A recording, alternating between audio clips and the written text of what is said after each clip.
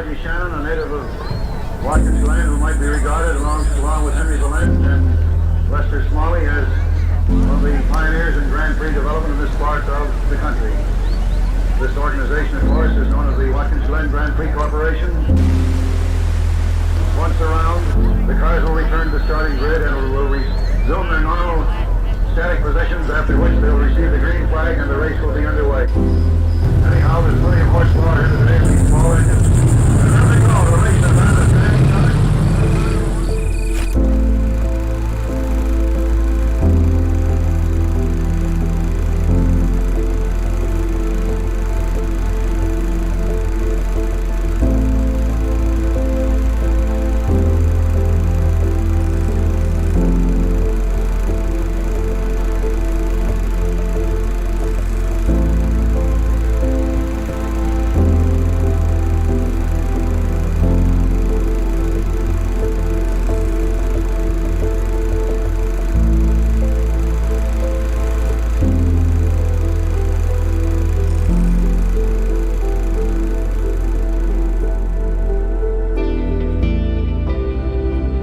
Welcome to Watkins Glen International, one of the most historic road courses in the world. It's held every kind of major racing series over its 80-year history. And while this racetrack has been here since 1956, racing in the town of Watkins Glen happened even earlier than that. It didn't start here. It started here, right in the middle of downtown Watkins Glen, right in front of the courthouse. This is the original start line for the 6.6-mile course that ran from 1948 to 1952. The name of this place was called Jefferson until 1852, when it was renamed after Dr. Samuel Watkins. The town was called Watkins, and this is the Glen, hence Watkins Glen, and the name of the racetrack we have today. One of the coolest parts of the original street course is the old stone bridge, mile marker 3.0 on the 6.6-mile track. This is the farthest west that you go before you turn back around and head back into town. A lot has changed in the last 70 years, but the old stone bridge is still here, and you can drive across it yourself today. Just after mile marker number 4, the second place at train tracks crossed the track, but this time at grade.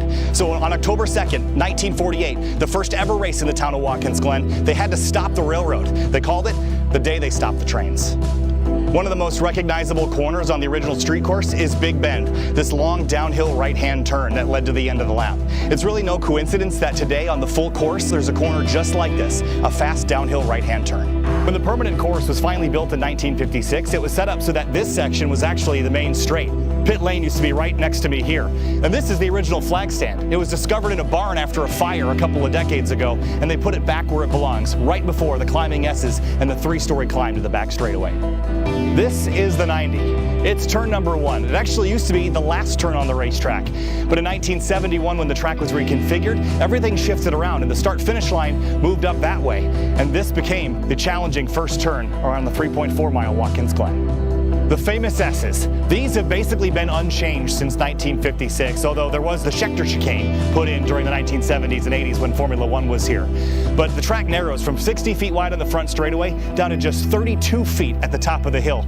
And you're traveling between 120 and 150 miles an hour through this section. It feels like you're driving through a tunnel at the top of this hill. In 1992, Watkins Glen International installed the inner loop, better known as the bus stop chicane, to slow cars down before the high speed at turn 5. The inner loop has a couple different configurations for the entry curbs, but for this weekend, all of the curbs are gone. This is just flat concrete all the way through, and it's going to make this 3 corners instead of 4, and exceptionally fast, especially if you can get right against this Armco barrier on corner entry. Once you fly through that first section of the bus stop, then you hammer these curbs. They're really tall and they're going to send the car airborne, but if you do it just right, you sling through here at the top of 3rd gear, sometimes even 4th. It's a really fast, fun section to get right before turn 5. Does this part look familiar?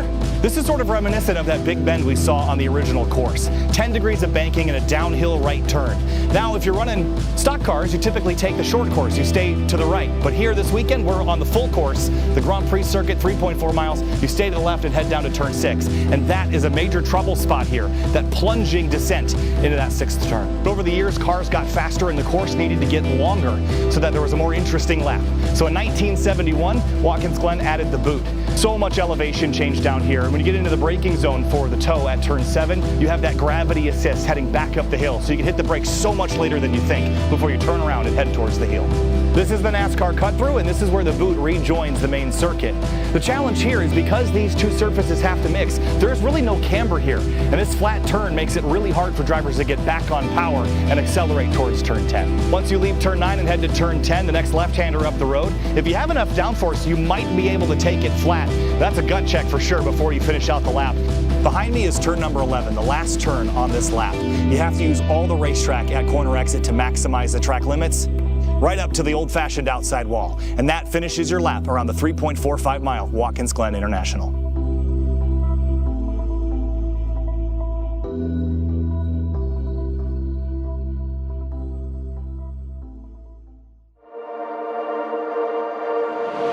One of the hidden gems of Watkins Glen is the International Motor Racing Research Center. This is an awesome place to go if you want to learn all about racing history in Watkins Glen or just motor racing history in general. You want the book on where the checkered flag comes from, or just look at old maps and diecast cars, or jump on a simulator? It's such a neat resource that more people should know about in the heart of what started it all in Watkins Glen.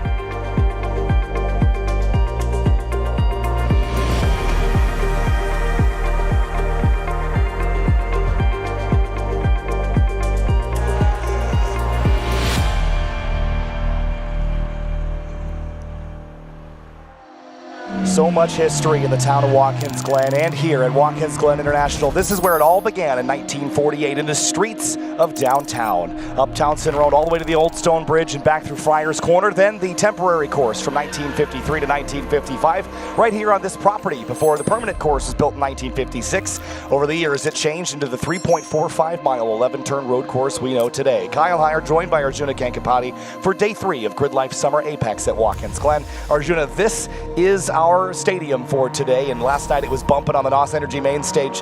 DJ Diesel and Teddy Payne taking over. It was a wild night, so much fun to see so many young faces here at this historic racetrack, but today we're back to business on the road course. It was busy yesterday, it'll be busy today for us as we continue things, although the sunshine that has greeted us for the most part this weekend replaced with a bit more cloud cover and some rain overnight. That's going to mean these first laps in our track battle heats, the last of the weekend, might not see that much improvement in time, but look at a flashback through the years here at Watkins Glen. Such a historic track that so many of these drivers have been waiting to come to, for some, for the first time. Yeah, I've been really impressed with everything here this weekend as far as the setup, and huge thanks to the racetrack and all the volunteers and the staff that have made this a possible event for us to do. It's been 3 years since we've been at this racetrack, and Arjuna, it's been an absolute pleasure. The stands have been packed so far this weekend, at least relative to what we're used to at a track this big. So I'm excited to get this underway. We have a full day of action, starting with, as you mentioned, the track battle Heat 7, the last one of our weekend before we get into podium sprint later this afternoon. We've got 2 more races for each of our 3 wheel-to-wheel racing series and some more drifts. So there's lots of action still coming your way. And if you're here at the racetrack and the campgrounds, just hang out. Don't be in any rush to go anywhere. We've got lots of action coming. Yeah, the podium sprint's always a lot of fun. We send the drivers, top 5 drivers out for just 3 laps, really put the pressure on them. And with us being halfway through the year already, 2 more events after this, we'll head to Lime Rock and to the WeatherTech Raceway Laguna Seca. There's increased table stakes for those hunting for a championship.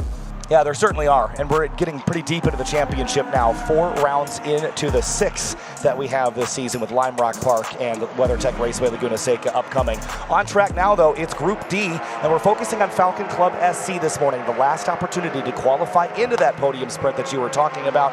Right now, the cut line looks like Jim Froworth over Jason Davidson. It's been pretty tight so far, but there was a car that was up in the mix that I thought was going to be in the mix. That was John Laughlin, but looks like his times have been disallowed. So there was potentially a rules infraction there for the 571. That's bumped him down in that Mini Cooper, and he'll need to run a similar lap time to what he did earlier in the weekend if he wants to hope to move on to the sprint this afternoon. It means that the gap on the bubble sits about a second between Jason Davidson and being able to push his way in one of those many Honda Fits. You'll see the bright silver, the 370 of Sam Dooling. He's got some of the speed tape on the front of the car just to minimize the drag profile. Don't really need the cooling in these machines when you're just rolling momentum around for the most part. But lap time so far, we're starting to see them begin to trickle in, and Sam Dooling's already shown some improvement down to a 2:25, so there's time out there on the track. Yes, so you'll note that John Laughlin is displayed as 5th, so his best time of the weekend was a 2:26.644. There is a mark on it on my results sheet, and I have to find out exactly why that is described as it is to determine whether or not Jim Froworth actually has to gain a half second or not.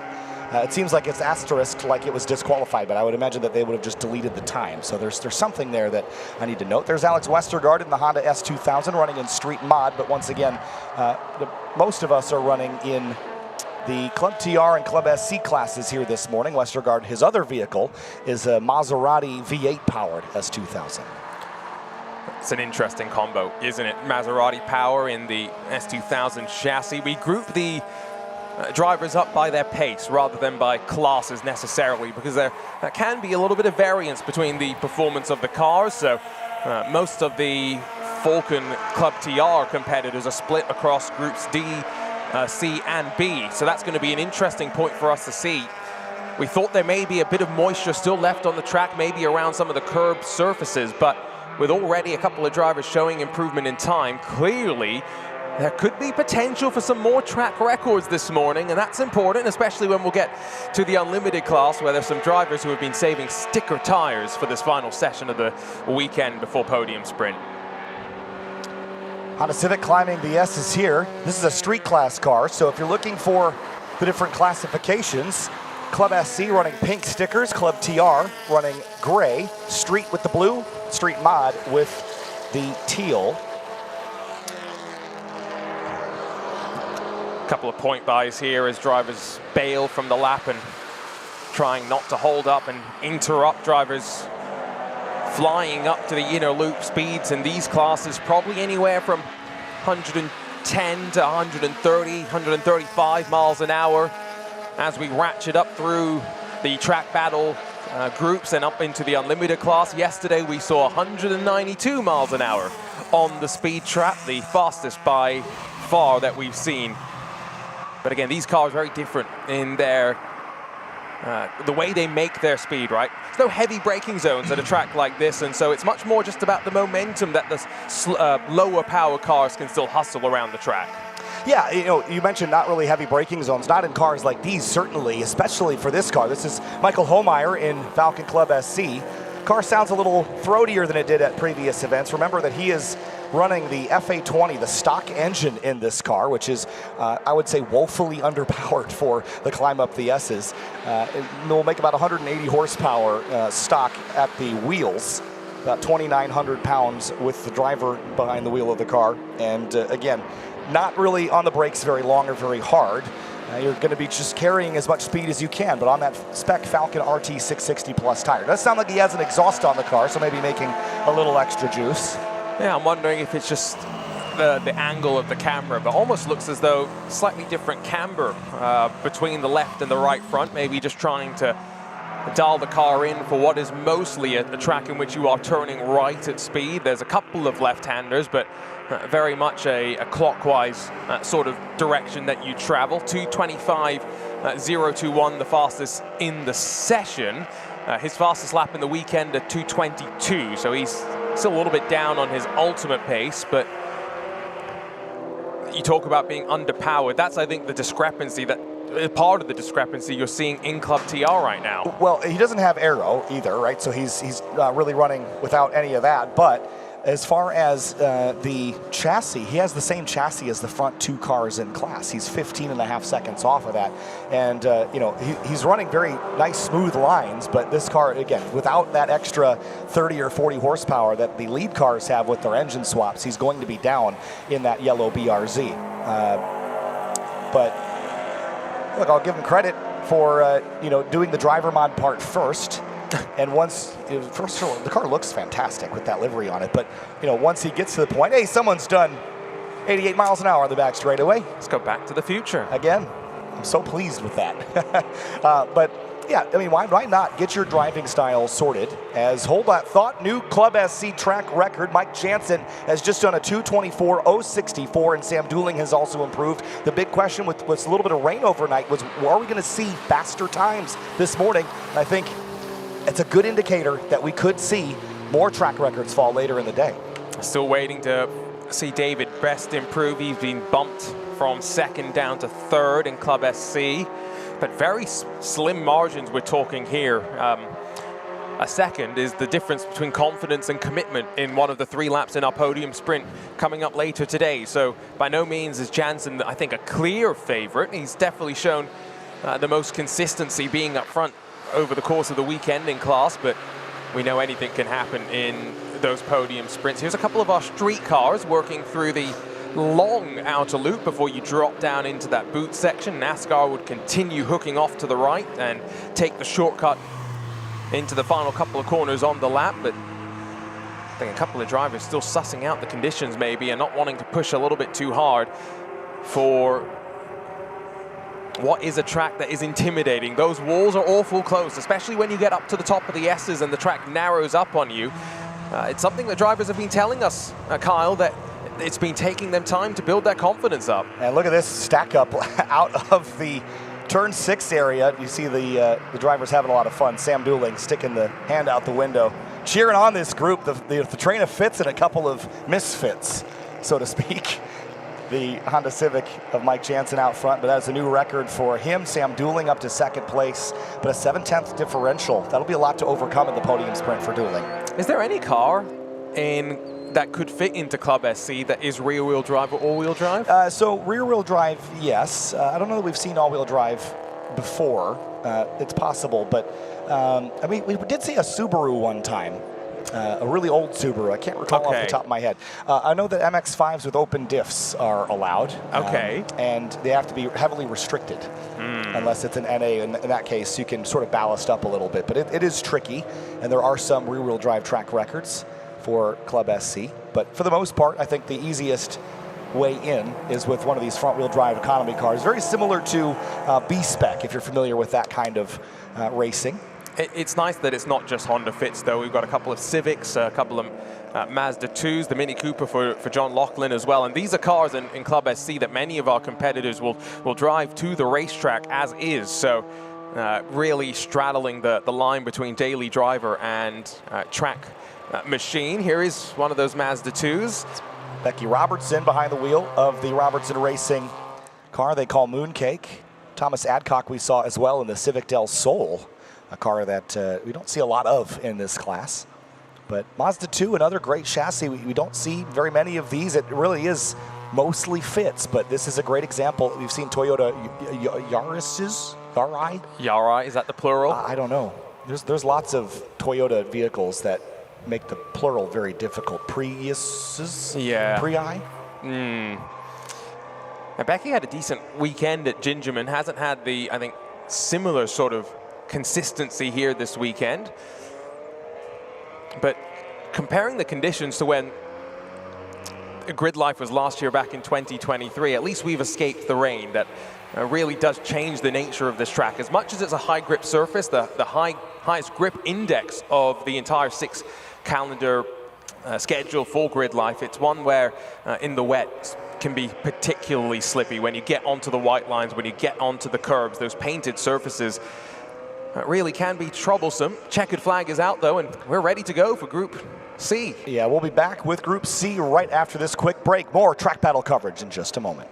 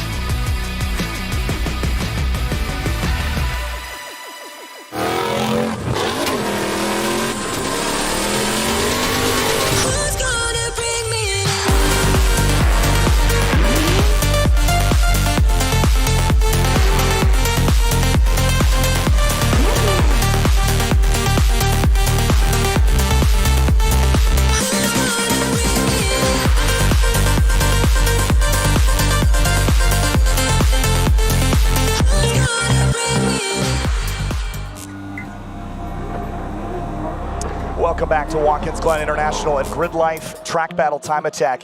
This is going to be interesting here, Arjuna, because look at the event results for Club SC for the qualifying into podium sprint. John Laughlin, we noted, had an infraction that dropped him down the order. It was a dyno infraction where he was over on the dyno. Now, he had to go back out and run a fast lap, and look what he did, a 2:27.058, and that was enough to put him ahead of Jim Froworth and back into the podium sprint contention. So he was out, and then he was in by just a couple thousandths of a second. How impressive is that by Laughlin in the Mini? 8 thousandths of a second. You can't stop and start and stop a watch in that amount of time. And around a lap like this, that is a micro mistake or something here and there. So good effort from Laughlin to put that issue behind him from yesterday and just regroup and send it in the 15 minutes that he had. But let's start to turn up the power and focus on Group C. All right, so Group C is the third quickest of our 4 groups here, and mixed in is a lot of cars that are sort of midfield in their respective categories, but those midfield battles are generally a lot of up-and-coming drivers. There's a look at Dan Persing in the 230 Subaru BRZ, the second generation car. And for Persing this weekend, down the order just a little bit in 6th. He needs about a second and change to catch Kevin View, but this is a really good run for Daniel in the 230 car. Across this group, we see a lot of the Club TR drivers, but as ever, the mix and match of the groups means that we get to see a whole bunch of different machines. Looks like one driver heads back down to pit lane, so we'll maybe send Jackson Lambros to see if there's any issues, but the good weekend continues down to turn 1. A little bit of smoke out the back, but we talked about this yesterday. There's some drivers who like to try and arc through 90-degree corners, right? Turn in as late as possible, cut back and get on the power early. It doesn't really work here at turn 1 because the track falls away from you, but it's also banked in at the apex of the corner. So you turn it a little bit earlier, that's a good thing. Now the smoke continues to build. That's a worrying sign. Yeah, it looked like it was out the rear too, which makes me nervous. It didn't look like it was a tire rub, but rather from the engine spin. Trouble out of turn 10, and it's Adam Roble who's gotten in the wall behind us here going into the final turn. And at the same time, Will Evans has come to a stop. And more smoke there. That is not a good sign either. So yeah, we just heard the...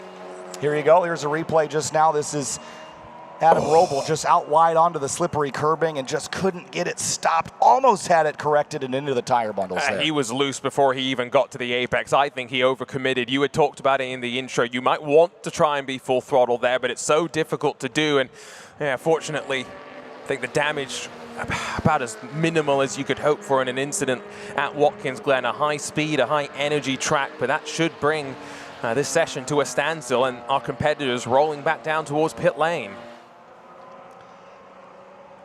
Well, that will bring out the full course yellow.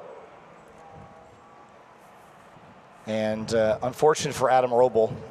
Always has such a great attitude and is so willing to learn. But of course, the tire bundles there absorb a lot of the energy and they make the impact a lot softer, but they definitely wrinkle up the bodywork. So that'll be ugly, unfortunately, for the left side of Roble. But bodywork's easier to fix up than suspension. Yeah, and I mean, so I think, again, I think he got away with that as best as you could hope for.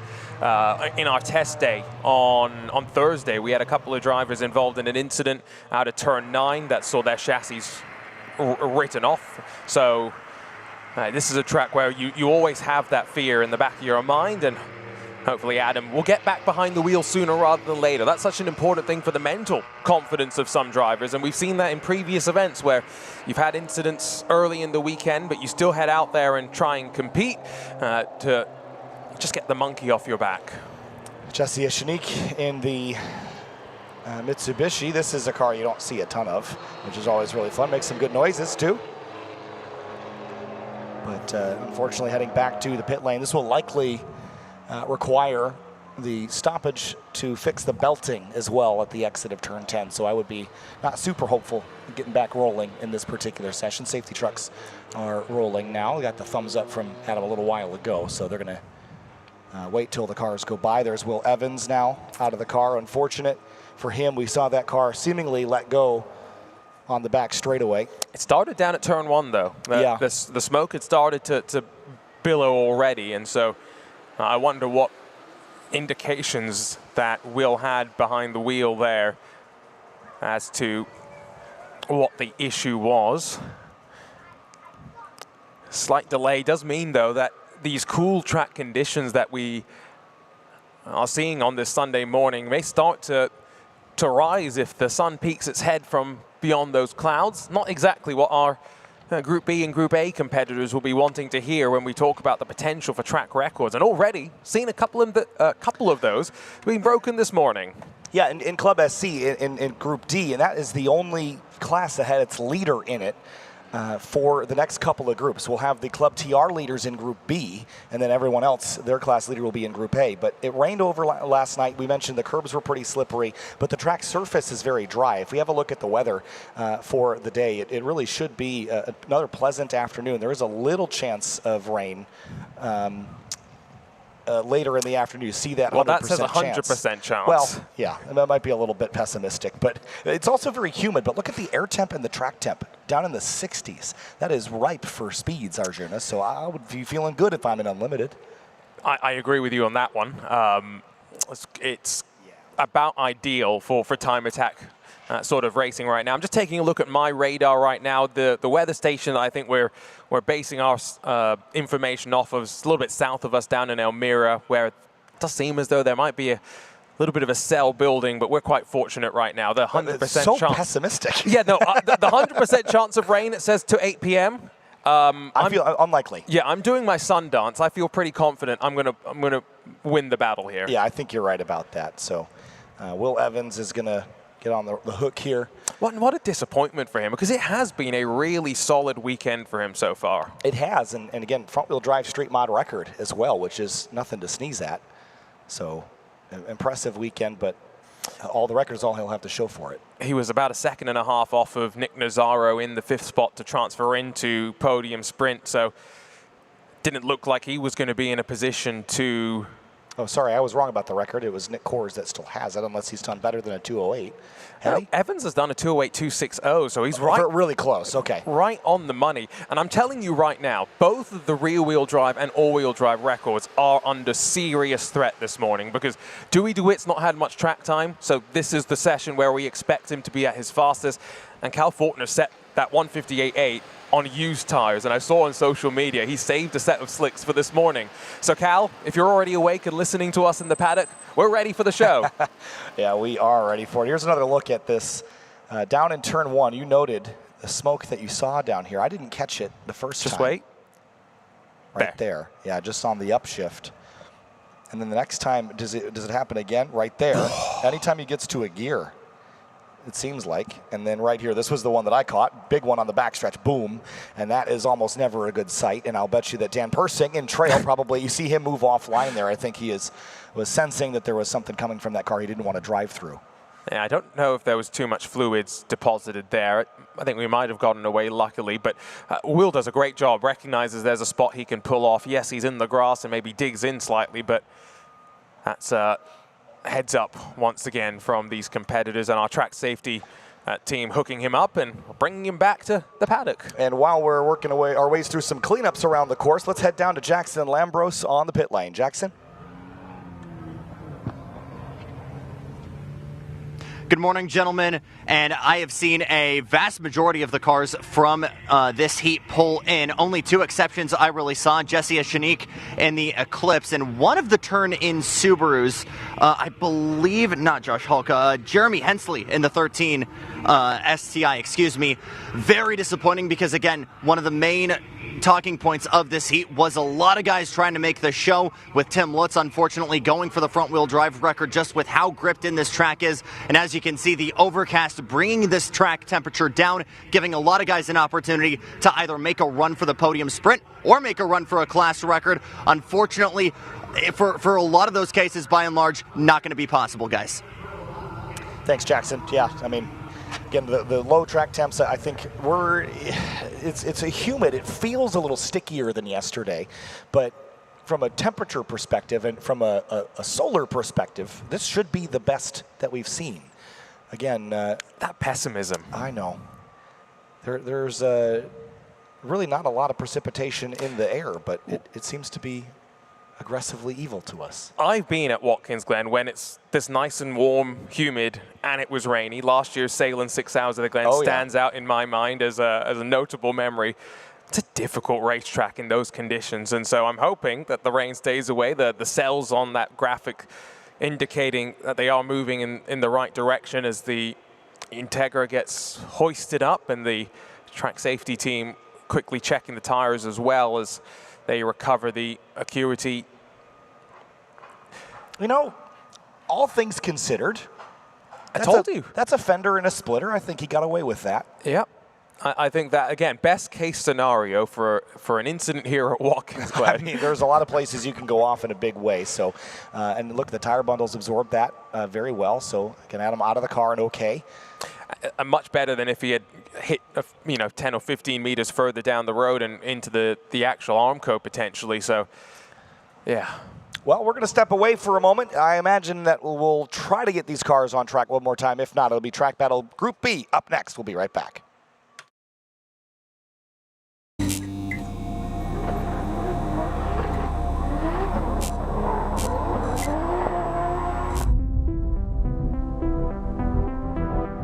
When we modify our cars, we do it to feel a greater connection, a more responsive feel between ourselves and the road.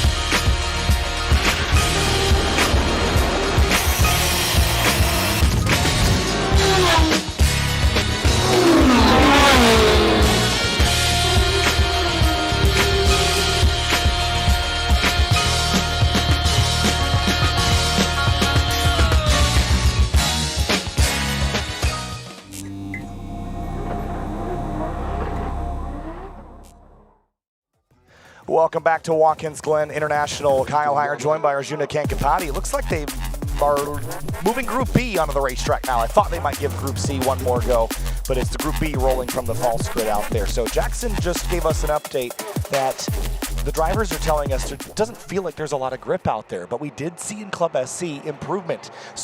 So, the other topic was where it was not very grippy. And they were saying it was specifically turn 10. Now, when I got up here this morning to the top of the R92 lounge, I was watching the warm-up cars, and they were splashing through water that was hidden in the curbing. So those serrated curbs are actually sort of act like bird baths, and they collect water. So there might be something to consider, especially because the way that curb is designed, it has an outside section that actually creates a little pool. So not a lot of grip there, but there seems to be elsewhere.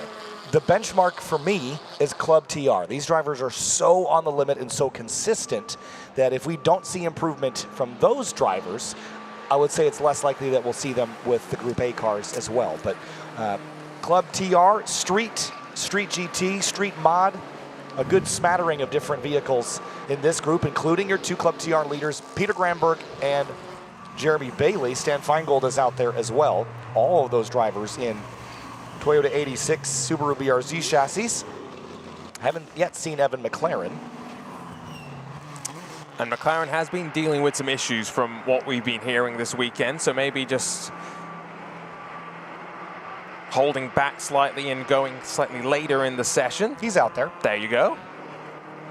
Now, very competitive at the front. 3/10 between the rear-wheel drive leading Peter Granberg and Evan McLaren in the front-wheel drive Integra.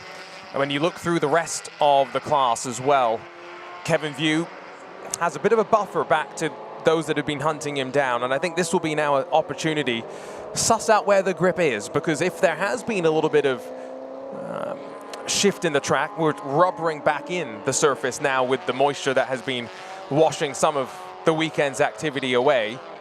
This might not be a unrepresentative session of what the track feels like later today. There is a lot of tape on the nose of this 13 car, more than I think there was yesterday. And going back to the Club SC competitors that are taping up their cars like stock cars, I think the Club TR guys are trying to reduce as much drag as they can as well. You see all that black tape all in the seams of the car, on the grille, you know, even over the brake ducting that drivers use over the fog light covers. They are trying to find every ounce of speed that they can have. There's Peter Granberg in the blue and white car, then the blue and pink in trail is Jeremy Bailey. That is your leader in the 511 car through turn one. Might take him a couple laps. I wonder if the cooler conditions this morning have also allowed them to be a bit more aggressive with some of these elements up through the S's. Other consideration, the only Club TR cars that are in this group are the top 5. So they can push a little harder without fear of falling out of the podium sprint. They're already qualified in. They don't need to improve. It's just going to change their seating for the sprint later today. A couple of cars really quick up into the inner loop, breaking that 150-mile-an-hour threshold. Those will be some of the Street GT cars, I would assume, that have been quick. We might see Dai Yoshihara in the street mod class as well here, so there's a couple of other competitors that we'll be keeping our eyes on, as much as the Club TR is going to help us see the story around down at the boot. Who's that? Is it Jesse Myra and the Subaru? It's a Subaru of some kind, I'm pretty sure. Is it the turn-in Subaru, which would be Michael Kozior. I believe that is who it is, but yellow flag at 6. He has gotten into the banding as well. That holds those tires in. So the yellow is waving at turn 6. Turn 6 isn't where they'd been reporting too many issues about grip, right? It was mainly just turn 10. I thought turn 10 was what Jackson said the drivers were complaining about. But again, that is the 612 street mod car, and now it is full course yellow. That is Jesse Myra in the 4th place street mod Subaru, so that is going to be a factor if he's damaged that car. Now, we didn't really get a great look, but first indications is that's another driver that got quite lucky with the way the car maybe went around. Didn't seem like there was too much damage by any means. Here's Evan McLaren. Sounds like, we don't have a replay of it, but it sounds like he just went in there a little wide and just charged it a little too hard and swapped ends on him. And didn't hit the wall? I think, I'm not sure if he got the wall. Well, he may have hit the wall in trying to get out of the situation, but at least from what we saw, the left side of the car, right side of the car didn't look too bad. No, yeah, I think it must have been fairly light contact, but he's, again, was starting to drive away, so he's all right. Just, again, 6 is a trouble spot. We honestly haven't seen that be as troublesome as I would have expected this weekend, so yeah, you really not a surprise. Can see some of the tires dislodged from their normal resting place. Great shot from our Project Prime crew. And the track safety team over to take a look. Don't worry too much about the ambulance. That's always a part and parcel of the safety response here, and they just check quickly. Yeah, the right side looks... Well, I think he went in with the left. I think he swapped ends and then got into it. So hard to tell from this angle, but here's a look at the banding. They'll have to address that before we go back green. And again, this is going to slow down the Club TR record hunt, but once again, not going to affect the top 5 qualifying. The bigger question is street mod, just for Jesse Myrie's sake. Is he able to repair this car to get a shot at a podium later today? He's out of the car now and walking away. Well, I guess it's not going to give us time to send Group B back out, is it, either now? Probably.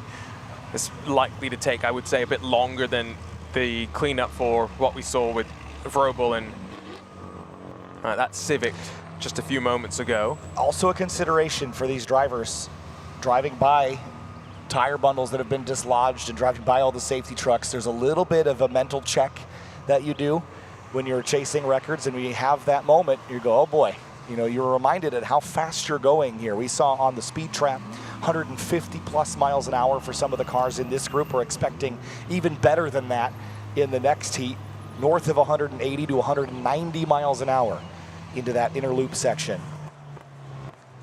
And this is an old school racetrack with modern safety, but again, there's just not a lot of margin for error, especially when you compare it to our home event at Gingerman Raceway, where we were last month, where there's really only one wall at the entire facility. Well, and Tom O'Gorman showed us that apparently you can hop, skip, and jump off the track and still not hit anything at Gingerman, when he was really putting on a show for us towards the end of our weekend. But yeah, very, very different table stakes here. Different as well when we'll head to Lime Rock and Laguna Seca. I would say Lime Rock may be a bit less intimidating than Watkins Glen, but by no means is it a place where there is not trepidation that will enter your mind, especially for the cars with enough power that they will be two-wheeling it over the crest.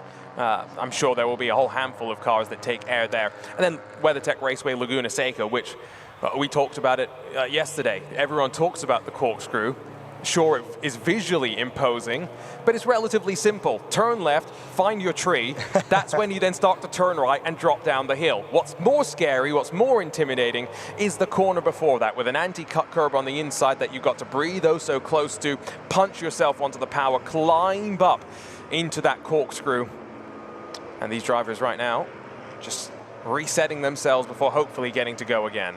Jackson Lambros has been wandering the grounds at GRIDLIFE Summer Apex, and there was a whole bunch of things going on here between the concert and the car shows, and he was checking out the car show in particular the other day. Let's see what he caught up with. We're saving the best for last year, a Toyota Land Cruiser from the golden age here. And Carl, who's a friend of Project Prime, our production crew, talk to me about this build, what it started life as. Certainly. What's up, guys? Carl here. This is my 1997 Lexus LX 450. It's 98%, 99% the same as the Toyota Land Cruiser of the day. I won't bore you with the history, but this was the first SUV that Lexus ever made, and they didn't want to spend a ton on R&D, so they were like, let's just make it like pretty much the same as the Toyota, so in case it flops, we won't lose a lot of money. And then, of course, shortly after that, the US became obsessed with SUVs, and now it's a classic, but I always find it funny that Lexus was like unsure if people were actually going to buy this. Ever since Carolina, we had a ton of overlanding cars. I'm stoked we got some more here, but your first weekend with GRIDLIFE, you've come out up from NYC. Talk to me about your thoughts here after being a part of this experience this weekend.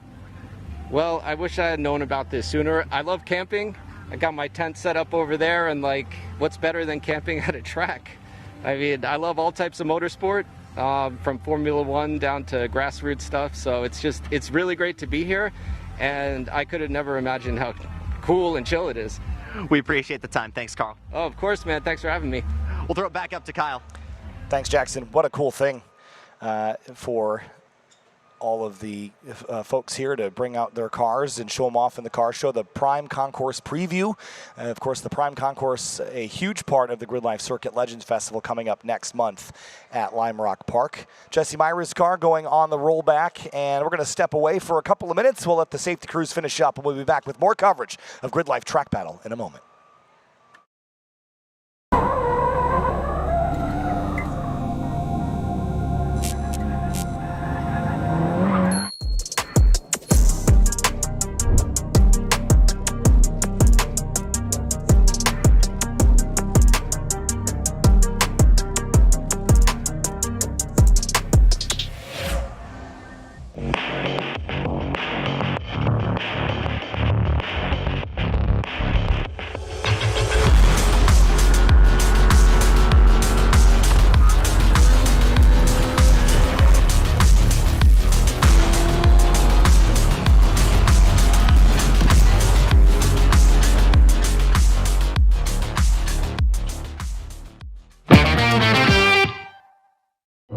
day, you trust your car with the things you care about most.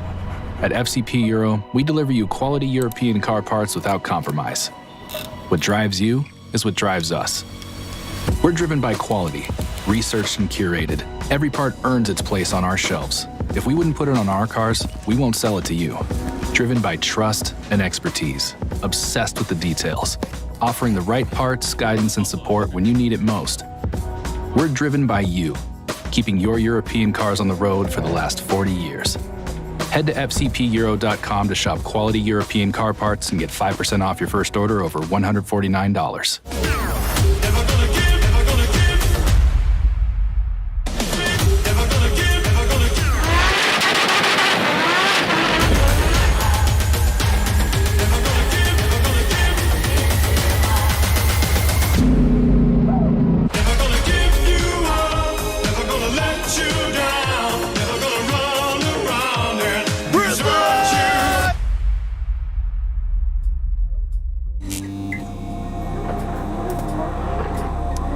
GRIDLIFE track battle under full course caution here for an incident at turn number 6. We're awaiting Group B to get back on the racetrack just for a couple laps. Jackson Lambros is down there. Jackson, what you got?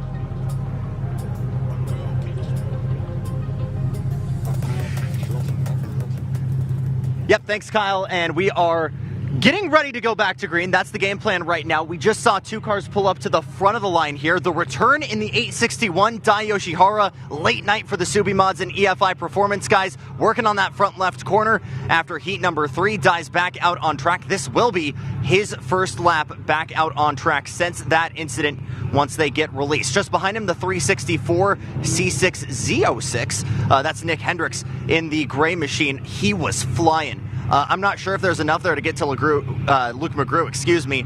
That Hendricks Racing Chevy looking incredibly strong right now, well within podium sprint, looking for a little bit more.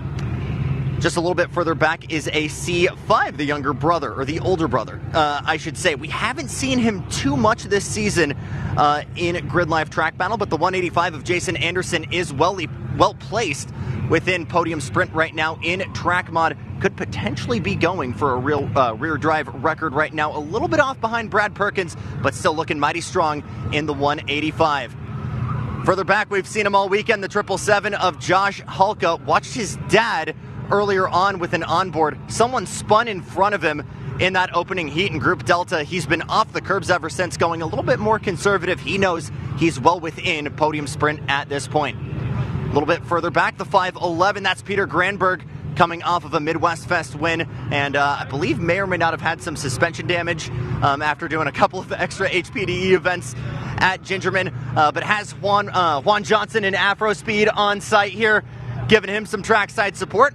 He's been going back and forth between the guy right behind him, Jeremy Bailey, in the 13. It has been a heavyweight bout for our 2 championship contenders, but Kyle, we've got the green. It's time to go back to full speed laps here in track battle. Thanks, Jackson. And yep, cars are released. This is the resumption of Group B time attack. So they'll get a lap or 2 before they get the checker. Last opportunity to, I would assume, break a record before the heat of the day in podium sprint. So we'll be focusing on those Club TR cars, but there's a whole bunch of other vehicles that are in the conversation in Street GT and Street Mod and Track Mod even. There's your leader in Street Class, Josh Halka, just sort of doing victory laps at the moment. He's been really the best of the Street again this weekend. And this is effectively his championship coronation, isn't it? With us taking the 4 best rounds in the season and him pitching almost perfect through these first 4 rounds. It's going to make for a very simple final couple of rounds of this championship if he elects to make the trip out to the WeatherTech Raceway Laguna Seca. Yeah, I mean, he's won all 3 events so far this season. Max points is 104. If he were to win this weekend, he would have 103 because he didn't break the Street Class record last time out at Gingerman Raceway, as someone goes back to the future once again. So if he wants to get that perfect score, again, we take your best 4 rounds. All he has to do is show up to Lime Rock Park and defeat the competition there. But Willem Dries, we'll see on track here again at the moment. And then in Street GT, similar story with Luke McGrew that we'll see in Group A. He's also on a victory tour, as is Dewey DeWitt. All three of those drivers have won the first 3 events of the year, and they just need to win this one. Track record or not, I think they already all have broken records regardless, but there's not enough events left in the season for anyone else to challenge them. Two very different tracks coming up after this compared to Watkins Glen, so if you have a build that maybe isn't at its peak performance here, it will be very different swings and roundabouts moving forward. He's 4 seconds clear of the rest of the field, though. I think he really has, over the years, built this car up to be so quick. And you talked with Robel slightly earlier about improving the driver's side. Clearly, Josh has done that as well. The driver and the machine working really nicely together, and that Subaru plants out of the final corner and should get at least 1 lap here now in this Group B morning session. Yeah, this is despite a lot of the street class chattering that has happened this year about turbo rules. And there's been a number of different configurations that all these street class cars have been in as regards to what turbos are allowed and for why. Dai Yoshihara, the exit of turn 1, that car is stopped and unfortunately is not going to get a chance to go break a record.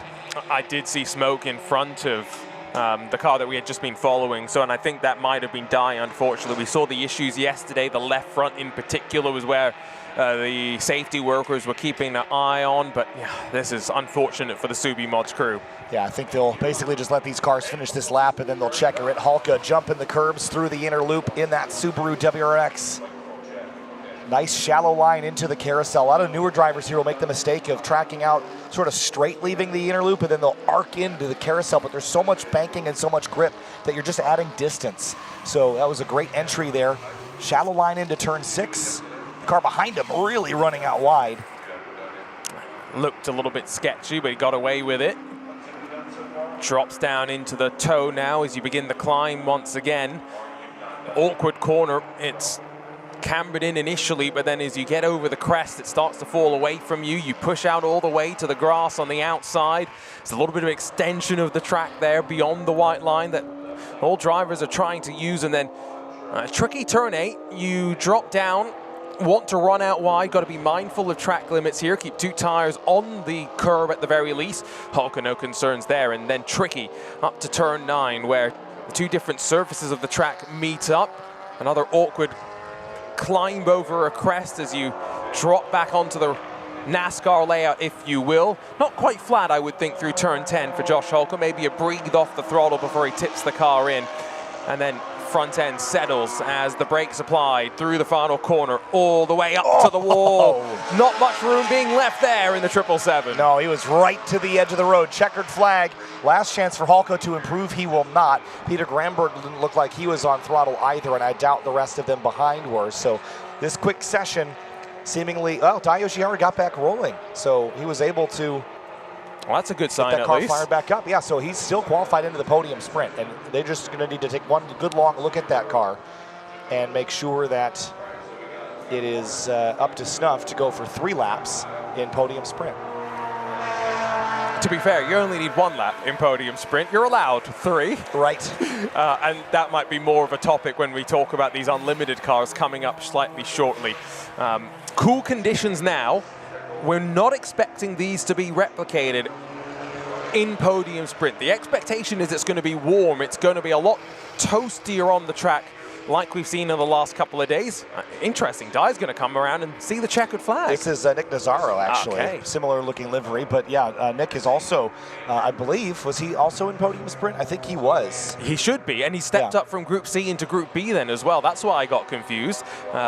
Yesterday, Nick and Dai had been split across 2 different groups, so clearly Nick making some decent progress as well with his own speed. Yeah, and that's great for Subi Mods. They've got both Nick Nazaro and Dai Yoshihara in there. That, of course, they're also in support of Dewey DeWitt, who we'll likely see here in just another moment. Yeah, so lots to look forward to. But should we start talking about some of the storylines that we might be thinking about coming up next? I think so, but I think we should go to break first, and we'll get reset for Track Battle Group A, the fastest time attack cars in North America in prime conditions. We'll see them just after this.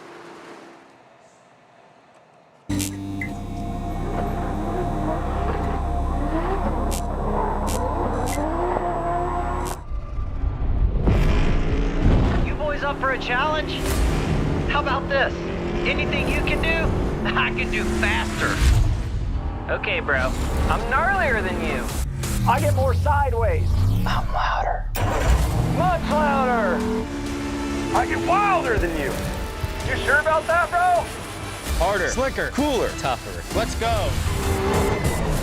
So what you got?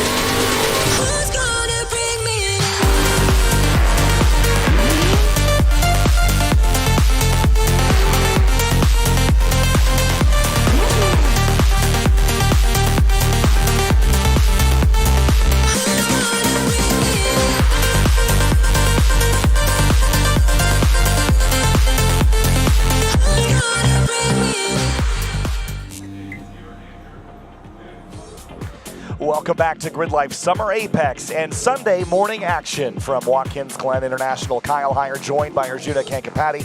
It's time for some of the fastest cars in North America to take to the racetrack, and there's 3 of them all in one shot. Mike Dussault, Alan Patton, and Sasha Anise. These 3 cars have never gone head-to-head before, and honestly, I'm a little bit surprised at the times that Dussault has been able to run to match Patton. Just 1,400 horsepower, then 950, then 650, 1, 2, and 3. Plenty of power, plenty of great noises as well that we'll enjoy. Now, Dussault broke the track record yesterday, jumped in front of Alan Patton, but Alan didn't get all of the track time that maybe he would have wanted to yesterday. There was an issue with the steering rack, and so what did they do? They put out a public call on our broadcast to a Corvette fan who might have a C7 around and wanted to loan them the steering rack. They found a fan that was able to provide them the steering rack. They got back out there, but the story that I was told is they'd already sent part of the team back to the shop to pick up a steering rack. And so my assumption is that the fan that's lent them his steering rack is being given that steering rack has been driven across a couple of state lines potentially. The amount of dedication that the LGR group has had this weekend to keep this car running is off the charts. You know, they had a problematic weekend at Carolina Motorsports Park as well, and it sounds like Mike Dussault has also had some challenges this weekend. Also a note for those that are unfamiliar with Mike Dussault's car, that car has a heave spring setup in both the front and the rear, so he doesn't have to run crazy high spring rates. He can run a softer spring, and then they actually actuate arms that have a horizontally mounted spring under the hood and under the trunk of this car as well. Green flag for Mike Dussault and Alan Patton in Track Battle Unlimited. Yesterday it was a 1:43.839 rather, where he went 192 miles an hour on the back straightaway. Alan Patton was trying to match it before he had that steering rack failure, and Sasha Anise in the hybrid Kels chasing him up the hill. Alan Patton got very close to the wall coming out of the final corner. I don't think these drivers are flat up through the S's, but now full chat as they continue climbing up towards the inner loop. Let's wait for the speed trap here. 190. Wow. Into the inner loop. And we'll see if Patton can also trip it up into the high 180 mile an hour mark. He's been entering the inner loop offline far enough that he's actually avoided the speed trap capture. Which is an interesting line. And I wonder if that's because of his experience a couple of weeks ago coming here. Oh, trouble. Whoa. And he's off course. Well, what I was just about to say. His experience of coming here with IMSA might have meant that he was more aggressive at the bus stop chicane. Maybe he's just gone in a bit too hot and overcooked it at what is one of the danger points on the track. Dussault's going to continue working. There may have been some cross wires, by the way, because I did get clarification. They've had a pretty trouble-free weekend, and no troubles that I had maybe thought about. Up to turn 9. It's been a decent lap so far, though, for Dussault. Heard that for Alan Patton, it was in the grass in the S's. So just charging really, really hard and slipped up a bit. And you saw the bodywork damage there, and the left front tire had come off the rim. So pushing a little hard. Dussault, I don't know that this will be a record lap, but I think he might be gearing up for another quick one. So let's follow the 57 onto the front straightaway at Watkins Glen. Well, that's an odd one for Patton, but what's Dussault going to do now with the track record left for him to continue to own? No improvement. He's about 8/10 down on his fastest, but let's not forget, it was lap 2 that was quick yesterday morning. Into the S's now for the second lap of the session, now that he's got his sea legs under him. Oh, scraping the splitters. Roaring down the back straightaway. Mike Dussault in this 1967 Chevrolet Camaro. Into the inner loop again.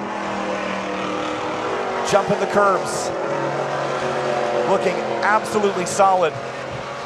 And I think a little bit tidier line, a little bit more pace down the straightaways. I think he could get that 143.839 knocked down a little further. Slightly tight entry down in towards the boot. Just watching the body language of the car as it works its way through the corners. It's got lots of power, but lots of downforce as well. The 190 miles an hour is a unbelievable speed to enter the inner loop at.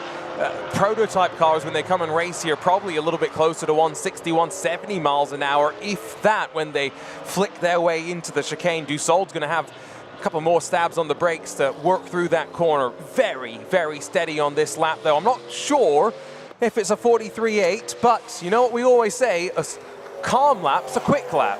Yeah, it looked like a little tentative out of turn 8, left some on the table in 10 as well. But he's going to stay out and potentially do another one here. And for Dussault, across the stripe, it is not quicker. 144.690, still his best of the session. Picks the throttle up quite nicely. Let's take a look at Sasha Anise, who has also not set any improvements so far today.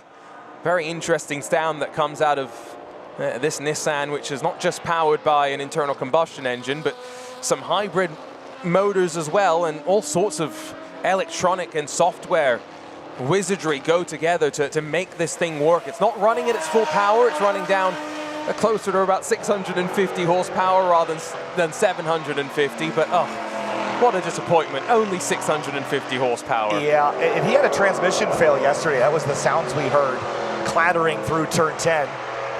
And this time, he's only done a 55.6. I'll bet you that's a warm-up lap, so he could be going for a quicker lap here this morning. Out onto the rumble strips. This is going to be a push lap for Sasha Anise in Kels, the hybrid 350Z.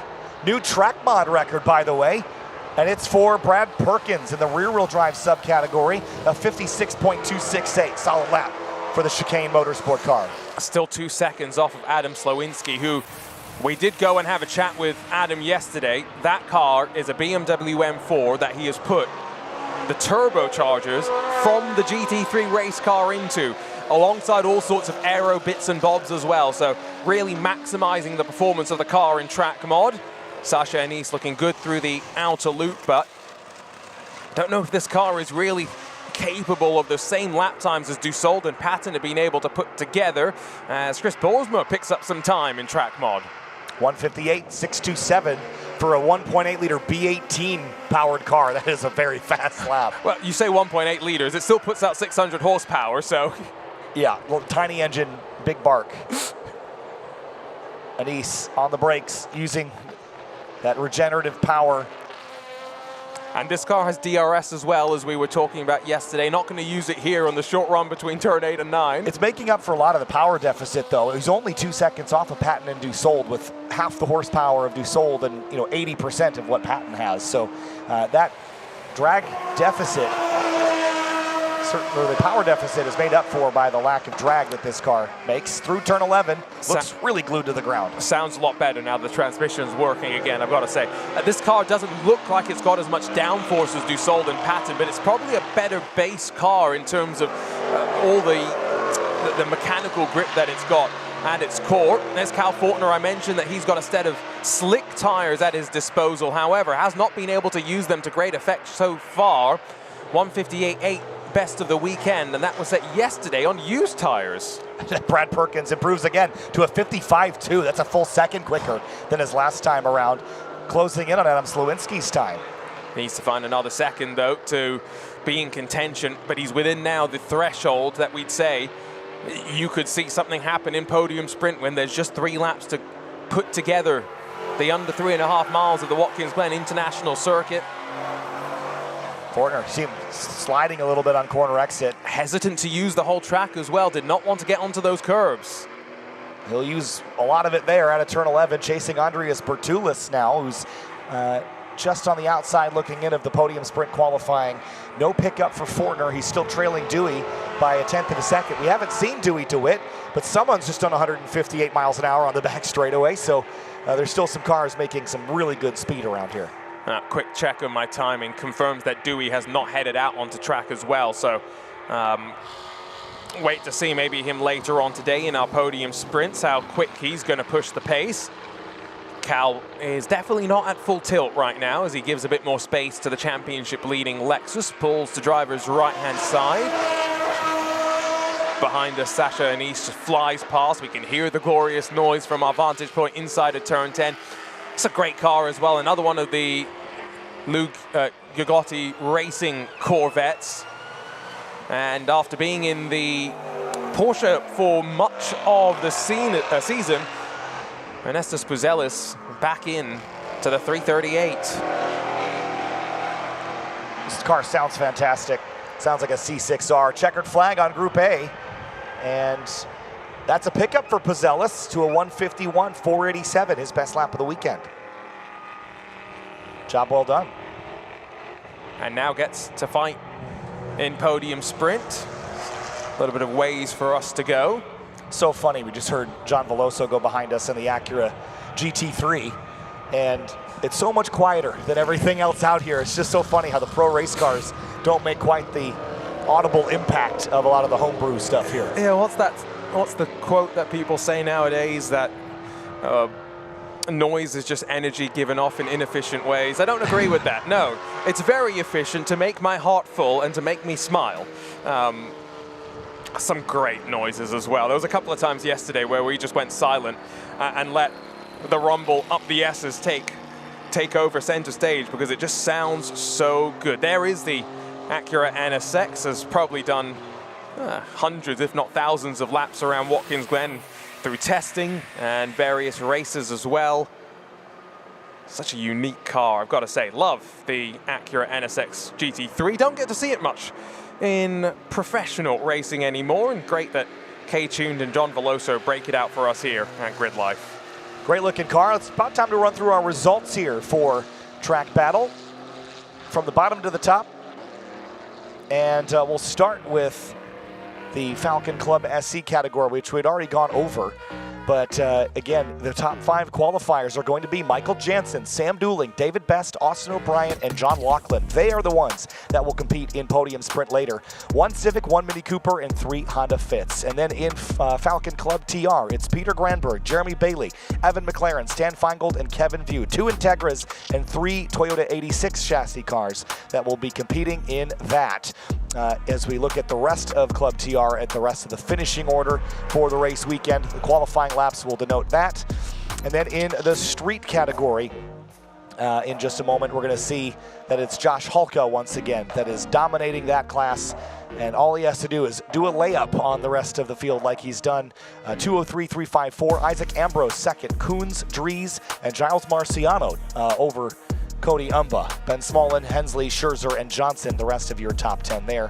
Tom Hulka, Dave Lapps, and Cole Francetic will end their weekend 11th through 13th. In Street GT, it's Luke McGrew, Ryan Matthews, Nick Hendricks, Luis Zendejas, and Brad Smith in the 228 numbered Camaro. Sean Ma misses out by just about 1.1 seconds.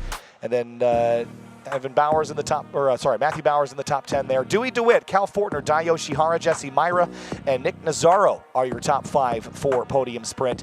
It is Michael Kozior, who just misses out with that number 167. Will Evans, Tim Lutz, Denk, and Westergaard, the remainder of your top 10. Then in track mod, it is going to be at the top of the order, Adam Slewinski over Brad Perkins. Then it's Chris Smith, Chris Boersma, and Igor Kesilov, the Model S Plaid, that will be going for podium sprint times later today. Jason Anderson, Kubiak, Peachy, and Shanik on the outside looking in. In Unlimited, it's Mike Dussault with the track record of 143.839. He is your top seed. Alan Patton, Sasha Anise, Ernestus Pizelis, and Jake Hertel, your top 5 for Unlimited podium sprint. That completes track battle qualifying. One more session for the top 5 of each class later today.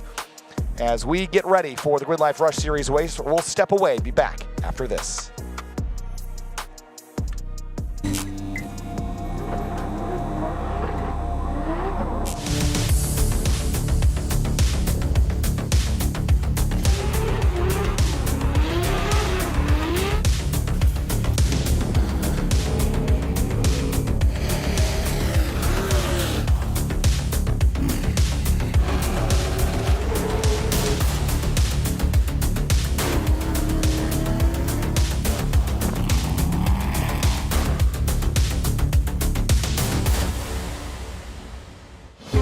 Tire Rack. We test tires to provide you with truth, transparency, and unbiased recommendations. We stock over 1 million tires to ensure we have what you need. We're Tire Rack.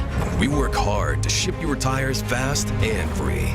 We offer convenient installation options to keep you moving forward. We do all this for one reason. Tires matter. TireRack.com, official tire retailer of GRIDLIFE.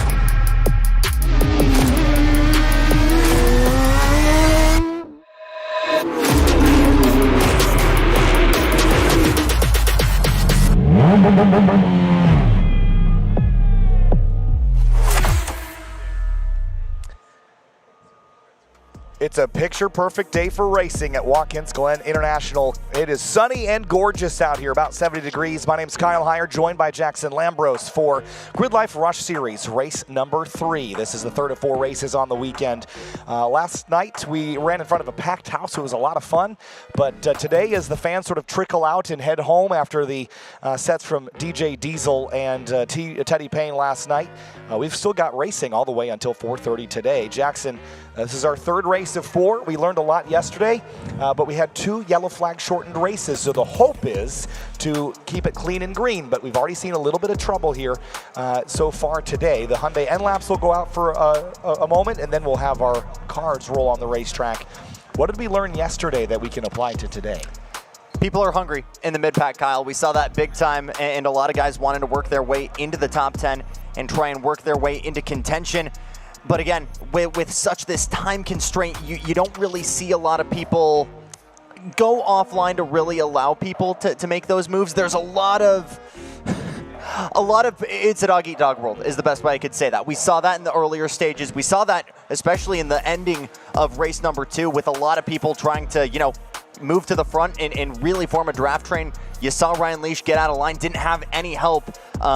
you know, I touched on it a little bit yesterday. I feel like you need to find a friend here to make something stick, to make something work. Leach had nobody. He dropped back to nearly outside of the top 5. Yeah, I was talking with Ryan Leach yesterday. He feels pretty good about his car and his situation, but it's the challenge with these race starts is that you just get swarmed, right? And the rules at GRIDLIFE are such that when the green flag drops, you get to go. You don't have to wait till the start-finish line like a lot of other racing series. It's race time. That means you're 5 wide by turn 1. And when you're leading, you're a sitting duck, especially on the climb up to the S's. These cars only have about 150 horsepower. They punch a hole through the air.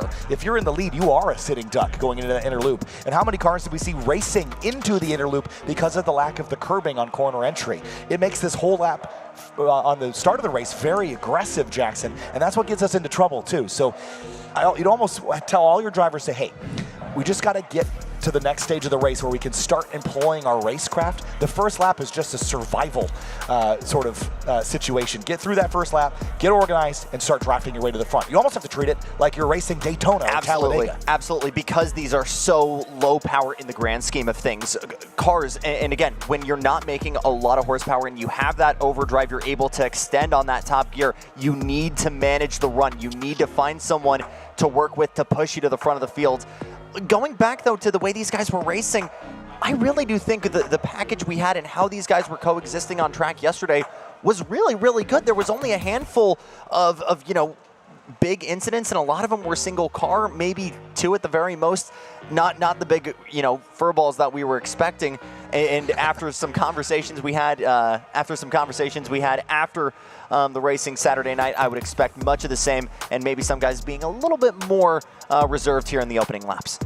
And then, if we get a nice, clean 15-minute race, how does that change how the race feels, right? We've had a couple of restarts where you get single file. I think if you have the energy built up, the racing feels a lot different.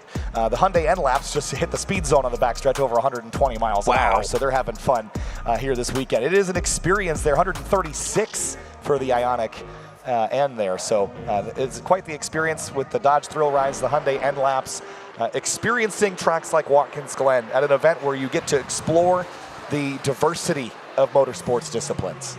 Absolutely. Don't sleep on the Ioniq 5N, by the way. That thing has more tools for a driver than you might expect. That includes the option to choose how the power is distributed between the front and the rear axle. You can move as much of that power to 90% to the back. That's why it's a very popular choice, not just for us at GRIDLIFE, but as a chase car in general. And I have been very lucky to have been given a couple of laps at Midwest Fest and behind the wheel of one of those. But we are coming to the grid here. We're ready to set the table for race number 3. Yeah, let's have a look at our starting lineup. It's going to be 50 cars deep, and it's going to take us a little while to get through it here as the cars take their right and left lanes and begin the run up the S's. On the front row, it's Ryan Leach and Bryce Mersberger, the championship leader in the 114. They will share that top spot.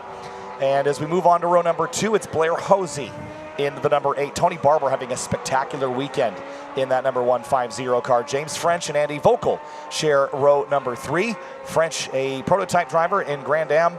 Spencer Piggott has a false start penalty from yesterday, was disqualified post-race there. Keegan Bosch starts 9th, and Mark Charnogorski starts in 10th. Best weekend so far for Mark. We'll see what he can do. And we've been surprised to see Aaron Grimm outside of the top 10. He's in P11 alongside fellow young gun Isaac Nolan. Anthony Maganoli moving forward. He'll be P13 with a guy who's moved back. Grant Bourne, the Canadian, will be in 14th. Matt Wilson for Circuit Jerk Racing in P15 alongside Kyle Melnick will make up row number 8. Row 9, Michael Neff in the 199 alongside Ethan Hardesty. A couple of rookies this season. Sam Reed, John Weisberg, roll out your row 10. In 21st place, it'll be Spencer Morgan in the number 66. Jason Ayler starts in 22nd in the number 74 car. 23rd is Larry Brady in the 58. Heath Pomerantz rolls off at the outside of row 12 in the 511 car. Darius Garcia starts 25th in the 18. And Ryan Power in his first weekend in the Rush Series starts 26th. That's Ryan Anderson starting 27th in the number 48 machine. Randy Popst in the 28th position with Jalen Batley all the way back in 29th and Ben Carroll in 30th. Yeah, Batley not really where we expected as we continue to go through the grid here. Adam Spence, Nick Billingsley, 31st and 32nd as the Billingsley guys have been trying to build off of the first half of the season. Jeff Hardesty, Landon Welsh in row 17. Robert DeSantis and Lee Kellert roll out row number 18. Kellert dropping back after race number 2. Jeremy Boysen and John Cargy, 37th and 38th respectively. Jared Anderson, David Pereira round out row 20. Still 15 cars to go here, Kyle. Yeah, it's a lot of cars on the entry list. Kevin Welsh had a pass under yellow in the last race and was moved down a little bit. Pat Brady will start alongside him 42nd. Tom Kirsting starts in 43rd. Dalton Snedden starts in 44th. Kelsey Anderson rolls off in 45th place in the number 19 car, and Vila Saldana 46th. AJ Campo starts in 47th place, Bill Dorrance in 48th. And the last row for this race, down to 50 cars from the 56 entrants we had at the beginning of the weekend, J.D. Kroll and Paul Click in the tail of the field. So 50 cars, 15 minutes. Yesterday was a challenge to get through all 15 without having an issue here or there, but as you pointed out, they were relatively minor incidents. We hope to keep it that way. Drivers warming up their tires, weaving left and right to get set for the racing. The other thing here, you don't ever really slow down. These cars, their weight is 1,350 pounds minimum weight with driver. So when you launch one of these things off into a corner, it grips and sticks in a way that almost nothing else here this weekend will. Their terminal velocity is around 128 miles an hour. We've seen that on our radar speed trap, which we will have again today. So when they roar by us at north of 125, we'll see that graphic pop up and confirm the speeds. But again, all the focus is at the front of the field, and Bryce Mersberger trying to make those layups to continue extending his championship lead. We touched on it earlier on. These guys are sick of late entry motorsports kicking over sandcastles in the top 10. But for Diversion Motorsports, for Rush of the Carolinas, these guys need to find partners. They need to find drafting buddies, because you've got some really long runs out of the final corner going into the 90, and of course going up the hill into the bus stop. We make that karting analogy a lot, and for my karting fans watching right now, you're going to expect a lot of four-cycle KA100 style racing right now, getting on the bumper, using that overspeed to try and make some moves. We're bunched up 2 by 2. It's lights out on the pace car. We're ready to rush for race number 3. Tense moments as drivers feel that energy, the butterflies building up here. If you're in the middle of the pack, this is about to get absolutely crazy. The GRIDLIFE Rush Series, if you're curious about the Rush SR car, visit the Rush Auto Works website to learn more. But now it's time to go racing for the first time today at GRIDLIFE Summer Apex at Watkins Glen. Green flag, and the GRIDLIFE Rush Series is underway. Really early pop-up down low. Piggott not going to cover it. Mersberger four-strip the high line. That was Spezia in the middle. Look at this, Mersberger using that banking. Kyle touched on how much downforce you can really lean on as a handful go out one around. Somehow doesn't collect everybody. That was a scary moment further back. I think that was one of the Rush of the Carolinas entries with a big slide there coming out of turn number 1, but we rush up the S's for the first time. Yeah, that was a big moment, but everybody gathered it up. Very impressed with how they've handled turn 1 so far. Big sweep over as Mersberger takes the lead. Leach tries to find his way back around him as they storm down the back straightaway into the bus stop for the first time. And so far, so good. Watch the tight lanes here as everything condenses into the inner loop. Look at Piggott around the outside through the bus stop. He was trying to make big moves in race number 2, got rung up for popping out of line 2 early on lap number 1. Oh, squeeze! Back as there's a little bit of contact, one nearly into the grass. A lot of guys making big moves, but you talk about the guys trying to move forward in the mid-pack, whether it's, obviously spin, AJ Kyle Melnick around. Big problems. And he's going to get clobbered by somebody. And I think is that Sam Reed in the 256. He's going to keep rolling, but Melnick is backwards. He's also rolling. We might get to stay green here. Great work by those drivers. Unfortunate incident into turn 7, but we should get to stay racing. AJ Campo, Randy Post, Spencer Piggott, a lot of guys making really big moves here. They're going to be praying that we have the first full green flag race of the weekend, because they know they have momentum in those cars. They know they have something made for race trim that can make passes. But if you don't have the green flag ability to do so, that's going to hurt your ability to move forward. Here's another move a little bit further back. I want to say Keegan Bosch in the 112 trying to make a move on Andy Volkel. Yeah, he's got a new livery on it, the blue and the white. Ayrton Grimm back there in the purple and orange camouflage car trying to carve his way through, but Mersberger comfortably leading. Then it's Leach, Hosey, and there's the full course yellow. This might just be for a quick barrier repair. I don't know that there's any cars still stuck out there, but our yellow flags early in the race are going to continue here. Oh, trouble. Boy. 881, is that Dalton Snedden that got tagged? I think so. Looks like that rear bumper might be lodged a little bit loose as he is able to keep that car going. So under full course yellow, seems like there was a big checkup there. Here's another look at it. This is the incident with Melnick on the outside. Oop, he was already around. I was looking at the wrong green car. Oh, tagged him, yeah. Yeah, and he got tagged again in the rear. That might be damage to the drivetrain, so that lime green colored car maybe not able to resume racing after that. And then here's the incident with, oh, he was actually just out on the grass. I thought he got tagged from behind, but he was just sort of on the outside, caught the grass while braking. You see the pavement, it swings left a little bit, so maybe he's just sort of anticipating the next road. I think so, yeah, maybe went offline a little bit too early there and dropped that back left Nankang into the grass. And with how short the wheelbase is and how sensitive that car is on the brakes, it doesn't take much to upset it when you're on the brakes. So under caution for the first time in this race. And we were so close after Melnick, and I think that was Sam Reed that was able to drive away from that. And it was Snedden, the other car that was involved in the incident at turn 11, Dalton. But safety trucks making their way around the course. Again, I think they'll just want to check out that banding at turn 6, make sure it's not dislodged. They are sending a wrecker, though, so maybe there's someone that we didn't see stalled. Or maybe that is for Snedden at. Oh, I think it might be Snedden. No, he's moved. So this should be a quick one. I'm hoping. I hope so. See the timer ticking down. It's just been taking a lot of trouble to get momentum going in these races, but they'll want at least 3 or 4 green flag laps to really carry all that inertia into some great battles at the front. Hey, how about it for Spencer Piggott, right? Has slowly but surely developed that pace behind the wheel of the 26 for Rush of the Carolinas. And again, has proven that he does have that adaptability. Again, that career, that experience goes outside of IndyCar and his handful of years driving for Ed Carpenter Racing, a class winner at Daytona. He is no stranger to prototype-style machinery. This is the start of the race. Watch how wide these cars get. 50 cars. I mean, count them. 1, 2, 6 wide somewhere in the field there. That is risky business if you're Grant Bourne in the red car on the outside there. 4 or 5 wide with Ayrton Grimm. And then one of the cars locks up some tires here, and there was a whole bunch of calamity that just never actually changed into anything. Watch that right there. Oh, my goodness. And just is able to get back in line before snapping into somebody. That was so dicey. Great work, great reaction times by everybody in the back there.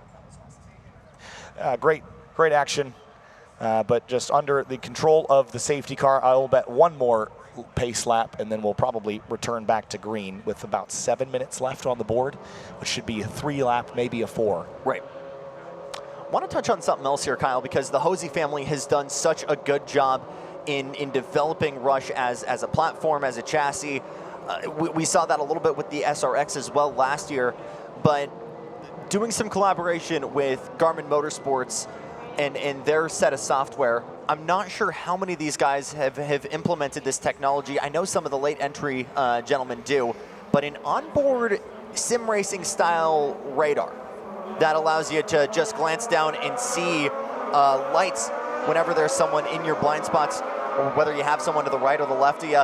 It's less sim racing style radar, and I think maybe more a ultra sensitive blind spot indicator that you might see on your daily driver. But regardless, again, these cars very, very narrow. It doesn't take much to get 4 or 5 wide, and these guys don't have spotters in a lot of parts of this track. So any help to get you a better picture of what's going on around you can go a very long way. Oh, there was another car parked back there. That explains that. They had found a cutout. So that might explain. Is there a car back there, or are they just looking at the wall? I'm not actually. I can't actually tell. That might be wall damage. I'm not sure. It looks.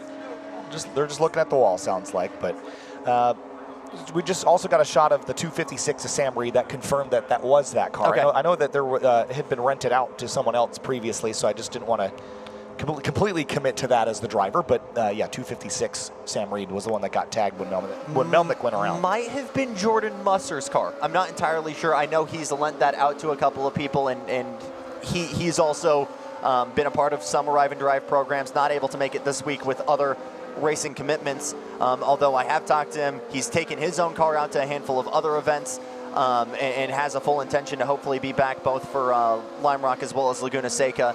New driver, but has obviously had the paces we've seen at not necessarily Gingerman, but looked really, really strong at Road Atlanta. Definitely still in contention here when we take everything into consideration. So into the inner loop now. Expecting to go back green this time, just based on everything that I've been looking at. A couple of wall inspections, making sure that, well, here's the interesting thing. If they were inspecting the wall at turn 7, there must have been something else that happened down there. So, who knows? I want to take a really close look on this restart on Jalen Batley, because again, there's been nothing but anxiety for that guy. He knows he has the single lap pace, but he hasn't had the opportunity. Oh, Here's okay. our answer. Yeah, so that was Kyle Melnick, who had a broken suspension arm, got down to 7 down here, and then it just sort of... Oh, he took it over there. Okay. He was hiding.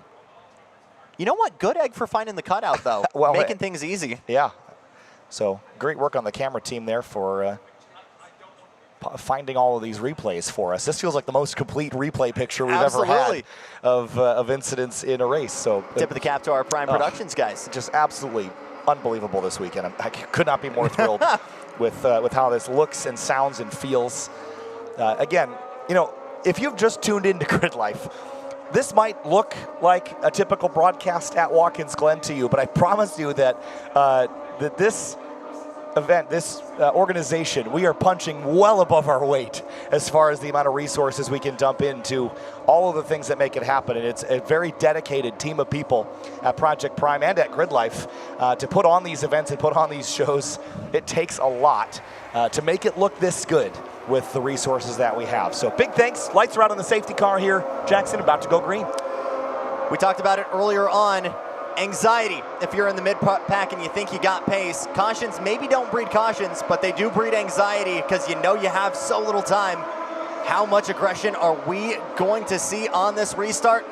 Let's find out. Back to it here at the Glen. Green flag and Bryce Mersberger. Nice launch there, but a little bit of smoke. Tire rub on, I think that's the 112 of Keegan Bosch. And I don't know that it's going to hold on for that long. Lots of damage on a couple of these cars as they race into turn 1. That was Spezia able to go on through. Bosch still holding that line on the low side, allowing Grimm, and I believe Tony Barber to go around the outside. It looks like we got to move for the lead here. Oh, side by side, 2 by 2. Noah's Ark up through the S's. The 114 in command. Here comes Spencer Piggott to the outside. He doesn't have help, though. Nobody able to give the bumper except Isaac Nowlin just a little bit further behind. Finally develops that train. And now Ryan Leash saying to Bryce Mersberger, let's get out of here, trying to break away from Hosey and Piggott. 130 miles an hour into the inner loop, past the radar. Mersberger, Leach, Spencer Piggott, now side by side behind them for about 8th place. Tony Barber, Volkel, Spezia, Nolan. Experience coming through here for Piggott in the 25.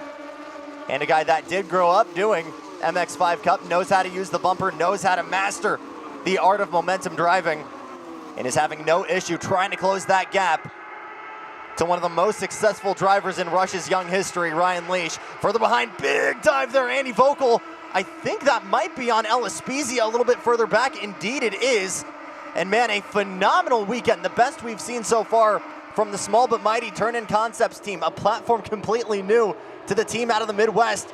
Punching far above their weight class. Here he goes on the inside, trying to make that move on Spezia. Not enough. Jalen Batley is moving forward as well in that gold car. 15th on the restart. I think he'll be better than that. Blair Hosey taking a look at Andy Volkel, and Ayrton Grimm is right in the mix as well. The 17-year-old, freshly 17, coming into this event weekend here at the Glen. Blue and orange camo car finally starting to come to life, and you mentioned how different this is from a conventional sports car, even if you come from a TC background. Randy Post was saying that really caught him by surprise because he was expecting so much of this to come from the wing itself, but the way that this car is designed, a lot of the downforce comes from the top of the car itself, and you have a lot more than you really expect. We've seen, obviously, Ayrton Grimm maybe have to adapt to that a little bit, coming from the NC Miata. as we've got more trouble on track here. Yeah, that's Keegan Bosch, I think, just trying to get back to the pit lane. Did the shortcut on the NASCAR short course. A little bit of a gain for Mersberger on Leach, but these two, if they separate themselves and don't have to worry about Piggott, French, and the rest of them, that will be the best case scenario for these final few laps. Feels like the most diluted we've seen the pack here. And now you see that teamwork right now. French giving the bumper to Piggott, trying to close that gap. And then they start to separate. That's the power of when you use the bumper, baby. They're able to get that overdrive. Spezia all over French for 4th place. Oh, looks like someone trying to make that move on the inside of Vocal. Was that Tony Barber trying to go down low there? It could have been. Oh man, side by side into turn 6. Vocal. Oh. That's Vocal on, yeah. I'm trying to see what is the car next to. I think you're right, it is Tony Barber with Ayrton Grimm right behind. They've shifted and shuffled. So it is indeed have at it, boys, between the turn-in concept guys. Oh, sorry, that's Blair Hosey, rather, in the 8. Oh, wow. So he's dropped back big time. Yeah, Grimm tried to go to the outside at the toe of the boot and sort of ran out of grip out there. Shocking because with how gripped in the track is right now. Again, we haven't seen the drift cars out on track yet. Plenty of track battle to lay in that rubber. It's not necessarily there offline. So the grip is there online, but it's maybe a little bit more of a gamble to try and go off it and make something stick. And as of an hour or two ago, there was still a little water hidden in the rumble strips. We saw it kicked up in the morning warm-up, so it's not holding them back too much. It's just something to keep on your list. I would expect a white flag this lap, but we'll follow him down the front straightaway here and see if the flag stand has it in hand. I don't see it. And the new track record by Ryan Leach. Piggott on the inside right now, trying to cover from Spezia. Furthest down, it would seem, all season long for the Rush ringleader, Blair Hosey, in that number 8 machine. But as they work their way up the S's, he has got a star-studded cast in front to try and help him work forward. And the guy who's still active in karting, championship points leader in the AEKL, giving the bumper to Spencer Piggott. He's trying to go to the outside right now, go around James French. Now he cuts down low to try and break that draft. White flag, last lap of the race, and Piggott steals 3rd place away from James French. Through the inner loop, Spezia now trying to steal it away from the 25 car. French gets shuffled to the outside of the carousel. Here comes Hosey, ripping the inside lane. Spezia looking for his first podium since Atlanta. Piggott looking for his first on debut, but he's got a pack of hungry dogs, and the more they keep white lining it, it is bringing everyone in, and crucially, oh, trouble here coming down the carousel. It's Ben Carroll in the 66, and there's one other car over there at the inner loop. They've tangled together, and Carroll will get back rolling. No mind for the race leaders with about a 1/3 of a lap to go. Mersberger is comfortably in command, but this battle for 3rd still has yet to completely finish out. Only a handful of opportunities you can really get it done here. I think turn 9 just coming up would be the opportunity. We've got a battle for the lead. This is not done yet, as Leach is putting all the pressure on Bryce Mersberger. Here he comes. Final corners. Here we go. Leach to the inside of Bryce Mersberger for the race lead. 2 corners to go. It's going to be a dogfight. Points leader versus runner-up in the championship. Nose to tail into turn 11. Last time around, Watkins Glen. Race 3 for the GRIDLIFE Rush Series. He cannot do it. And Bryce Mersberger will hold off Ryan Leach all the way to the checkers. What a finish. And Spencer Piggott is going to just get to the line ahead of Ellis Spezia for 3rd place, and French a 10th behind. Wow. Welcome to Rush, everybody. That is the kind of package you absolutely hope for, and we're not done yet here as they continue to go at it for the scraps and points further back. Hosey, Vocal, Grimm, Jalen Batley on the return. And Ant Maganoli able to get his 2nd top 10 of the season. Wow, there you go. Maganoli started the season in a fireball. On fire. On the back straightaway at Carolina Motorsports Park, and a nice recovery up into the top 10 for Batley. Nice climb up into 9th place. Ayrton Grimm, P8, his best of the weekend. But what a race. I mean, I want more. So we will get more. We will have one more race for the Rush Series later this afternoon, race 4. But again, you can't help but feel for Ryan Leach. With another lap, he might have had enough to get Mersberger. I think in the grand scheme of things, that is exactly how things went to the playbook for both of those gentlemen on that restart. Find a partner out in front, build that gap, pray that the guy in third white lines tries and defend, and then evolve that into a duel for the lead when it becomes the white flag. You saw just that. Hey, 88! 1.21 gigawatts. There we go. But man, I mean, it evolved into an absolute duel for the lead there. And Bryce Mersberger proving why he's worthy of keeping that red plate on the car right now. Ryan Leash, even with the new car, throwing everything he can at your points later, but the 114 Mad Motorsports driver just not able to crack under pressure. Here's a look at your race results for the Rush Series Race 3. We were all watching diligently for the top spot. Bryce Mersberger, Ryan Leach by 0.3 of a second. Spencer Pigot in his first weekend in the Rush Series, 3rd place. Then Ellis Spezia, one of his best finishes in the class, 4th over James French. Then Hosey, Volkel, Grimm, Batley, and Maganoli, the rest of your top 10. Tony Barber, somehow his worst result of the weekend is a P11. Grant Bourne making some setup changes, still not where he wants it to be for now.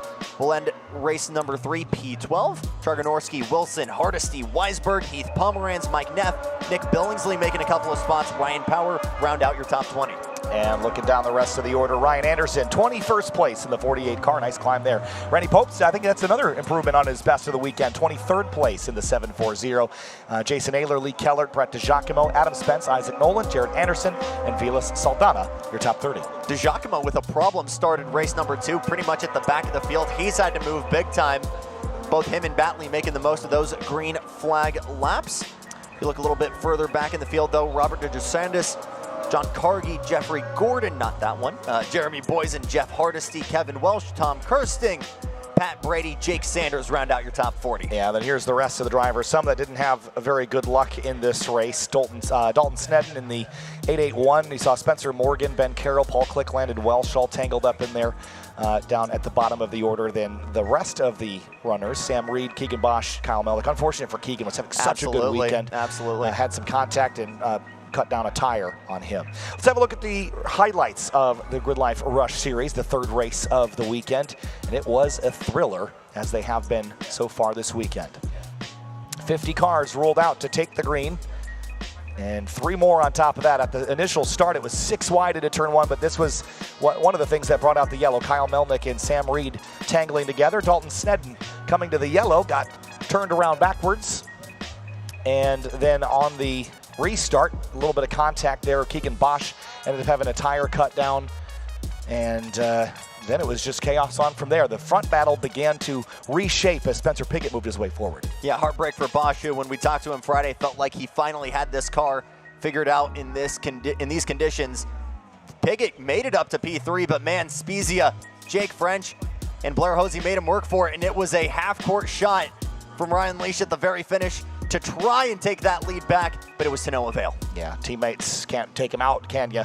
But checkered flag, and Bryce Mersberger wins the GridLife Rush Series Race 3 from Watkins Glen.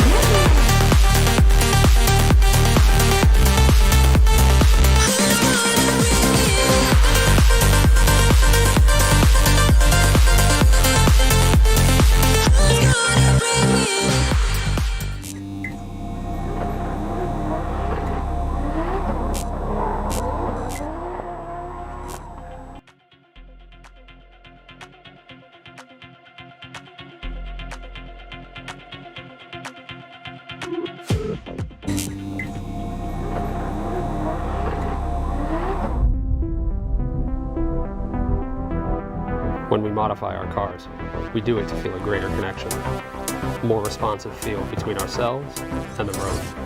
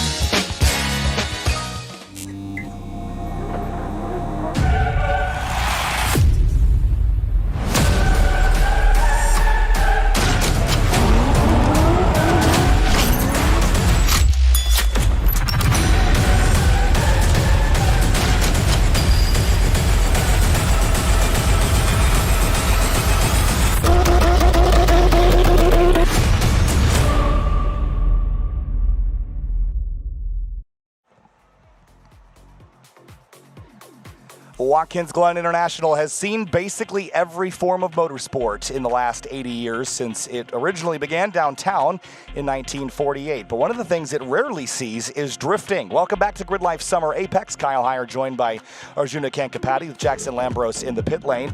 For only the second time, GridLife is drifting here on the full course as well as the skid pad. But this is just a sight unlike any other around Watkins Glen. Controlled chaos at high speed.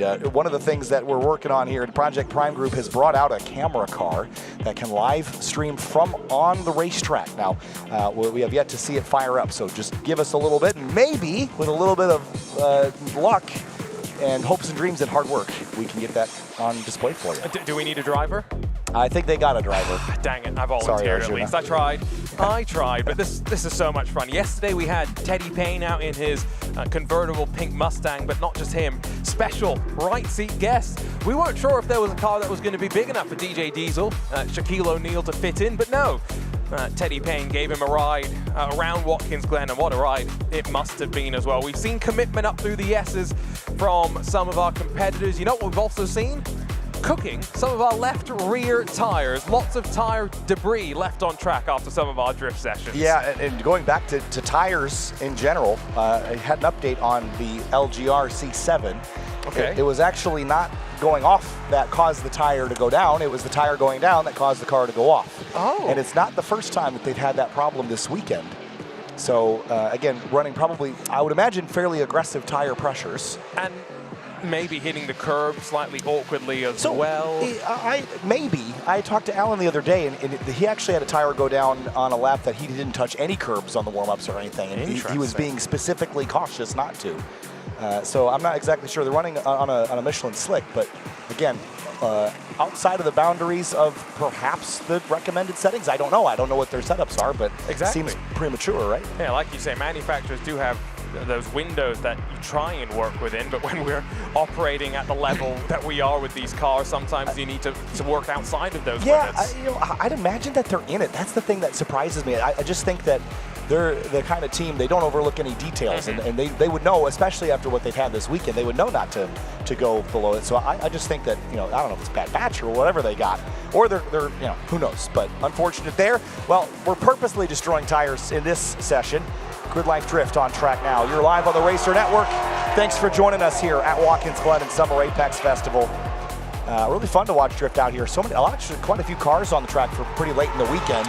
Typically you see the full course stuff sort of tail off by this point, especially at these bigger racetracks where you have to use a lot of tires. Yeah, I was going to say, at the point where if you haven't brought enough tires, you'll be feeling that pain right now. One of our cars is stopped, but it's not going to interrupt the fun, and all sorts of things have been brought out. There's a cool Plymouth, there's some Fox bodies out there as well, some wagons, and then our Falcon team out there and sliding their way through.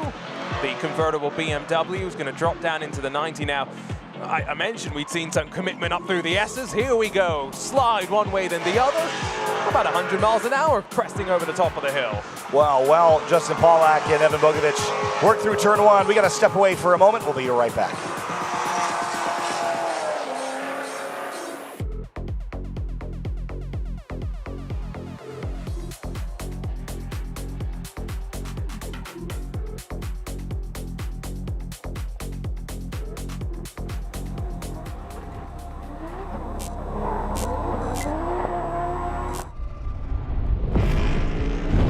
Up for a challenge? How about this? Anything you can do, I can do faster. Okay, bro. I'm gnarlier than you. I get more sideways. I'm louder. Much louder. I get wilder than you. You sure about that, bro? Harder. Slicker. Cooler. Tougher. Let's go. So what you got?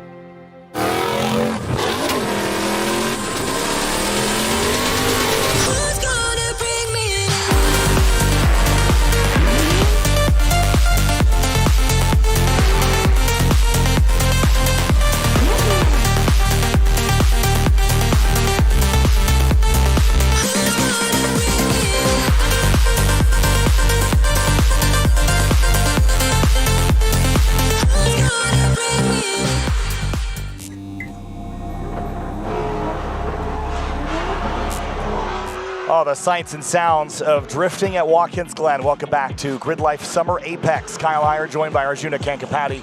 And there's all sorts of stuff going on the racetrack right now. A Fox body, there's a Roadrunner out there doing some slips and slides, a whole bunch of E46s and E36s. There's a Subaru Forester drifting at the moment. This is just one of the many disciplines on display at GRIDLIFE. And we're not judging them like sometimes drift competitions would. Why? Because, well, our drifters here have said, you know what, there's plenty of places we can go and be judged on our drifting skill. There's not many places that we can show up with our friends and go and slide around Watkins Glen together. So love that we're having our fun and giving out some experiences as well to some of our competitors and Spectators, that's the word I was looking for. It's been a long weekend. It has been, and sliding through the inner loop, that's a lot of fun. But yeah, I mean, it's all about the context of drift, right? And again, in professional drift, the courses are relatively short compared to the full circuit at Watkins Glen. So, you know, the part of the draw of GRIDLIFE is drifting the full track, the same track that we'd run for any of our wheel-to-wheel series. And it's really not set up for competition. We've talked about it in the past, and the drivers said, no, I prefer, you know, building a party car, and I'm gonna go run doors with my friends and run tandems and have fun and try to do the fastest initiation, bring back the art to the sport rather than just try to drive to the line all the time. And I think that's fun. I think there's a place for all of it. And, you know, we're buddies with the Formula Drift folks. Why do what they do? Let's do something different. And you know, we have an event with them at Road Atlanta that we have a lot of fun with at GRIDLIFE Special Stage, where we sort of display both sides of the drifting sport, the competitive and the art. And what we now need is GRIDLIFE Gymkhana coming up next.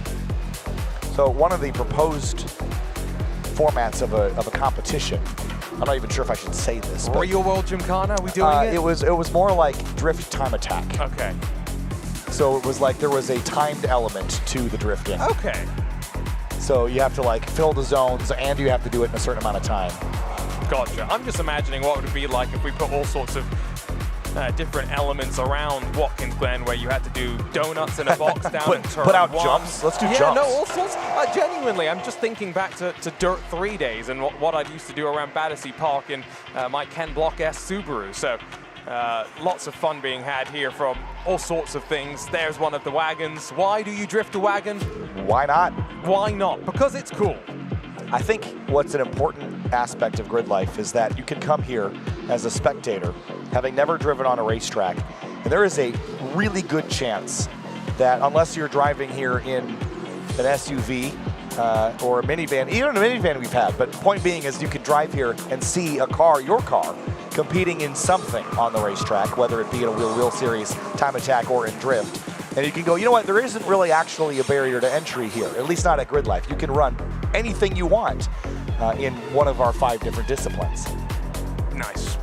Out through turn 8. Long radius corner. We've seen on occasion some drivers struggle to keep the speed and momentum up, but no struggles here as you crest over turn 9.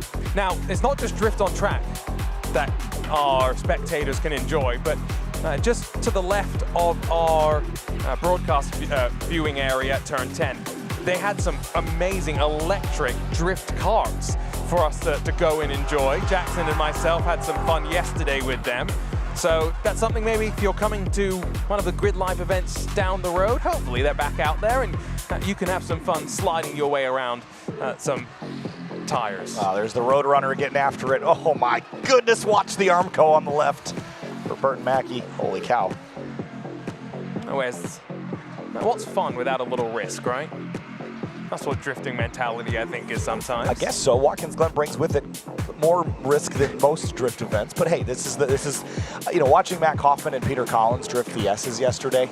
That was cool. That was super cool. I mean, even in 2023, we didn't really see a lot of that. It was mostly focused on the inner loop and the boot. There was a great clip that really, I think, made me understand what the GRIDLIFE drift community was like a couple of years ago. I guess it would have been at Road America.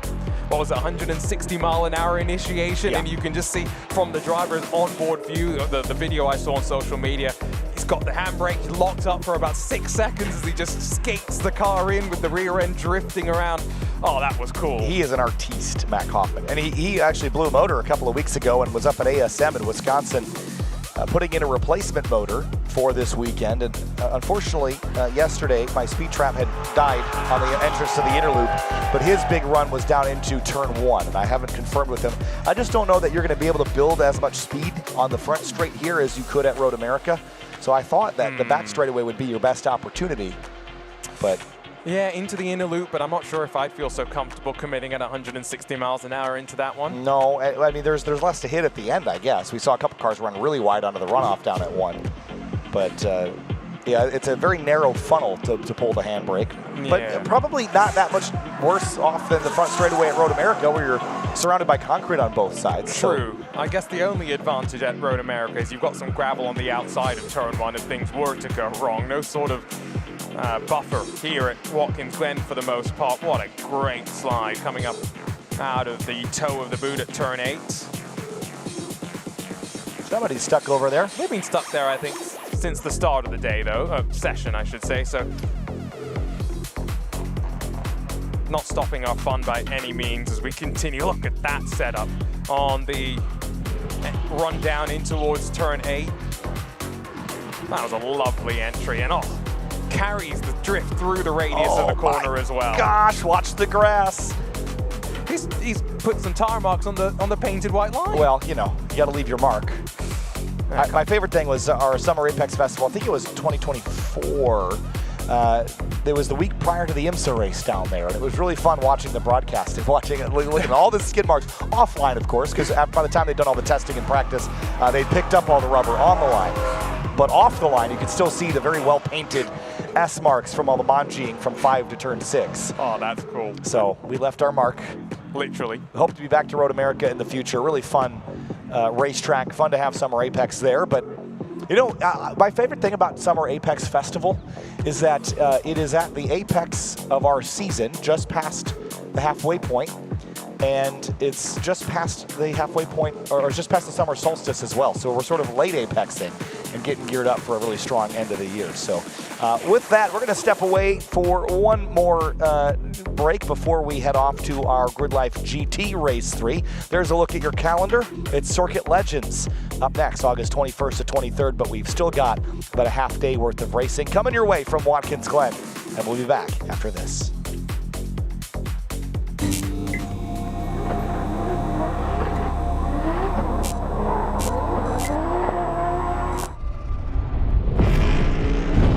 Up for a challenge? How about this? Anything you can do, I can do faster. Okay, bro. I'm gnarlier than you. I get more sideways. I'm louder. Much louder. I get wilder than you. You sure about that, bro? Harder. Slicker. Cooler. Tougher. Let's go. So what you got?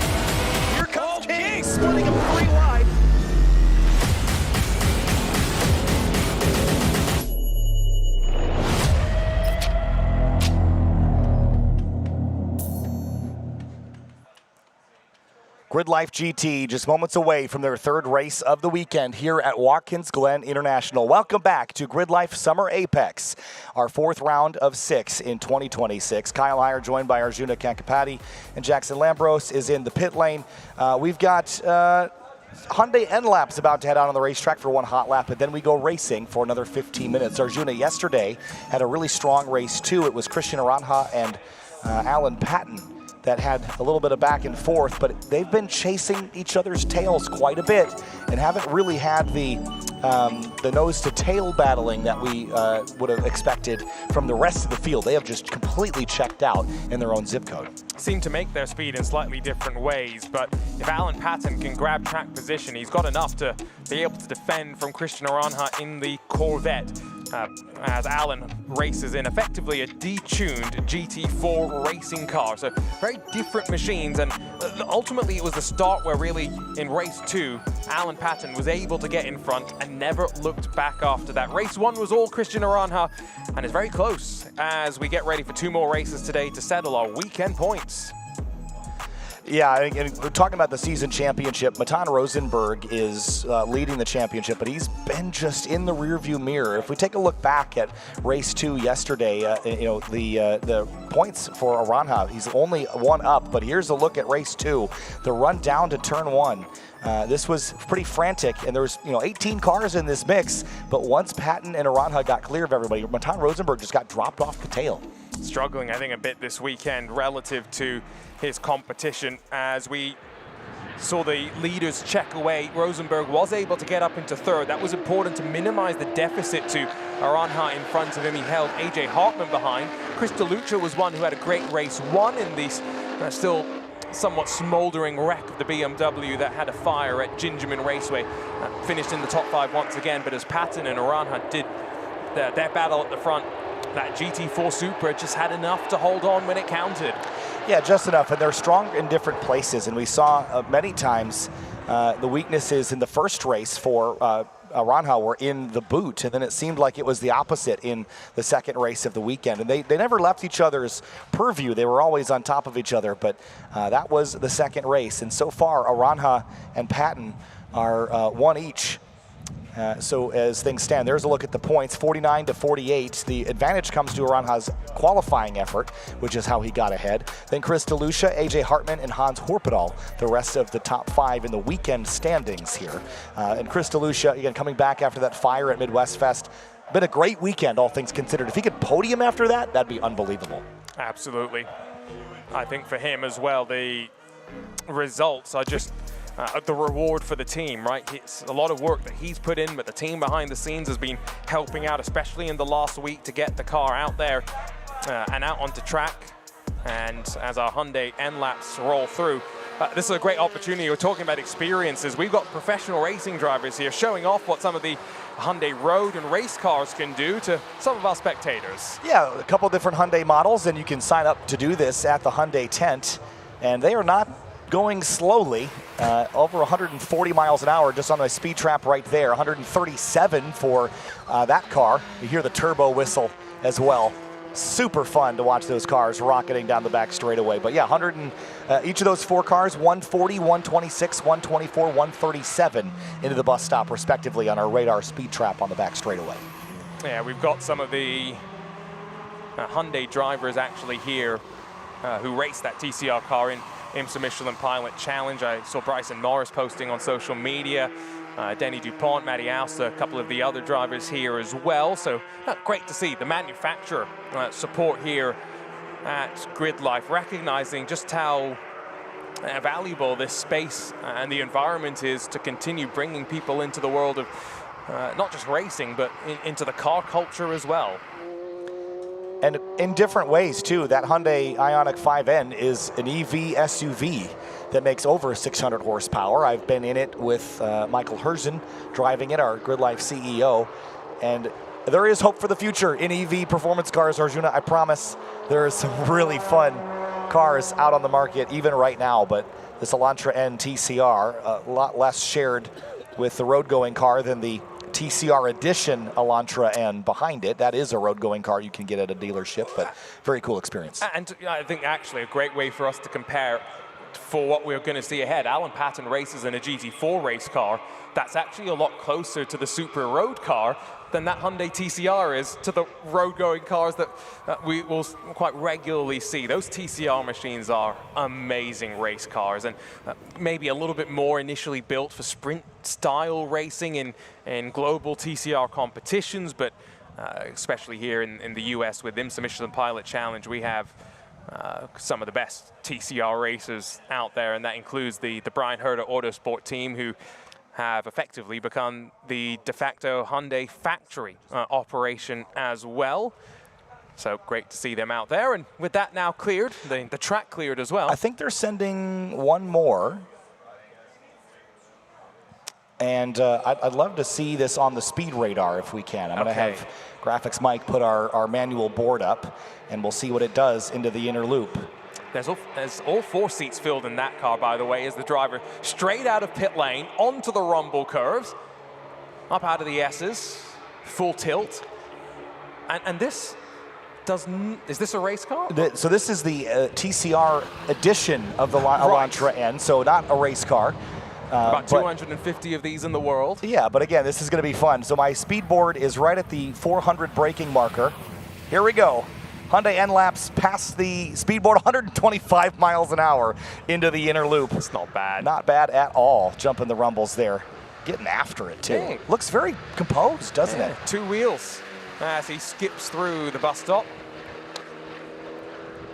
The TCR edition, a limited track-inspired sports sedan to celebrate all of the race-winning and championship-winning successes that Hyundai have had, not just in this Elantra, but they've made other TCR cars as well through the years. Carl will have seen those in SRO competitions where they dominated as well.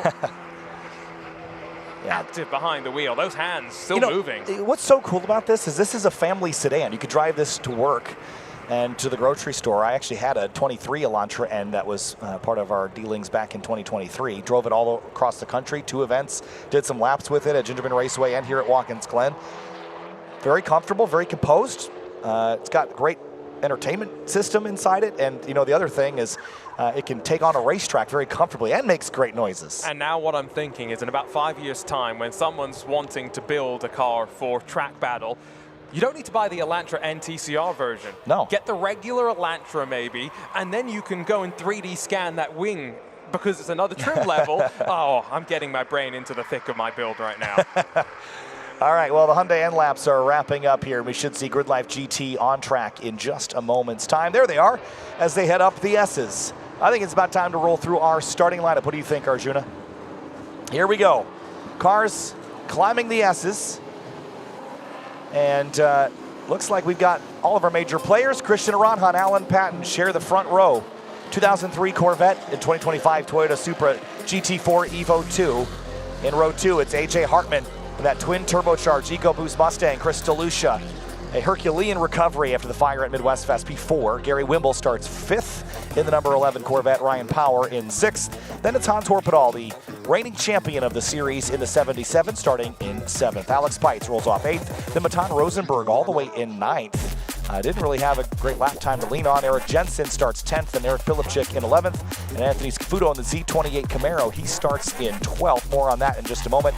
And Eric Meadows, incident responsibility for these 2 drivers, Jordan Wisely and Eric Meadows. They got together in the S's, both disqualified and put at the rear of the field. More on the Z28 Camaro this morning. Got a note from the team that they had Randy Popes behind the wheel during the warm-up session to get some feedback on it, so they can tweak and adjust and find some more pace. One of the big things you note when you look at the starting grid, Matan Rosenberg, championship leader, all the way down in 9th. He had a belt failure in race 2 that saw him drop off the racetrack, and now with this race being gridded up by fastest laps in race 2, he's got some work to do to fight from 9th up into the top 5, and I think once he's up toward the Wimbles, the Luchas, the Hartmans, who are sitting towards the podium spots right now, he's going to find his task increasingly difficult. Aranha and Patton, it's all about the start. Whoever leads out of turn 1 might control the tempo of the race. All right, tense moments here. Expectations for this one. Will we see more players, or is it just going to be a Patton versus Aranja battle for the rest of the weekend? Remember, they're only separated by 1 point. Well, like I was saying, I think turn 1 is where we'll learn a lot. Whoever controls out of there will have the ability to kind of dictate how the race plays out. As much as Alan Patton's in what should be considered the factory GT4 race car, it's on slightly different tires to what it would race in a racing environment traditionally. A slightly harder sidewalls, and that means that you've got to take a little bit more care when you launch over the curves because your suspension is taking a lot more of the impact. The tire is not able to flex and work with you. But again, turn 1, if Aranja and Patton get together, Hartman sat back there in third alongside of DeLucia, they could have a chance to slip through. We could be in for a very different race then. DeLucia's car has been a rocket ship in the straight line. Let's see how things play out in GRIDLIFE GT. Time to go racing for the third race of 4 this weekend for our GLGT competitors. Lined up, packed up, paired up, and ready to go from Watkins Glen International. GRIDLIFE Summer Apex. Here we go. A little bit of door rubbing, green flag, and we're underway as Patton and Aranja touched mirrors on the run to turn 1. Patton clears Aranja, then covers him off into turn 1. And you can see just how aggressive he's gone under the brakes, leaves Aranja to deal with those behind. Chris DeLucia trying to attack around the outside as we begin the climb up 100 feet, 3 stories of elevation. Hartman slots into 4th. Now, Matan Rosenberg has had a decent start, but there's a car going slow as we crest over the top of the S's. Eric Jensen, he had a big wiggle out of turn 1. Not sure if he has something that has come loose or broken. His luck just continues to be suboptimal. 150 miles an hour into the inner loop for the first time. Patton really wide, though. He had a mistake on the entry, and here comes Aranja to take advantage of it. Tries to jam the nose to the inside, but Patton covers it. The mechanical grip from the GT4 car good enough. Aranja squirms on that inside curve as they shuffle down to the boot for the first time in this third race. Very similar story between the top 2 as to how race 2 played out yesterday. However, with Chris DeLucia a lot closer than we saw at the beginning of race number 2. Up towards the toe. Alan Patton trying to keep himself in the rhythm. Matan Rosenberg trying to slip past Power in the 945. Yeah, it's going to be an uphill battle for Rosenberg. Just not the race that he was expecting, or the weekend he was expecting as the championship leader. Chris DeLucia still well in the conversation here with these top 3 up to the rear bumper of that yellow and black Corvette. And you had mentioned this yesterday, but Chris learned a lot of lessons in that fire at Gingerman and put a great post on social media. Go check it out maybe after this race if you want to see a bit more about what these drivers think about in the aftermath of scary moments. Aranja got close in towards tricky turn 9, but wasn't close enough to have a look. And now Alan Patton extends that margin slightly as we sweep down towards turn 11. Lap 1 complete, and the top 3 split by about 7/10 of a second. DeLucia is going to have a nice run here on the front straightaway, especially while these front 2 are battling for position. Patton got a nice run out of 11. Braking zone for turn 1. First lap is complete. Half a second covers the top trio. Again, slightly different lines taken down through turn 1 there, and I think Alan Patton might have compromised himself. Aranja's a bit too close, though, as they get to the bottom of the hill and might have to lift off now, crack the throttle, and try and close back as they begin the climb up towards the inner loop. DeLucia's got a great run as well because of Aranja having to lift off the power, and the BMW pops to the outside as they sweep to the inner loop. We saw side by side through this corner yesterday. It didn't work well. Who blinks first? It's going to be DeLucia, 150 miles an hour from the race leaders again into the braking zone.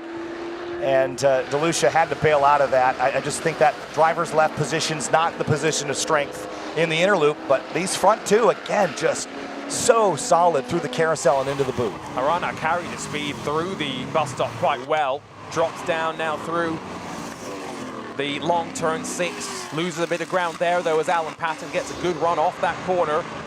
They seemingly are a lot more closely matched today than they were yesterday, where it seemed as though there were points on the track at which it was clear as to which car had an advantage. Right now, it's a lot more driver dependent, it would seem, and we'll get another sense this time by, but you do get the feeling that once again, Christian Aranja is sat behind, maybe has the better outright speed, but this is not a track where it's easy to pass.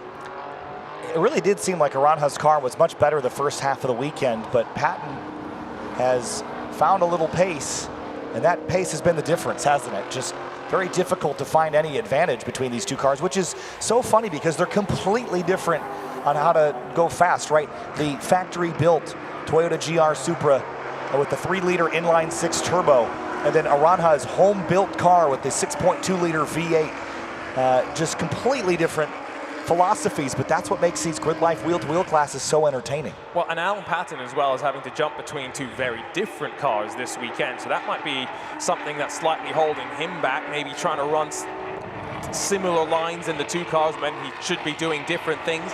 Once more down through turn 1, that seems to be one of the places where Aranha is so much quicker. Once again, though, loses some momentum off the exit of the corner. Their delta between their best laps is less than 1/10 of a second, around 3.4 miles. Amazing to me that they're doing it in pretty different places. Aranha set the faster lap yesterday, remember, and that's why he started on pole position in this particular race. Didn't quite work out for him, though. Started pole yesterday, too, in race 2, in consecutive races now. He's lost out to Patton being a bit more aggressive and maybe timing the jump for the green flag that little bit better, but with now 5 minutes complete, 10 still left to go. Short races, but there's a lot of mental activity that I'm sure is being done here with all the stresses of the walls and the confidence that you need to continue committing. And then this very close fight. 3 cars in close proximity. These drivers are going to be very, very tired after this. Somebody's tires were angry in the carousel. If you heard the chirping, they're just a little bit too much scrub. I wasn't sure if it was Patton or Aranha, but Patton was in a much wider line than Aranha was. Think about the electronics available to the GT4 car, but also running on a different tire than you would run in any of the series where this car would compete. We're on a Spec Toyo Proxys R, and Patton is pushing his car to the limit. He got away with one there. Any further out, it could have been a repeat of what we saw on our test day where Salil Shukla unfortunately got hooked by those tires and then just lay perpendicular to the racing surface itself. But you're right, a very interesting electronic adjustment that you have behind the wheel of these modern GT cars. Toyota, one of the more recent cars as well, will probably have 2 different traction control settings. One to actually manage your power down, one to then manage your slip angle when you're actually yawing the car out slightly as well. Add into that the ABS. And like you said, with the different tire, you have to understand how that works as well. Matan Rosenberg has struggled, by the way, still stuck in 7th and has really made no inroads on Power, Wimble and Hartman, which is where I thought it would be more difficult to make his moves. 150 into the bus stop again. Weekend points are going to swing the other way with Alan Patton in command at the moment. And there's a look at them. 73 to Patton, 70 to Aranha. And looks like Matan Rosenberg won't even be in the top 5. If we look at the championship points, I think coming into the weekend, Rosenberg had a fairly sizable advantage. But now with the calculations here, look at the advantage now, Arjuna, just 2 points separating those two.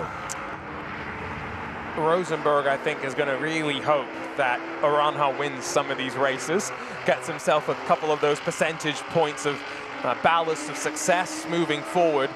But he's got to hope that Lime Rock's a bit more of a return to form for him, because right now the momentum is clearly on the side of Christian. He had a good run at Gingerman as well, may not have been in conversation at the very front of the field with the likes of Matan Rosenberg and James Houghton on the regular, but he's solid. 2 events left to go, and momentum on the side of the yellow and black Corvette. Into turn 10 now. DeLucia still clinging to the back of these two. If they start to fight, wouldn't count him out just yet. 1.7 seconds back. AJ Hartman, Gary Wimble, the rest of the top 5. There's that number 40 still carrying the battle scars of Gingerman Raceway. 4/10 between Aranha and Patton. And DeLucia is actually the quickest driver on the road, has the best lap of the race. It's not going to help him too much in terms of qualifying for race 4. We take the results of this race, and that's how we grid them up for the final race of the weekend. But he is showing some great speed, and the only driver to have dipped into the 2 minutes. I will tell you, Christian Aranha's quicker than Alan Patton now, though, so it's once again the story of clean air, and being able to dictate the tempo of the race, and Alan Patton grabbing the lead on lap number 1, down through turn 1, not looking back, although they're both committed out through the inner loop. Hear the tires chattering on Aranja. Missed kind of catching the bowl at the rim that you drive down into the carousel with. And give Aranja the advantage over Patton, though. 67 thousandths of a second better. Not a lot better, but better. So that actually means that Patton is the slowest of the top 3, given that DeLucia has the fastest lap. And that's the power of, you use the word track position, and for people not in racing, that sounds stupid. Of course you want track position, but when everyone's so equal, it is sort of a simple concept. Just be ahead of them, because they don't have enough of an advantage to overcome any slight differences in lap time. Yeah, look at Matan Rosenberg as an example. He's a couple of tenths quicker than Ryan Power, than Gary Wimble right now, although not quicker than AJ Hartman. He's just not able to get alongside and close to try and fight back into the top 5. Chris DeLucia power down out of tricky turn 9, but a bootload of opposite lock, and he brings it back into control. AJ Hartman closes in the rear view mirror. Yeah, that's like smelling blood in the water for AJ Hartman, watching DeLucia have that big tank slapper. That's going to pull the confidence from him quite a bit as well. That car has done that before with the LS swap that he's done for this season. He ran on a BMW inline 6 engine last year, and it's drastically changed the on-throttle application. He said, in the early part of the season, it was like nothing, everything as far as the throttle pedal. It was like a toggle switch, and he tuned it out somewhat, but it still looks like it's pretty sensitive. Yeah, still some work to be done there on that throttle map, it would appear. AJ Hartman with all that custom fabrication on the aero. The Mustang not carrying the traditional 5-liter Coyote engine. Instead, it's an EcoBoost engine pulled out of an F-150. Still got plenty of horsepower to throw down this back straight. 150, 147. Let's see how quick AJ Hartman's going to enter the inner loop at. About 143. Yeah, so slower, and we sort of expect that out of this car. It's got a lot more drag than some of the cars like the Corvettes that are running a lot less aero. But he's gaining that back in the corners. We've seen this car routinely pull up to 2 Gs at racetracks on street tires, which is an unbelievable amount of grip. Very much in comparison to a TCR car. He ran nose to tail with James Houghton in qualifying last year at Lime Rock. Both of those cars could pull 2 Gs consistently. Just love looking at the intricacy as well, where he has found the performance on the car. That massive diffuser as well, helping to stick the rear end down. But up front, Aranja's dropped back very slightly from Alan Patton. The gap building to just over a second with what should be about 2 laps left to go. AJ Hartman using all the road at the exit of turn 8 and closing in on DeLucia just a little bit more. He was over 2 seconds back at the last crossing of the stripe, but much less than that this time. I would expect a white flag either this time or next. Aranja, a second deficit to the race leader. There's Hartman, and then right behind, actually, Wimble getting run down by Rosenberg. So the battle for 5th is going to heat up here in the final laps of this race. So has made a move on Power, and Rosenberg, with the white flag in hand, is now full focus on trying to get past Gary Wimble and grab the spot in the top 5. And again, minimize the championship deficit to what will be new championship leader Christian Aranja after this race.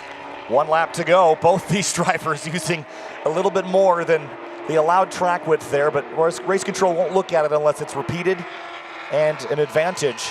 2 Corvettes, nose to tail, up the back straightaway. Alan Patton at 150 miles an hour, with Aranja just 0.8 of a second back. And he had just taken the best lap of the race as well. Game on here for P5 though. Christian's going to be thinking about the start of race 4, but that's all to come through the inner loop.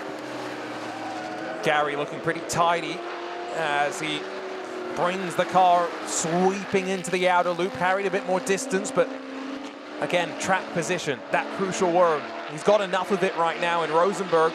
Not enough heavy braking zones left really to make something happen. Aranja in that GT4 Supra has been unstoppable today. And up the back straightaway for the final time here. Turn 7, turn 8, 2 turns left after this. DeLucia still in the clutches of AJ Hartman. Wimble on defense from Matan Rosenberg. A couple of battles to finish out this GRIDLIFE GT race. But the points are going to swing in Patton's favor with this event and put him on top with just one race remaining in the day. But Christian Aranja has been very, very solid. And I think, again, if he can figure out how to start this race off, hold on to track position, he'll make Alan Patton's life very difficult in the afternoon. Last corner for GRIDLIFE GT Race 3, and Alan Patton in the 606 Toyota Supra GT4 Evo 2 checkered flag and race win for Alan Patton. Christian Aranja is second place. Then Chris DeLucia holds off AJ Hartman. And then it's Wimble and Rosenberg coming into the shot at the bottom left here. Corvette. And Rosenberg didn't get there. It's only a P6 now. The factor to consider is the invert for race 4. If it's 6 or better, Rosenberg will have a great starting position for that last race. Had some solid races, I think, here in GLGT so far. And nice and clean. Yeah, no complaints from what we've seen from these drivers. Alan Patton rejoining the championship and just reminding everybody, he's only been doing this a handful of years, but he's pretty good at it already. Let's take a look at our results here for GRIDLIFE GT Race 3 and run you down the rest of the order. As we said at the top, it is Alan Patton in this number 606, that green and black Toyota Supra. Then Christian Aranja, second place in the yellow Corvette. Chris DeLucia in third. Then Gary Wimble, Matan Rosenberg, Ryan Power, Hans Horpedal, AJ Hartman, Scafuto, and Pites, the rest of your top 10. Then Eric Pilipchik, 5 laps down. He bailed out of the race pretty early on, and Eric Jensen and Eric Meadows both with mechanical issues and returning to the pit lane fairly early on. We'll have a look at our highlights here as well for this race, and it was, again, primarily those at the front, the top 3 that put on the show. Here's the start. They were 4 abreast across the racetrack, and Chris DeLucia charging up the outside into turn 1. But once again, to climb up the S's, leading into the inner loop without those curbs installed on corner entry, you can be so aggressive. DeLucia trying to carry speed to the outside of the 57, just didn't have the pace. And then it became that cat and mouse game, Arjuna, that we were so used to this weekend. Big moment for Chris DeLucia, struggling with the power delivery in that M3, held on to the spot in the podium at the end of the day, but the give and take of the track position battle kind of replicated a bit further down as well. Matan Rosenberg running out of time, much like Christian Aranja, ran out of time to catch Alan Patton. And Alan will not be denied. He takes over the weekend points lead and wins race 3 of GRIDLIFE GT from Watkins Glen.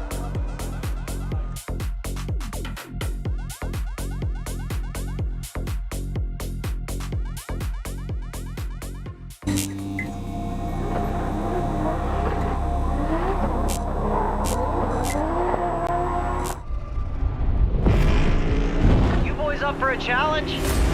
How about this? Anything you can do, I can do faster. Okay, bro. I'm gnarlier than you. I get more sideways. I'm louder. Much louder. I get wilder than you. You sure about that, bro? Harder. Slicker. Cooler. Tougher. Let's go. So what you got?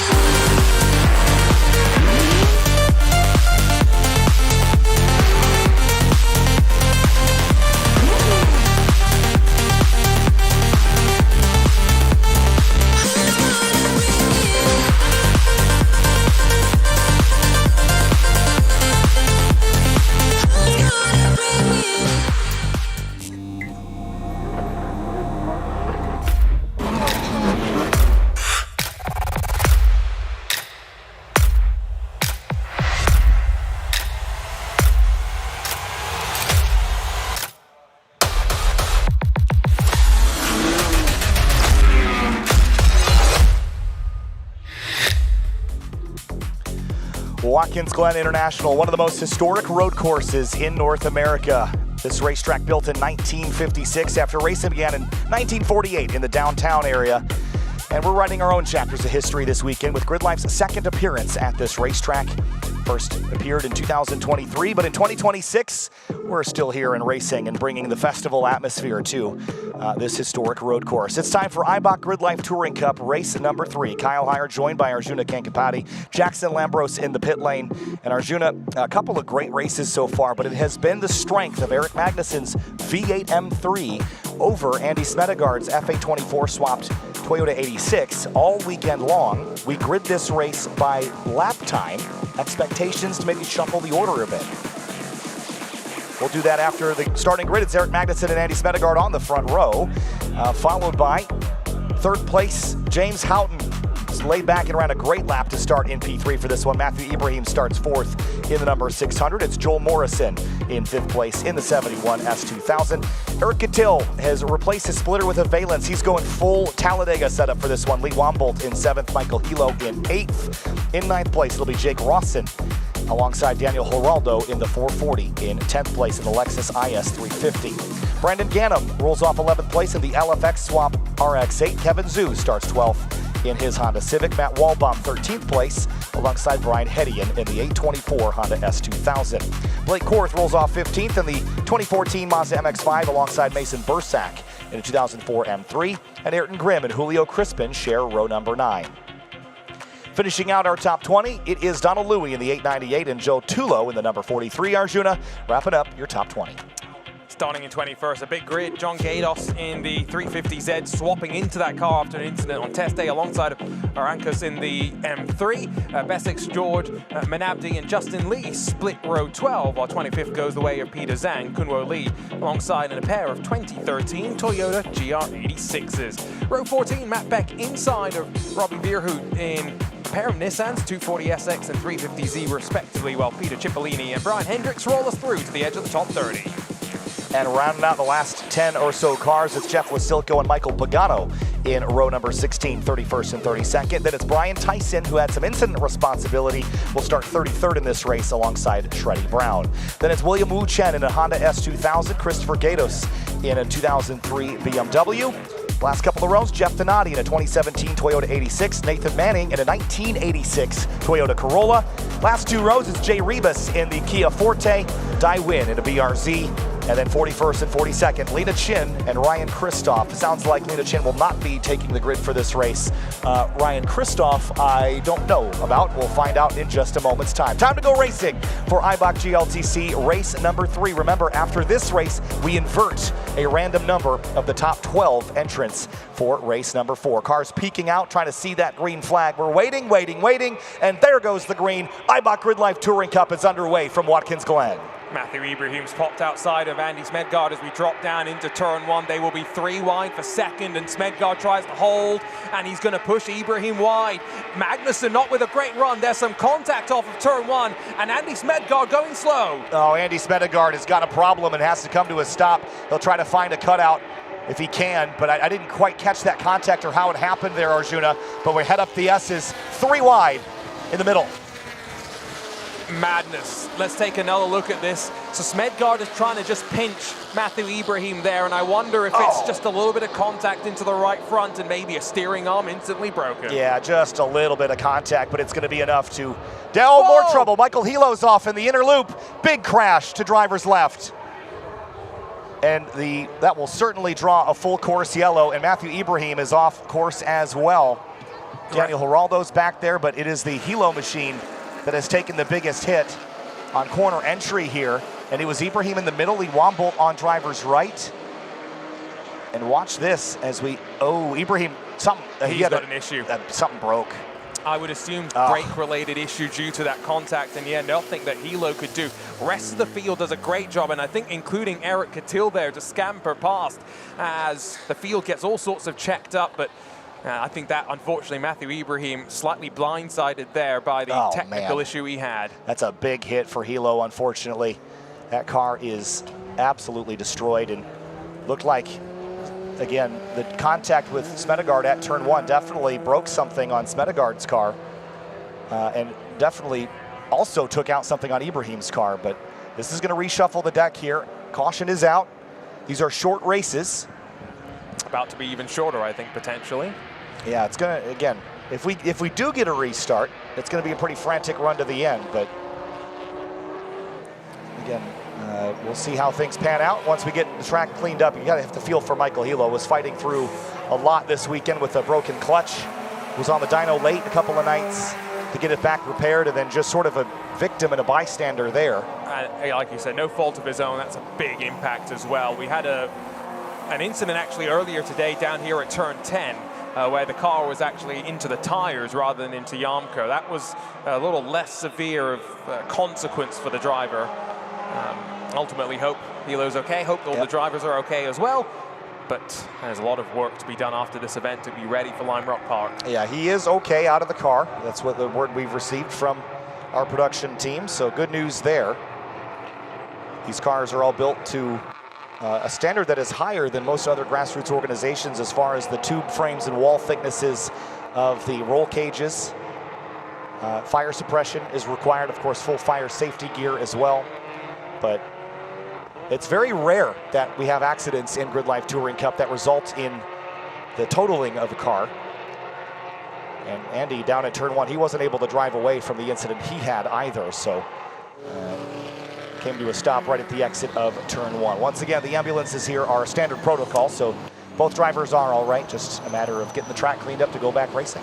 Yeah, Andy's car, I think he instantly recognized that there was suspension damage of significant enough ilk that it was not worth continuing. Clearly, Matthew did not realize that the damage was severe enough. The team, safety team, putting down clearly some sort of sand to cover up any of the fluids that have been dropped. Hilo's car will be loaded onto the flatbed, and hopefully the team can get this wrapped up in the next couple of minutes and get us back under racing conditions. See them looking at the Armco on the left there as well, to make sure it's going to be secure enough in order to take another hit if it has to. We hope that isn't the case. But again, for Ibrahim, it's tough because, you know, the contact at 1, it seemed like he wasn't really aware that there was something that was going to prevent him from stopping, even if it was just something as simple as, you know, an ABS wire, and knocked out the ABS, because the car looked like it just locked up. Well, and that's probably what it was, right, is that he's damping down on the brakes, expecting there to be ABS, and from what it looked like, braking late into the corner to try and hold on to his track position, right? So he's probably already at the limit of when he could have been braking, and as soon as he locks up at that point, even if he releases the brake pressure and gets back on and is not locked up, it's not going to necessarily help out. Let's take another look at it though, Kyle, and it's that blue BMW with the black hood that's sliding off to the right. He knew, see the front wheels are towed in. Something broke. The right front, I think, the one that's we should be looking at more, maybe, because of where he was turning to the right. Yeah, it would have been right front to left front on Smedgaard's car, but you're right. Definitely something was not quite right there. Yeah, and it was probably tough. I mean, driving it straight, you probably see the steering wheel off kilter and things of the sort, but then you go to hit the binders and it just doesn't do what you expect it to do. It's also possible that when he hit the brakes, anything that was left clinging together or hanging by a thread, all that energy going into the front tires, just really unfortunate. And feel for Michael Hilo. These cars, for the most part, are hand-built by their owners. Garage projects. Yeah, garage projects. And you know, there are some folks that have teams around them, but again, these are individuals that trailer and tow their own cars, and they're their entire pit crew. Yeah, and even when they do have a team, sometimes it's a bit more organized than others, but we shouldn't, you know, really compare it to a professional level organization. Right. It's a very, very different thing, and it's such a cool place to be around and just feel the energy. Let's take a look at the start here. So again, Smedgaard is trying to prevent Ibrahim from pulling alongside on the apex. So they've gone effectively 3 wide down into the corner. And then I think when they come together, it pushes them both wide. Smedgaard instantly recognizes the left front is done. There's a bit of, it was something that departed Matthew Ibrahim's car as he leaves the scene of the incident. Yeah, and it's such light contact too, right? It wasn't, you know, if you were to do that with a GT3 car, Arjuna, probably nothing would have happened. But There's the slightest bit of contact, and it's hard to look at that and say that really a lot of people did anything wrong. They were 3 wide there. The track is wide enough for that. We did see yesterday that when someone washed up into another competitor, they were penalized. Both, well, actually, it was just the one driver that was penalized. He hit the inside curb. And drivers have been encouraged to use the runoff to avoid an accident. So there's not really a reason to just sort of, hold your line and let them run into you either. So, maybe race control look at that and say that that was avoidable from 2 drivers, but we'll let them handle that with all the onboard video and the evidence that they have up there. One thing that, is also a factor here is, and we kind of saw it on that initial race start, you called it out, drivers poking out of line, trying to, yes, in some ways spot the green flag, but they're also trying to time the green flag, right? And so it does lead to those moments where if someone at the back has a slightly better start and you're 3-4 wide down to a corner like the 90, it can be difficult to know when you are being pinched, when you should be more aggressive. It's a difficult opening corner to attack at speed. One driver that attacked it quite well, navigated the situation very nicely. Talladega spec for Eric Catil is what you called it. I will expand on this. I ran into a couple of folks from his team this morning while getting breakfast, and they told me that they have tried basically everything they know how to do on this car to make it faster at this racetrack. So Eric this morning removed the splitter from underneath the nose of the car and replaced it with a valence, sort of like what you'd see on a stock car, where it doesn't extend underneath the front of the vehicle. He's also removed some weight out of the car as well, because adding a splitter in GLTC, you have to add weight to compensate for that performance advantage. So he's running with less drag and less weight. So we haven't really seen it in play yet, but that's a way to gain a little bit more straight line speed. Can I ask why they waited till today to do that?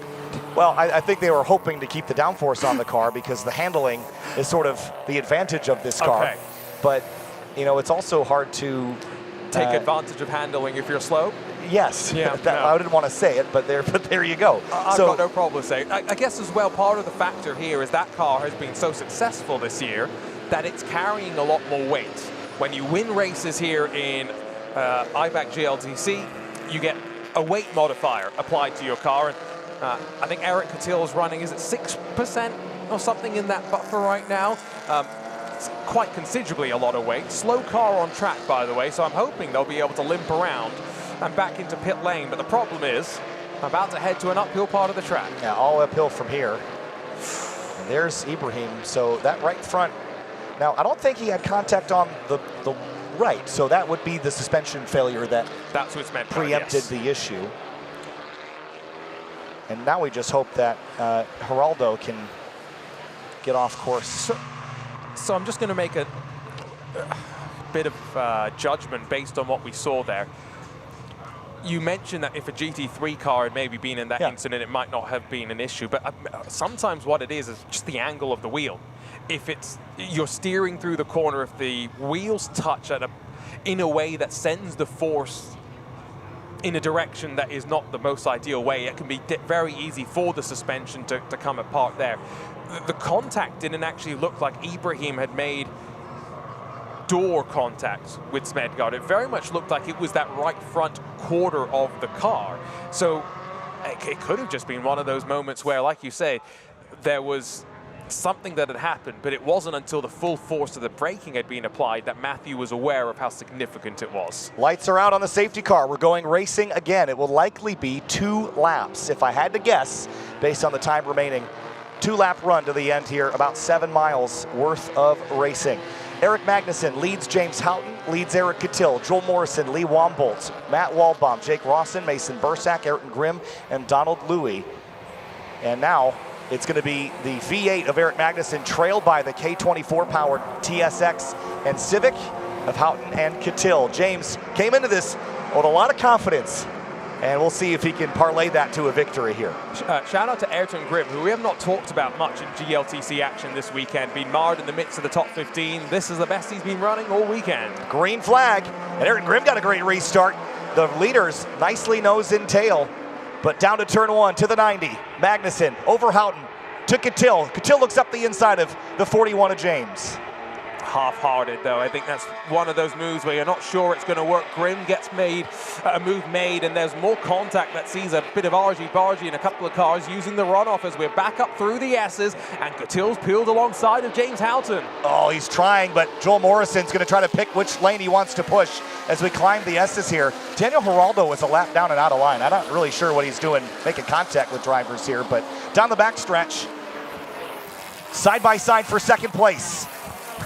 132 miles an hour as the two Hondas roar into the inner loop. And 2 by 2 they entered, but Morrison got the best of the battle for fourth. Cattill's going to get the best in the battle for second here, I think, on the inside now through the inner loop. What a great respect shown there to make it work.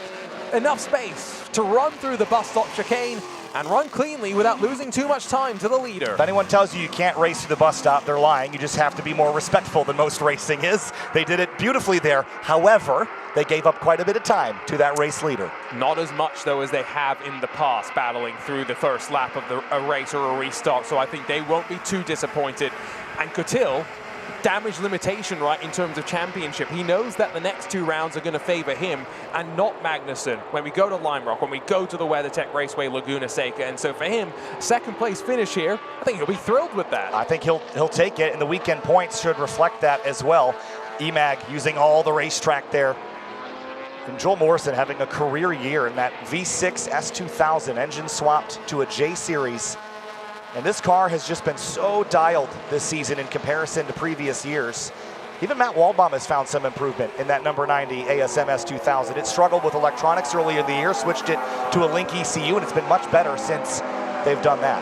And again, remember, these are ongoing projects. These are not finished, homologated race cars by any means. There's always things that you can do, and that's why I love when we talk about Cattill switching from the splitter to the valence. There's the willingness to try something different, as Magnussen, fastest lap on the restart and 1 more lap to go. Yeah, just 1 lap, and it's 2 seconds that Cattill has to make up, so I think it's going to become a defense for second rather than a charge to first. Here comes James. This car called the Bullet TSX, looking into the outside here through turn 2. What a power move for the 41K tuned car, and easily launches around Cattill. And Morrison's got a head of steam in the green Myriad Motorsports car as well. One final chance to go side by side, but I don't think Cattill's looking forward, instead looking over his shoulder. Morrison not quite close enough, but look at that. Grim in the fight on the edge of the top 10 as well. I think Cattill wants back, but he's going to have the boot to do it. I think this car will likely be a little better than James's TSX in this section of the racetrack, but James is not a stranger to battling hard in this section. It's where he won a couple of races here in 2023. Look at the speed still as the rest of the field trickles through the inner loop. There's a big gap that's built up between the top 7 or so and those behind as they continue to fight hammer and tongs. I think it's going to be a lot of stories, Carl, for us to go and pick apart in the paddock after this restart of some amazing fights through the field. Just a couple of corners left to go. Down into turn 8. Eric Cattill trying to find a way around the 41 of James Houghton. 2 car lengths between them. The run up the hills are so challenging for the 4-cylinder cars compared to the V8 torquey M3 out in front. 2 turns left, and Eric Magnussen has been in command all weekend long. First 2 races belong to him. He's going to add another one. And another percent of rewards weight for Lime Rock Park, quickly saddling on the penalty points for being so dominant at Watkins Glen. Eric Magnussen picks up the race 3 win, and James Houghton pickpockets Cattill in turn 2 and grabs second place over the 82 hybrid racing car. Morrison, Waldbaum, and then a couple of guys fighting back here for the rest of the top 10. How is it going to shuffle? Mason Bursack climbed to 7th, Grim 8th, Rawson 9th, and Blake Korth in 10th. Telling you, that battle on the edge of the top 10 looked like a real fun one. So lots of stories for us to go and talk about. Oh, the pains of success for Eric Magnussen. 3 wins, 3 more percent of weight. But why is that an issue? Because we're going to Lime Rock and Laguna after this, and they're not tracks where the 6.3-liter V8 under the hood of the BMW is going to be a benefit. If anything, it's going to be a bit of a con. He's going to struggle a little bit more with the weight when you go through those change of directions, whereas Eric Catil with that nimble Civic is going to be loving where we're going next. Both Eric Catil and Eric Magnuson now share 5 wins on the season. So they're back to how they were at CMP, just weighing a whole lot more. Let's have a look at the results for this first race of the day for IBOC GLTC Race 3 of the weekend. And as we said, it's EMAG in the mainline motorsport car out in front. And James Houghton at Time Attack Type R on Instagram. He's a fun guy to follow.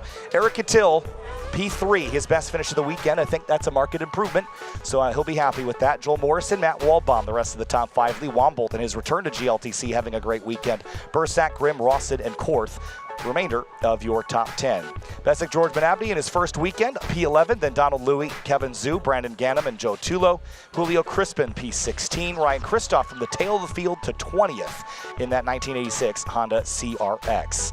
The rest of the field here, this is where the misfortune begins at the bottom for those that didn't climb their way quite as high up the order. Just noted to here, Peter Cipollini in his first GLTC weekend, P24.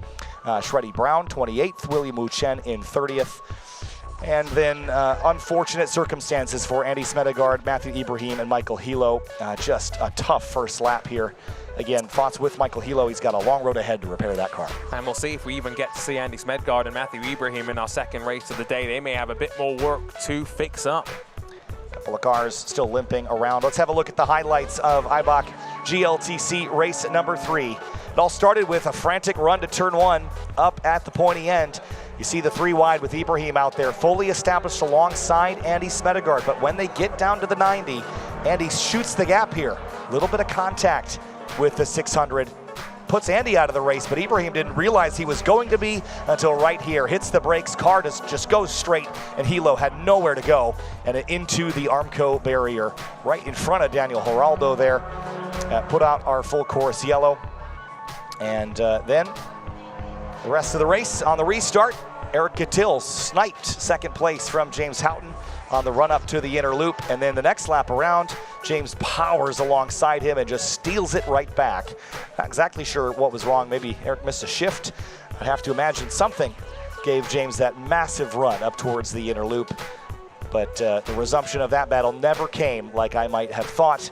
Through the boot, and EMAG in the number 3 mainline motorsport car wins IBOC GRIDLIFE Touring Cup, race number 3.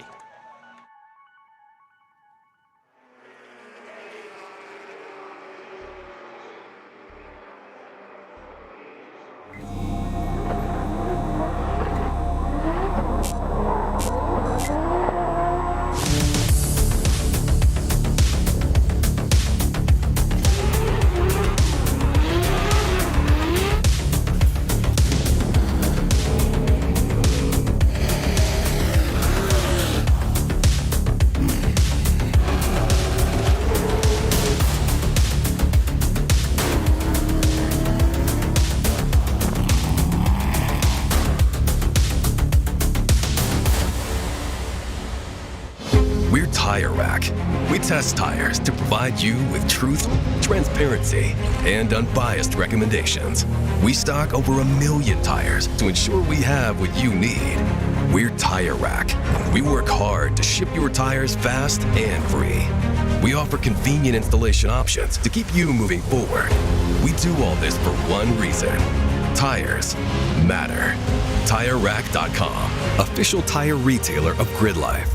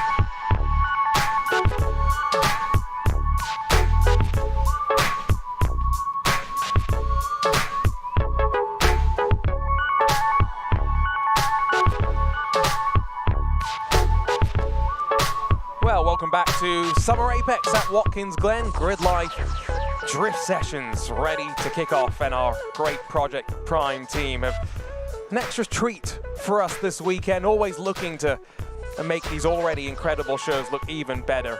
And for the first time, we've sent our chase follow car out there to mix it up with our drifters. We'll get some great shots, we'll turn up the music, and we'll turn up the sound of the engines.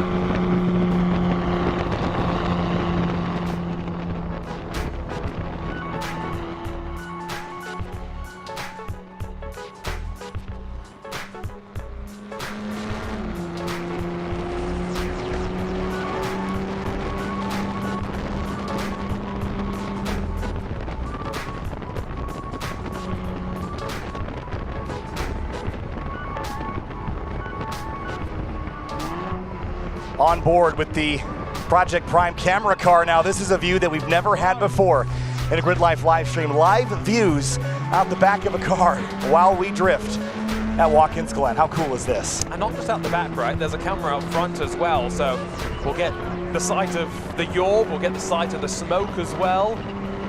Oh, some great shots and a great illustration of the elevation here at Watkins Glen. One of the challenges of drifting around the full course here. Is he going to send it down into the boots? Oh, no. Can't do it when there's a car in front of you like that. What a unique view, though, and they've brought this car out to sort of demonstrate the really neat things that Project Prime is capable of. The 18-person team behind the action here this weekend. Big slides through the toe of the boot. Wow, look at the beautiful sights inside. This is so cool, Arjuna. Incredible. And again, I'm lucky to get to work with a lot of talented production people in the world of motorsports. Project Prime is up there in terms of not just what they do, but what they want to do. I think that's what makes it such an exciting thing. The fact that we're trying all these different things. We've got 2 drones that have been flying around the circuit, but now add in this follow car as well. Another great look of the elevation as you climb up in towards turn 9. Oh, one of our fans having the ride of a lifetime in the right seat of that drift car. What an awesome shot. Let's see if he'll manji it all the way to turn 10 here. A little wiggle and a wag in the rear.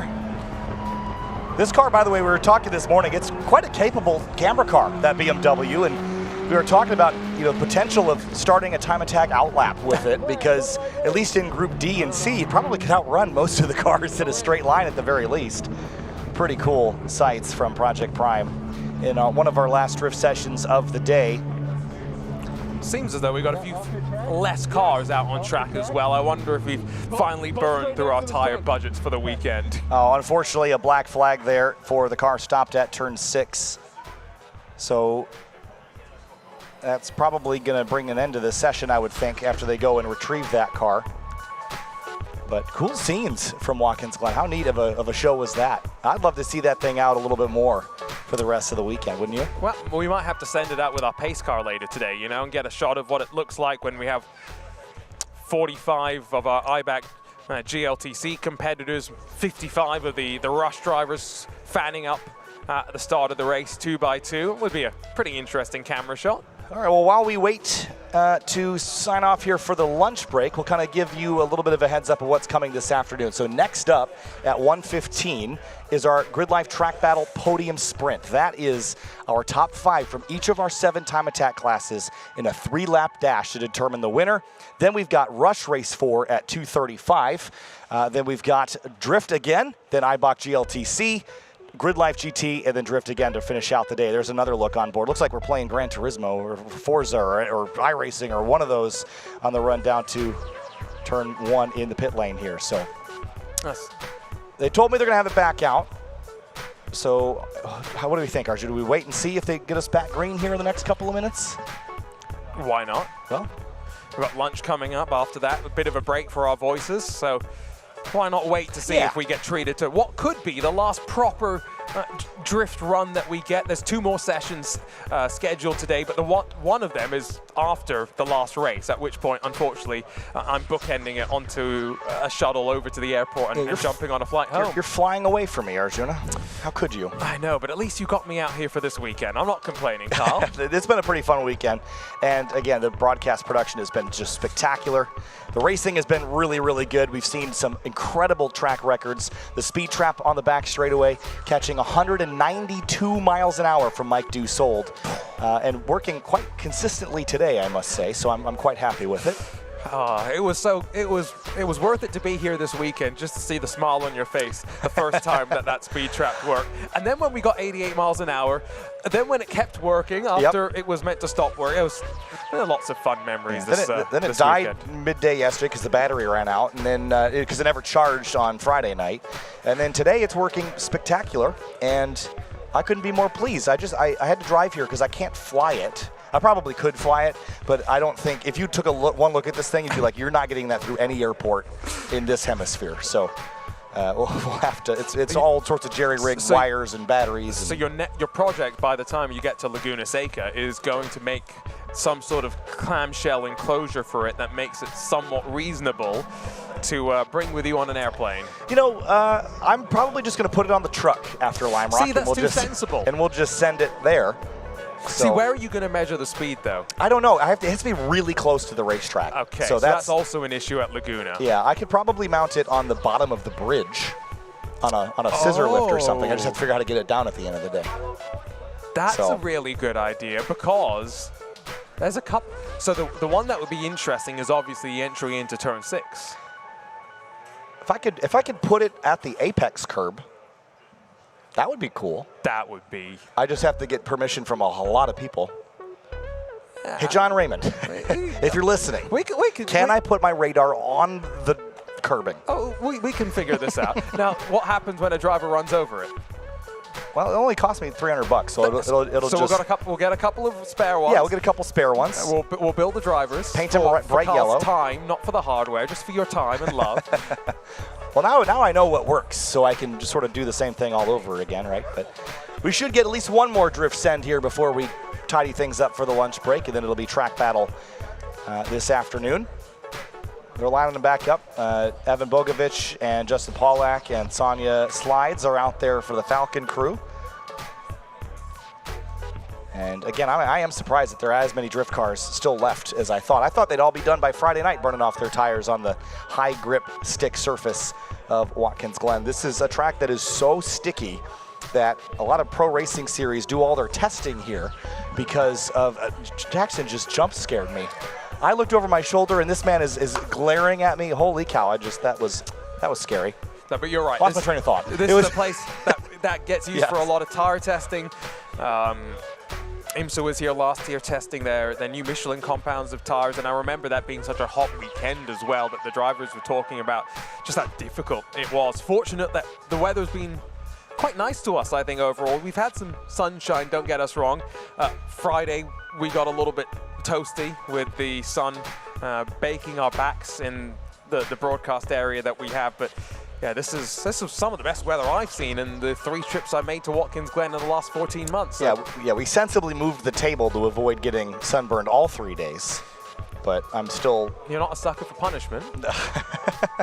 Well, we've endured the 70-degree, partly cloudy weather, Arjuna. We've made it. It's been difficult. How difficult for us to be out here at a racetrack all weekend and have fun with our GRIDLIFE community.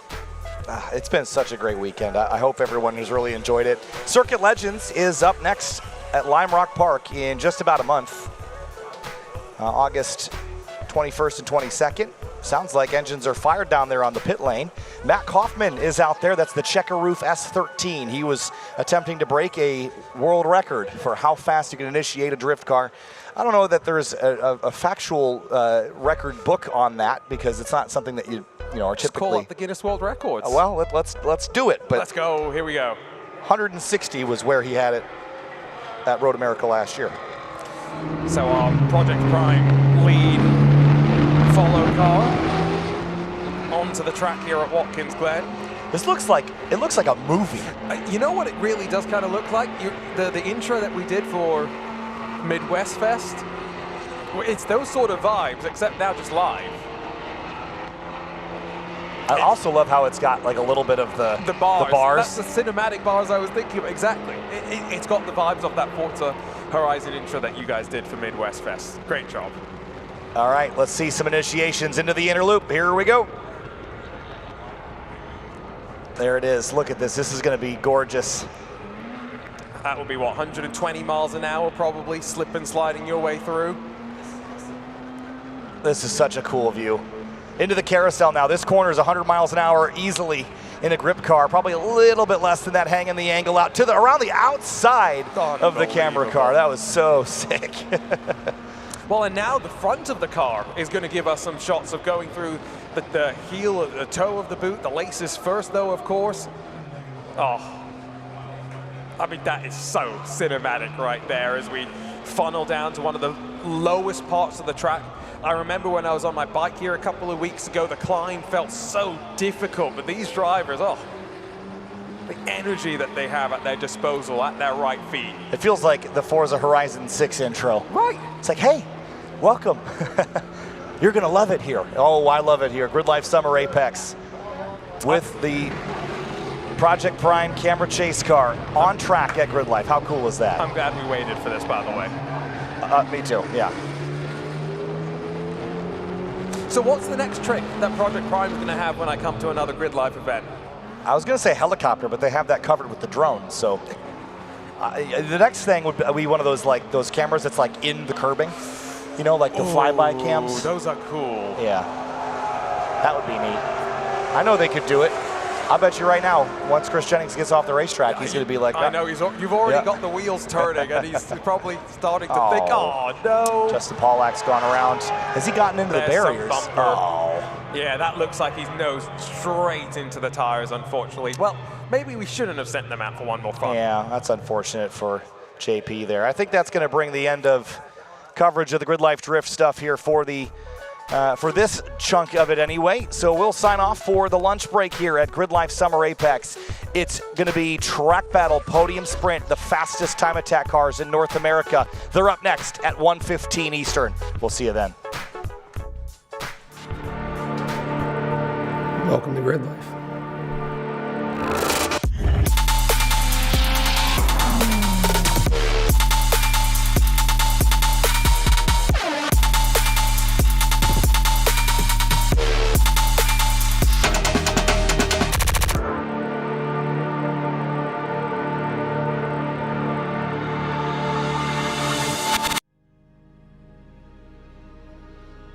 This weekend started long before the track ever went hot. Hours on the road, with storms rolling through the night, and an uncertain start to one of the shortest events of the season. But as the weather cleared, a new chapter for the team was just beginning. My name is Dai Yoshihara, and I'm originally from Tokyo, Japan, but lived in the US, Southern California for most of my career. Before I got a driver's license, I was riding the motorcycle. When I was riding the motorcycle on the mountain, I saw drifting, and then that moment I have to do this. So my dad used to work for a car dealership, and I think I got a lot of influence from him, and ever since I was a kid, I was just loving cars. Late 90s to early 2000s, I was basically the street racer in Japan. So I don't know if I can say that for now, but I'm not sure if I like competing, to be honest, even till this date. But it was the only way for me to showcase my driving, right? I wasn't sure if I was good at it. I wasn't sure if I'm liking it. It's a lot of pressure, right? Especially I'm getting a lot of support from many companies, many people.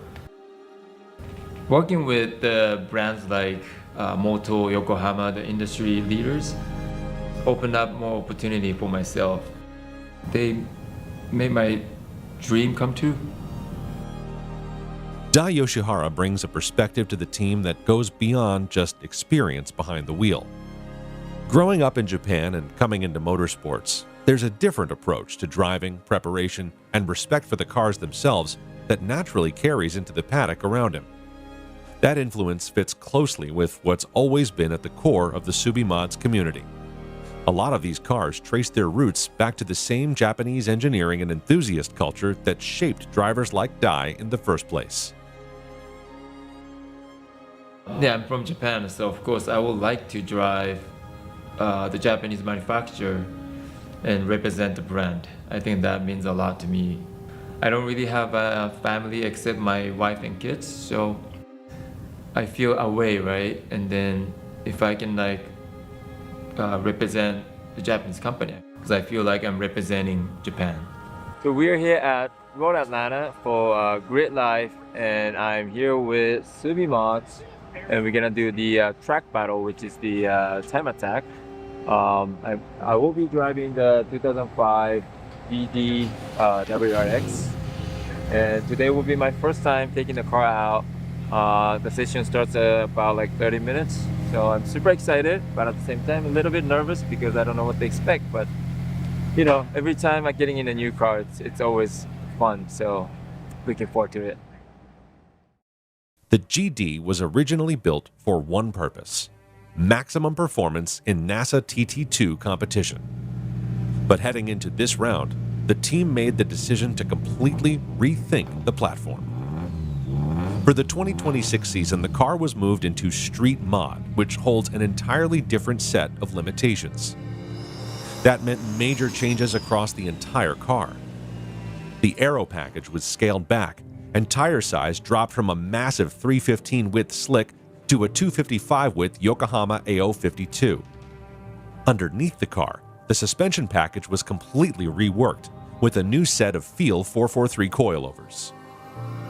Alongside the transition, the GD also returned with a refreshed engine package centered around its proven 2.3-liter IAG stroker engine. With so many changes happening at once, the weekend presents an entirely new set of challenges for the team to work through. Both Dai and Nick are preparing for their first time attack sessions of the event. Nick comes into the weekend carrying momentum from a third-place finish in class. And with a field full of experienced drivers on one of the most respected circuits in the country, there's plenty to measure against this weekend.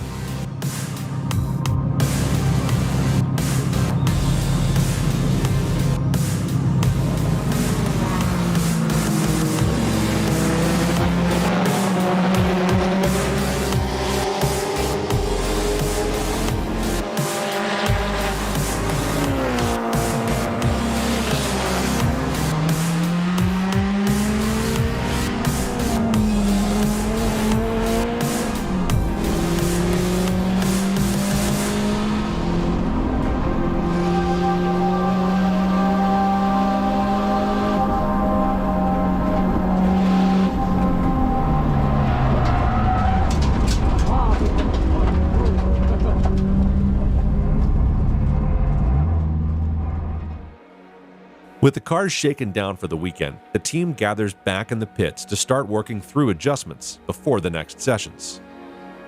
The first runs gave the drivers a much better understanding of how the cars are behaving here. I almost lost it, because the car unloaded a second, and I was like, all right, and then I was waiting for it to grip. Suspension bumps and stuff feels good, but it's way understeer. Yeah, I want to go much more to the back if possible. But not... EFI Performance starts to work through setup changes on the GD. Like a lot of all-wheel drive Subarus, this chassis naturally wants to lean toward understeer once the car is pushed to the edge.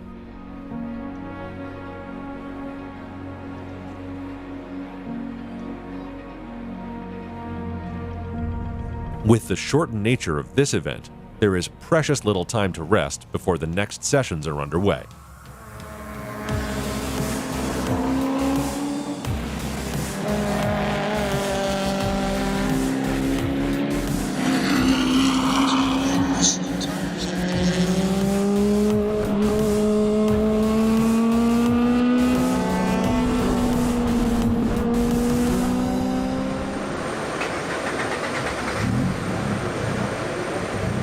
something seems like the car's starting to get down. It's not going fast.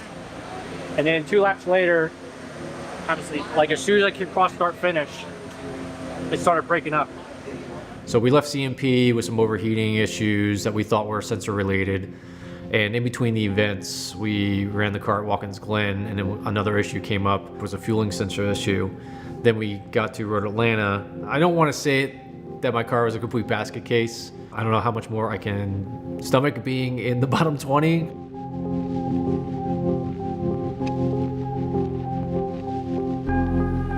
The shortened schedule was interesting because we didn't have a practice day, and we basically got right into it, and 2 out of the 3 drivers have never even turned a lap. I, has driven many different cars here, so we were confident with him.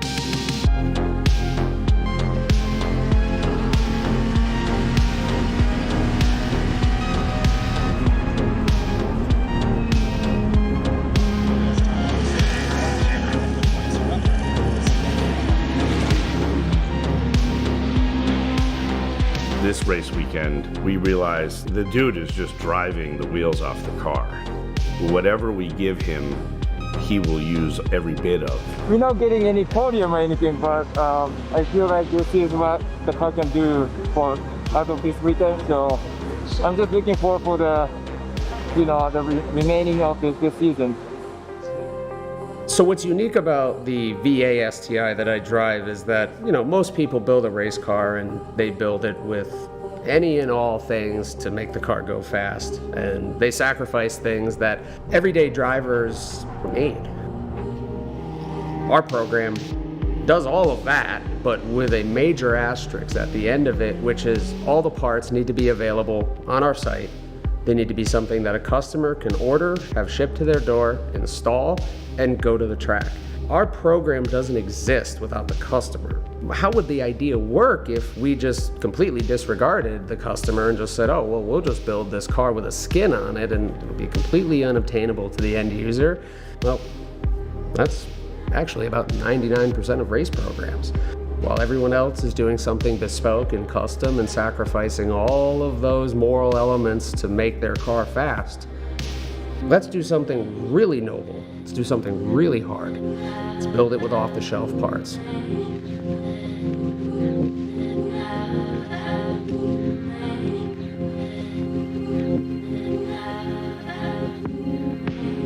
Sharing a similar set of objectives is Max and his BRZ. GLTC is preparing for its first race of the weekend. For Max, every lap at Road Atlanta is another chance to get familiar with the car on this circuit and a field he'll be racing against all weekend.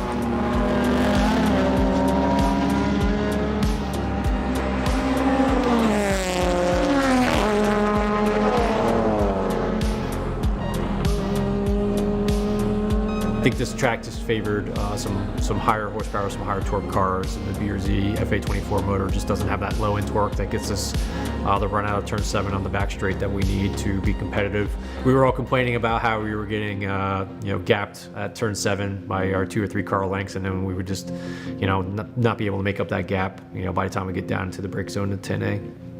I think that we have a car that can definitely be in a top 15, definitely a top 20 on pace car. As Friday sessions come to an end, Road Atlanta now belongs to Formula Drift. The time attack cars have come off track and the GLTC field returns to the paddock.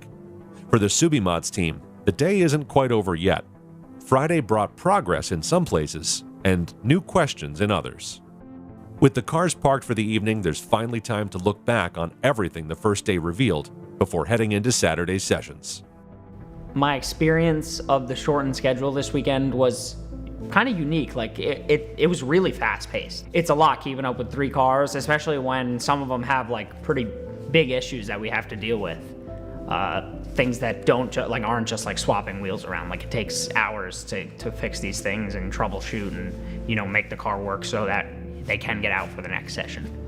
I'm Will Don Savage. I'm a technician at EFI Performance, and I'm here to support the Subimods race team. I think I've been into cars my whole life, but when I was 8 or 9 years old, my dad and my brother just were breaking engines and they had to replace them. And I don't know, that seemed interesting to me. It was like a big Lego piece.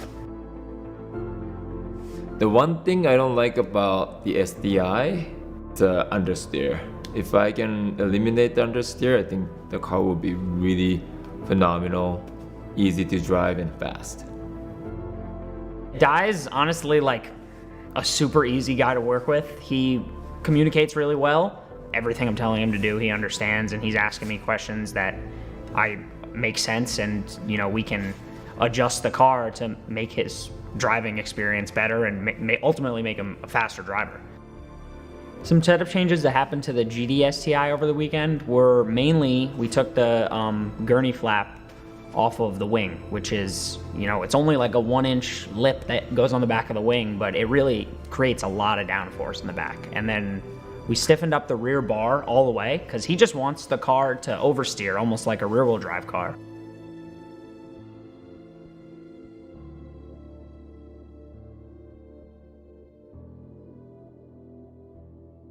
As the day comes to a close, the team sets off for some much-needed rest. An early morning awaits them.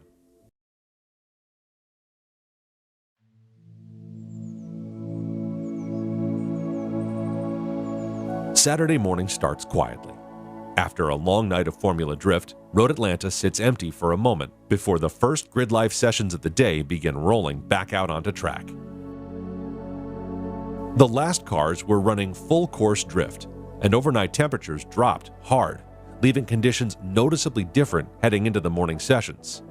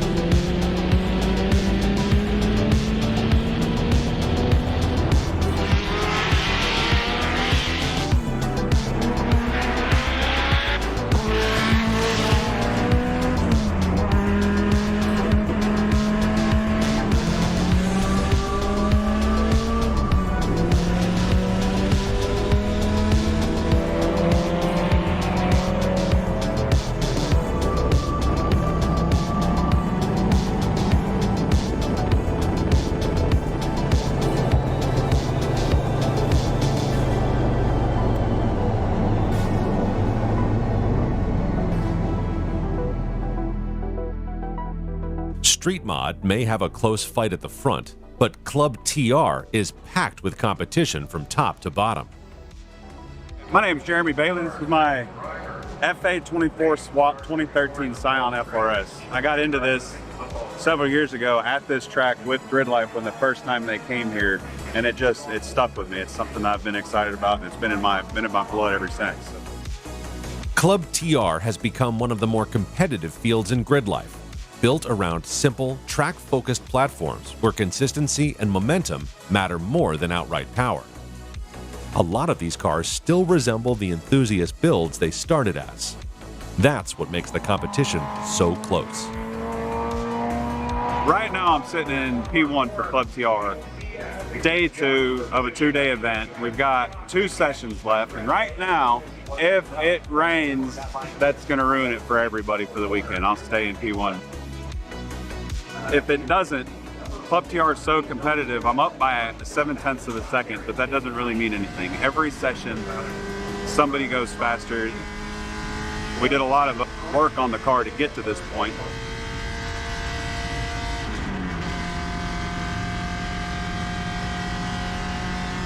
Today we just come off the track and we set the record for Club TR. Adding to the list of record competitors this weekend, Dewey DeWitt arrives with momentum already behind him. He continues putting down serious pace as the times keep falling around him.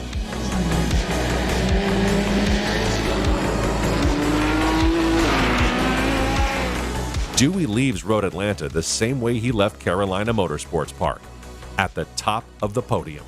Another first-place finish and another record added to the list.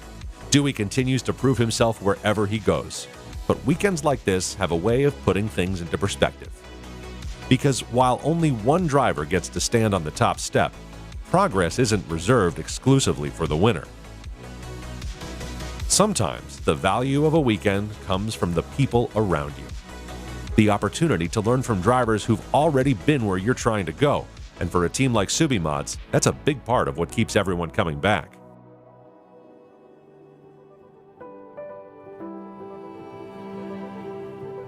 There's going to be wins and losses during your driving career, be it DE or time attack or racing. You're not always going to get on the podium. You're not always going to be able to drive your car home. There's nothing like it. Racing doesn't always come down to wins and losses. Coming off a strong result, expectations naturally start to rise. But development as a driver rarely follows a straight line. Sometimes progress shows up in adapting to changing conditions while learning what the car needs and finding confidence in places that don't come easy. I think one of the most shocking things is people will go to these events and they'll do one lap and say, oh, well, like Di, for example, in a way, like he's like, oh, I'm good, I did my lap. Like, and I'm like, oh, I'm staying out for the whole 15-minute session just to do it, just to say I did it. And that was something that Ben told me is he's like, just stay out. You're gonna regret if you don't. Competition is competition. Winning is winning, but adjust your framework a little bit and maybe you'll have a better weekend, even when you lose.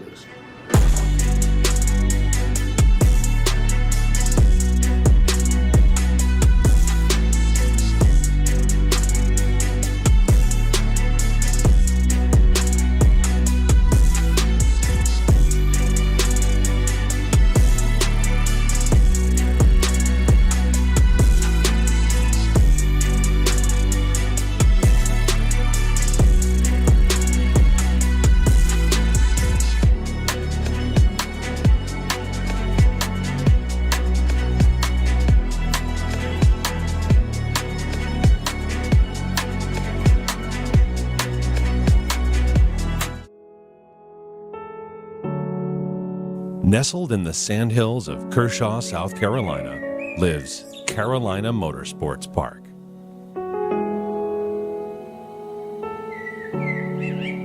A track that stands as one of the Southeast's most technical circuits.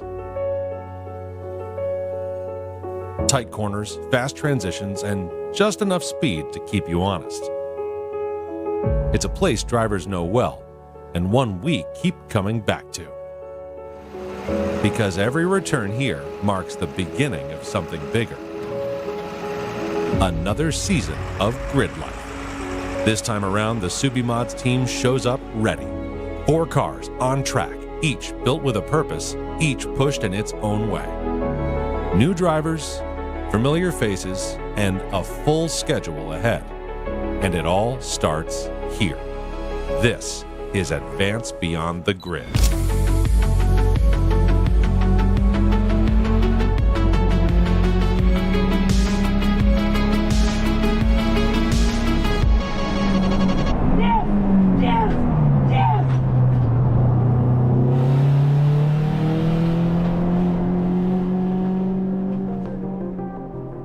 The first car that I've actually driven on track was our 22 WRX. One of our team members, Chuck, actually is an instructor, and he was kind enough to work with me a little bit at a local track day. And it was a situation where I went out and I thought I was doing great. I thought I was, obviously the fastest person on the grid. And Chuck went out and blew my mind. I didn't know that the car could do the things it was doing. I didn't know that it had the speed it had. There's just a whole nother, I guess you could say, discipline that I just didn't have. Coming into this weekend, Nick's not new to the track, but he is new to time attack. Last season was Nick's first full year of drifting. A lot of time spent getting comfortable and figuring things out behind the wheel.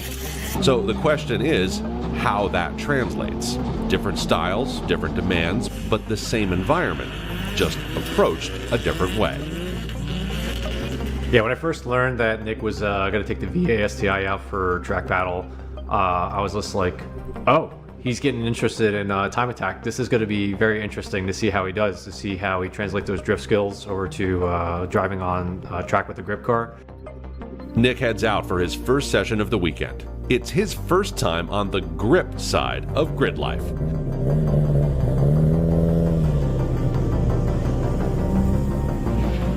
His early laps are steady, working through different lines, getting used to the way the car wants to be driven, and keeping everything smooth. Nick comes back in from his first session in the VA STI. Even early in the day, temperatures are already starting to climb, and it's clear that the heat is going to be a factor over the weekend. Back in the paddock, the hood's up, and the EFI performance team is right into it, going over the car, getting it ready for the next session, while making a few changes to help manage temperatures before things get hotter later in the day. After the first run, we started looking at the data and I was like, oh wow, I'm actually like pretty quick. I've never done time attack before. I don't know pressures. I don't know how the suspension is going to handle. I don't know any of the lines on the track. Having EFI alongside me for this drive was important. So, you know, whenever you have a question, to be able to go to someone that's been in that position before and say, hey, this is what I'm experiencing, and then them go, okay, I got it. Let me take care of it. It's a massive burden that's lifted off the driver. While the VA STI is back in the paddock getting attention, the rest of the event keeps going. Grid life isn't built around just one discipline. Across the weekend, there's time attack sessions, drifting, and lots of forms of wheel-to-wheel racing, each with its own pace, focus, and unique way of pushing drivers. And at the center of it lies the GRIDLIFE Touring Cup. That's GLTC for short, a structured wheel-to-wheel racing series that brings together tightly matched cars and some of the most competitive drivers. GLTC consistently delivers some of the most action-packed racing on track. This is where Max lines up. This weekend marks Max's debut in GLTC. He's no stranger to wheel-to-wheel racing, but stepping into the grid life field brings its own set of challenges and a level of competition that's tight from front to back. Leading into this weekend, knowing that I'd never been to this track, knowing that we had some changes to the car, I spent a couple days at EFI kind of my car myself, starting to get familiar with some of the things that we've changed on the car. A new environment for Max, but one that doesn't take long to settle into.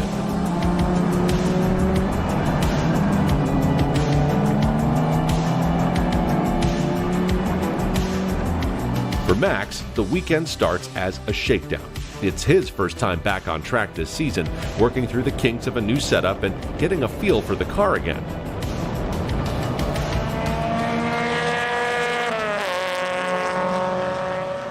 Early issues arise back in the paddock.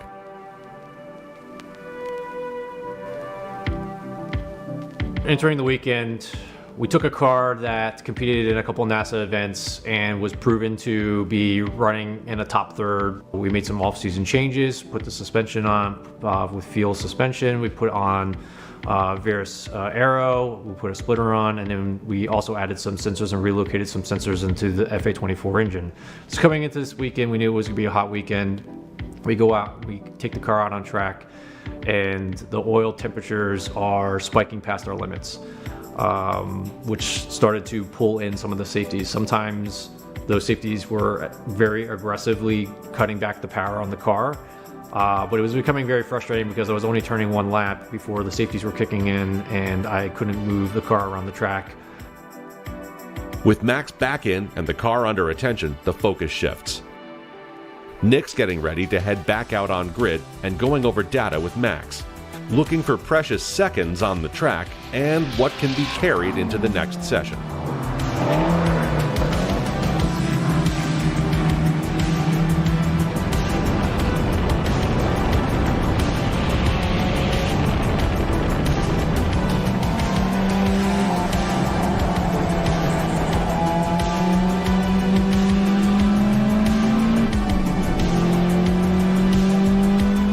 putting Nick in the car and seeing him start, building some speed, getting familiar with the car, and then getting into the mid 40s was pretty good.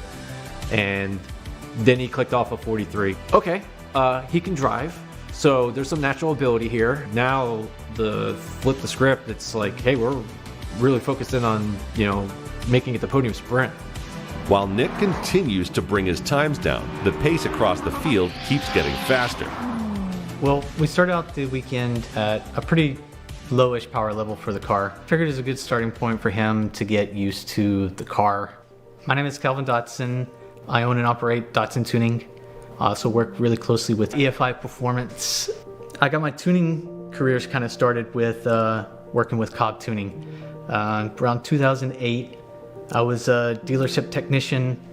It's in my DNA. My grandfather was a dealership technician who ended up starting his own shop. My father was a technician who started his own shop. My brother's a technician. My uncle is a technician. So I kind of grew up in it. So I've always been around cars. I worked alongside with a couple of guys that were really closely connected to Trey Cobb and Cobb Tuning, and we did a lot of aftermarket performance work at the dealership. So not only was I repairing Subarus day to day on the line, we were also taking brand new cars and selling them, as a full, Cobb Stage 2 kind of package car. The time came for Cobb decided they wanted to open some retail locations. So we kind of got together with Trey, opened up a retail location in Plano, Texas. They needed a tuner, so they sent up one of their tuners, and he spent a couple weeks with me teaching me to tune. That's kind of like where I got my start. Worked with Cobb there in Plano for about 8 years, so from about 2008 to 2016. So I decided to open my own tuning business. It was kind of a bit of a luck there, where almost the exact same time EFI was looking to move on to a new tuner, and I just happened to be available.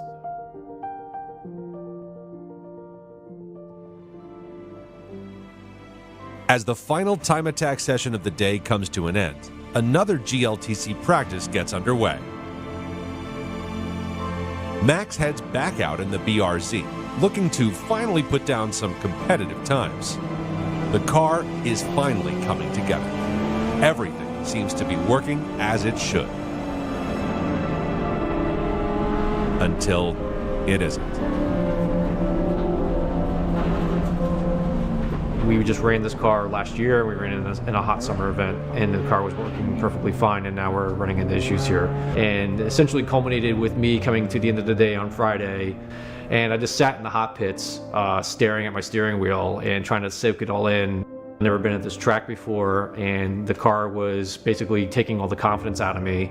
He seemed to have run out of talent, and I was in the bottom 5 of the GLTC list. This was going to be a challenge to claw back from, knowing that you're starting at the back of the grid with a car that you're not so sure will provide you a full race if it really is an issue. And 2, I have only completed like 3 true laps at that point of actual power, like full power in the car, where I didn't learn anything yet about this track.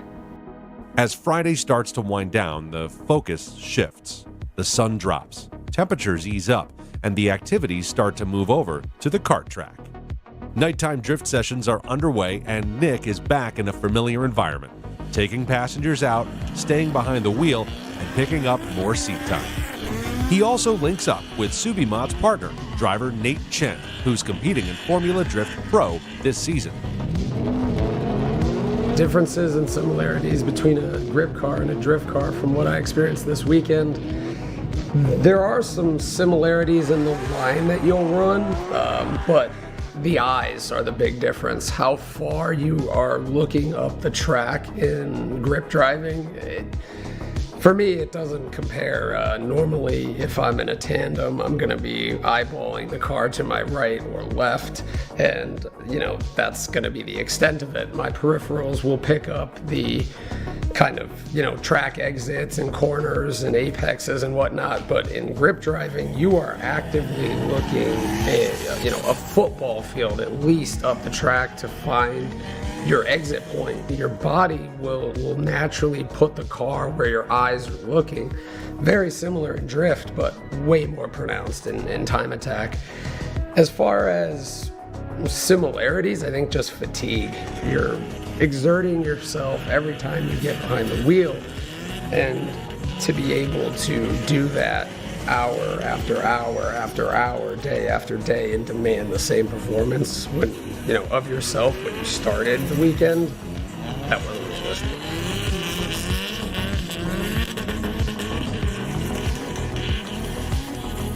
As the night winds down, the Subimods team heads off. With improvements on the horizon and 95 degrees in the forecast, tomorrow brings new challenges and another early start for the team.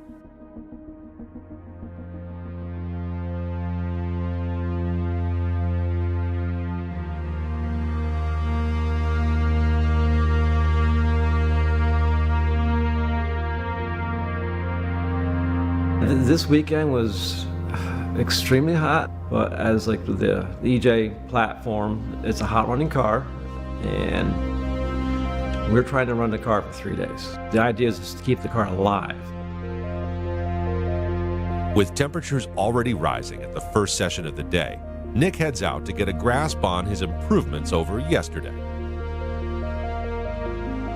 As a driver, I think his drifting experience will actually benefit him more than most going the opposite way, because with him, if the car gets out of shape on the track, that's his natural environment in drifting. So he only has to concentrate on getting a smooth, consistent line.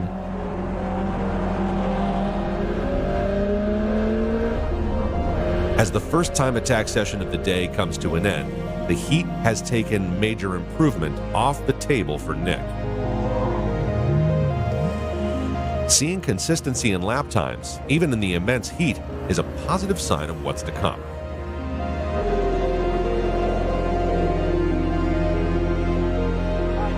As expected, the team is already experiencing temperature control issues in the VA STI.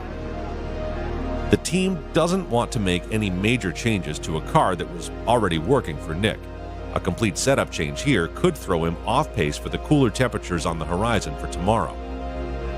In an effort to keep the cars in the best conditions for the podium sprint, many of the top time attack drivers are deciding to stay in during the heat of the day. Full course drift is underway. Full course drift is yet another experience that sets GRIDLIFE apart from the rest. Drivers are taking on the same track that is used for grip racing. This is not a typical drift session for most, and as sessions continue through the weekend, the track never stays the same. This serves as some of the best opportunities of the weekend for fans to experience what a ride-along in a properly set-up drift car really feels like.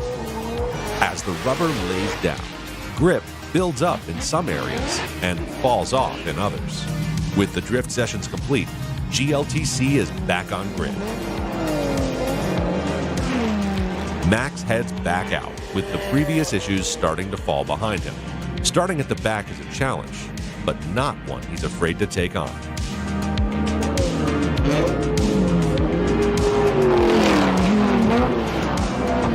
The EFI Performance team made some suspension changes, softening the car up to deal with the loss of grip from the drift sessions.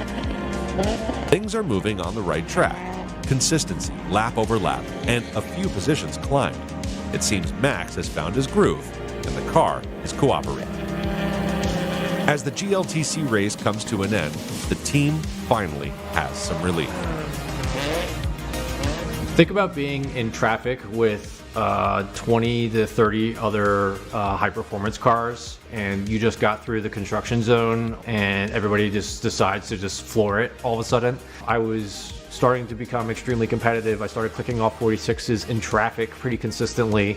The car was waking up. We were solidly in the pack, and we were not outside of the pack, which is going to give us a lot of hope going into Road Atlanta. As the driving starts to wind down for the day, the rest of grid life begins to come alive. The paddock energy shifts, and the focus moves away from the track. Crowds start to gather, the stage lights come on, and the atmosphere changes. Live performances carry into the night. Artists, a packed crowd, and a different kind of energy than what's out on track. It's a mix you don't really see anywhere else.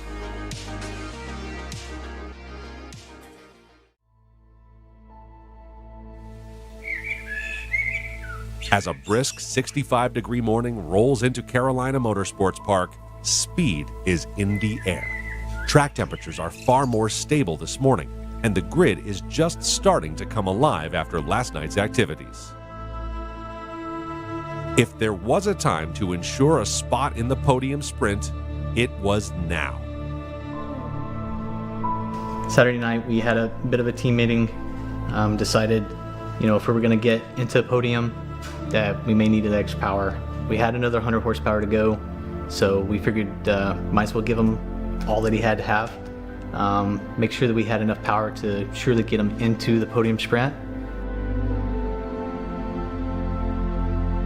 The EFI performance team has been working on the cars since they arrived this morning, making sure there is nothing left to chance.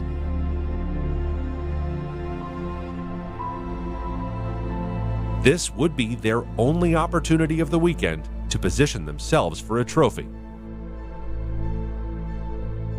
So what was going on in my head was a balance of, I'm not supposed to be here, I don't know anything about this, and I don't even know if I'm doing it right. In drifting, you're pretty self-aware. It's a pretty easy to understand concept, right? You're gonna put the car sideways and you're not gonna spin out. But this, you have the safety aspect, right? With regard to yourself and your car. Then you have 17 other people that you're going out with that you don't want to screw them up, you don't want to hurt them, you don't want to cause any issues. It's best to not think of that, as I've found out. You just...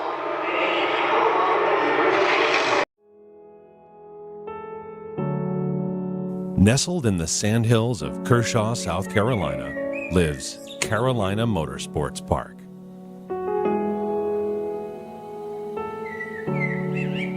A track that stands as one of the Southeast's most technical circuits.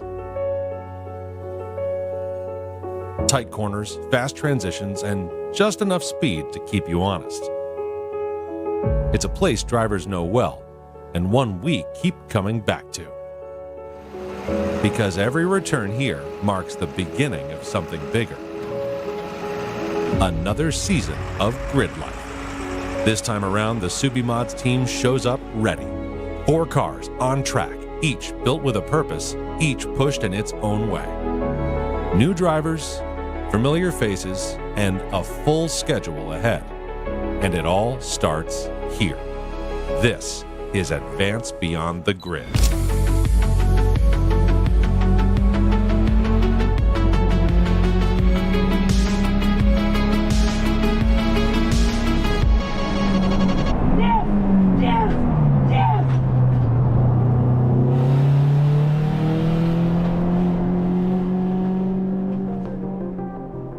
The first car that I've actually driven on track was our 22 WRX. One of our team members, Chuck, actually is an instructor, and he was kind enough to work with me a little bit at a local track day. And it was a situation where I went out and I thought I was doing great. I thought I was, obviously the fastest person on the grid. And Chuck went out and blew my mind. I didn't know that the car could do the things it was doing. I didn't know that it had the speed it had. There's just a whole nother, I guess you could say, discipline that I just didn't have. Coming into this weekend, Nick's not new to the track, but he is new to time attack. Last season was Nick's first full year of drifting. A lot of time spent getting comfortable and figuring things out behind the wheel. So the question is how that translates. Different styles, different demands, but the same environment. just approached a different way. Yeah, when I first learned that Nick was going to take the VA STI out for track battle, I was just like, oh, he's getting interested in time attack. This is going to be very interesting to see how he does, to see how he translates those drift skills over to driving on track with the grip car. Nick heads out for his first session of the weekend. It's his first time on the grip side of grid life.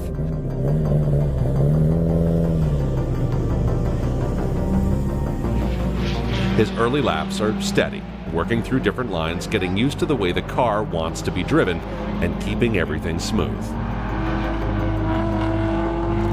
Nick comes back in from his first session in the VA STI. Even early in the day, temperatures are already starting to climb, and it's clear that the heat is going to be a factor over the weekend. Back in the paddock, the hood's up, and the EFI performance team is right into it, going over the car, getting it ready for the next session, while making a few changes to help manage temperatures before things get hotter later in the day. After the first run, we started looking at the data and I was like, oh wow, I'm actually like pretty quick. I've never done time attack before. I don't know pressures. I don't know how the suspension is going to handle. I don't know any of the lines on the track. Having EFI alongside me for this drive was important. So, you know, whenever you have a question, to be able to go to someone that's been in that position before and say, hey, this is what I'm experiencing, and then them go, okay, I got it, let me take care of it. It's a massive burden that's lifted off the driver. While the VA STI is back in the paddock getting attention, the rest of the event keeps going.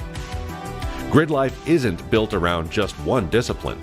Across the weekend, there's time attack sessions, drifting, and lots of forms of wheel-to-wheel racing, each with its own pace, focus, and unique way of pushing drivers. And at the center of it lies the GRIDLIFE Touring Cup. That's GLTC for short, a structured wheel-to-wheel racing series that brings together tightly matched cars and some of the most competitive drivers. GLTC consistently delivers some of the most action-packed racing on track. This is where Max lines up. This weekend marks Max's debut in GLTC. He's no stranger to wheel-to-wheel racing, but stepping into the grid life field brings its own set of challenges and a level of competition that's tight from front to back. Leading into this weekend, knowing that I'd never been to this track, knowing that we had some changes to the car, I spent a couple days at EFI putting on my car myself, starting to get familiar with some of the things that we've changed on the car. A new environment for Max, but one that doesn't take long to settle into.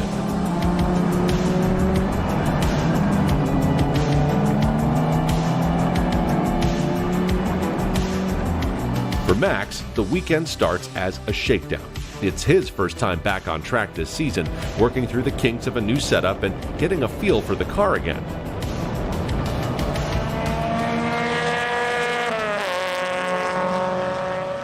Early issues arise back in the paddock.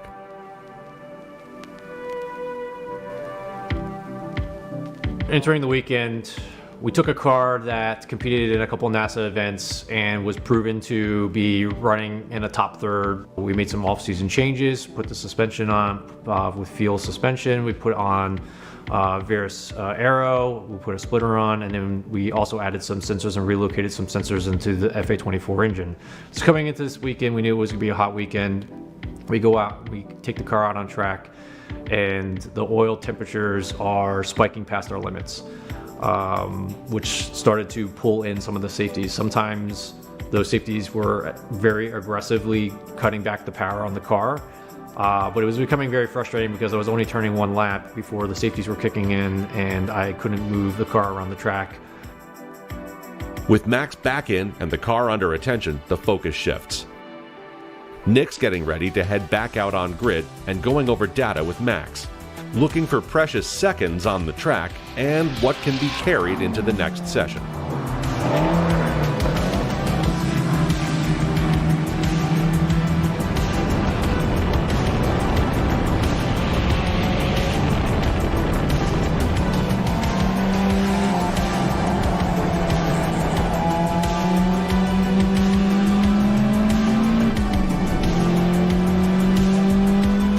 putting Nick in the car and seeing him start building some speed, getting familiar with the car, and then getting into the mid 40s was pretty good.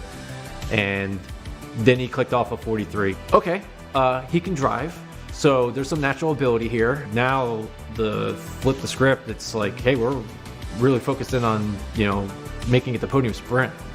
While Nick continues to bring his times down, the pace across the field keeps getting faster.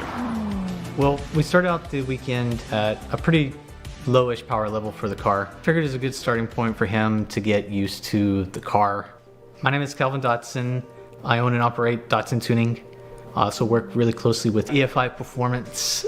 I got my tuning careers kind of started with working with Cobb Tuning. Around 2008, I was a dealership technician. It's in my DNA. My grandfather was a dealership technician who ended up starting his own shop.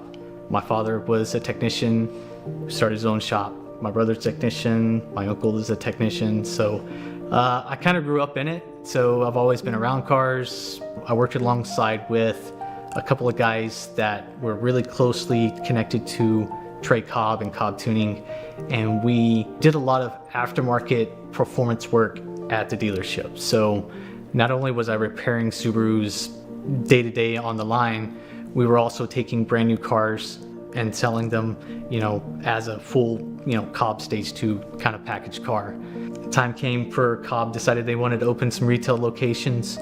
So we kind of got together with Trey, opened up a retail location in Plano, Texas. They needed a tuner, so they sent up one of their tuners, and he spent a couple weeks with me teaching me to tune. That's kind of like where I got my start. Worked with Cobb there in Plano for about 8 years, so from about 2008 to 2016. So I decided to open my own tuning business. It was kind of a bit of a luck there where almost the exact same time EFI was looking to move on to a new tuner, and I just happened to be available.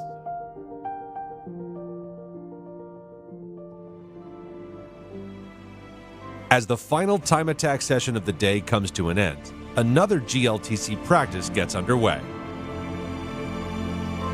Max heads back out in the BRZ, looking to finally put down some competitive times. The car is finally coming together. Everything seems to be working as it should. Until it isn't. We just ran this car last year. We ran it in a hot summer event, and the car was working perfectly fine, and now we're running into issues here. And essentially culminated with me coming to the end of the day on Friday, and I just sat in the hot pits staring at my steering wheel and trying to soak it all in. Never been at this track before, and the car was basically taking all the confidence out of me. He seemed to have run out of talent, and I was in the bottom 5 of the GLTC list. This was going to be a challenge to claw back from, knowing that you're starting at the back of the grid with a car that you're not so sure will provide you a full race if it really is an issue. And 2, I have only completed like 3 true laps at that point of actual power, like full power in the car, where I didn't learn anything yet about this track. As Friday starts to wind down, the focus shifts. The sun drops, temperatures ease up, and the activities start to move over to the kart track.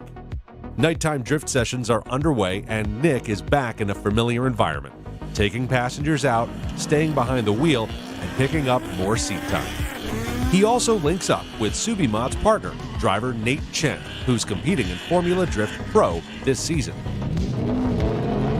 Differences and similarities between a grip car and a drift car from what I experienced this weekend. There are some similarities in the line that you'll run, but the eyes are the big difference. How far you are looking up the track in grip driving. For me, it doesn't compare. Normally, if I'm in a tandem, I'm going to be eyeballing the car to my right or left, and that's going to be the extent of it. My peripherals will pick up the kind of, track exits and corners and apexes and whatnot. But in grip driving, you are actively looking at, a football field at least up the track to find your exit point. Your body will naturally put the car where your eyes are looking. Very similar in drift, but way more pronounced in time attack. As far as similarities, I think just fatigue. You're exerting yourself every time you get behind the wheel, and to be able to do that hour after hour after hour, day after day, and demand the same performance when, of yourself when you started the weekend, that wasn't realistic.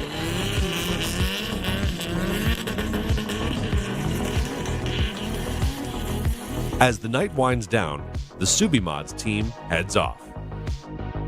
With improvements on the horizon and 95 degrees in the forecast, tomorrow brings new challenges and another early start for the team.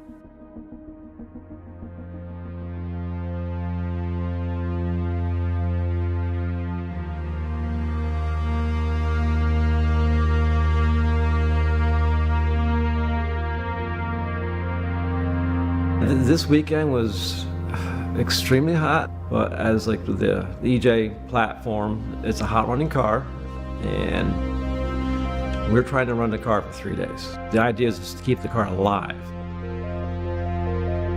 With temperatures already rising at the first session of the day, Nick heads out to get a grasp on his improvements over yesterday.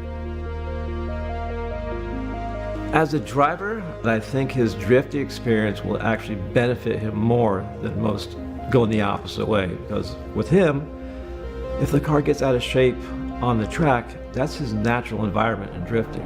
So he only has to concentrate on getting a smooth, consistent line.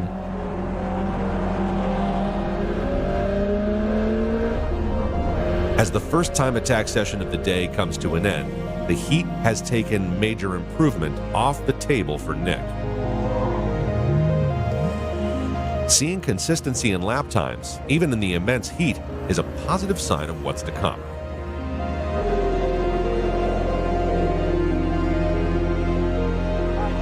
As expected, the team is already experiencing temperature control issues in the VA STI.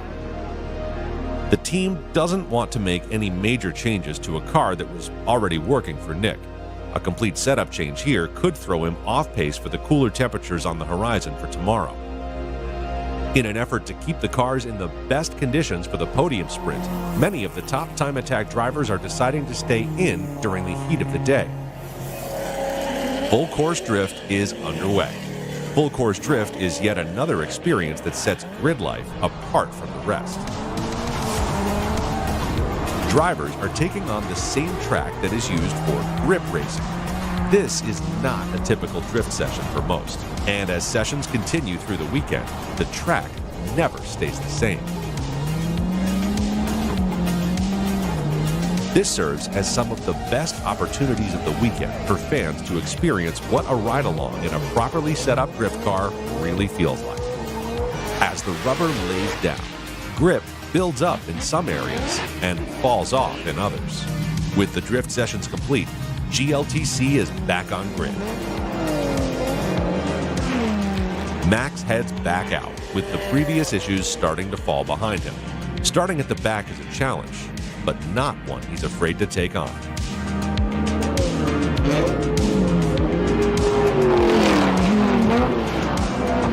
The EFI Performance team made some suspension changes, softening the car up to deal with the loss of grip from the drift sessions. Things are moving on the right track. Consistency, lap over lap, and a few positions climbed. It seems Max has found his groove, and the car is cooperating. As the GLTC race comes to an end, the team finally has some relief. Think about being in traffic.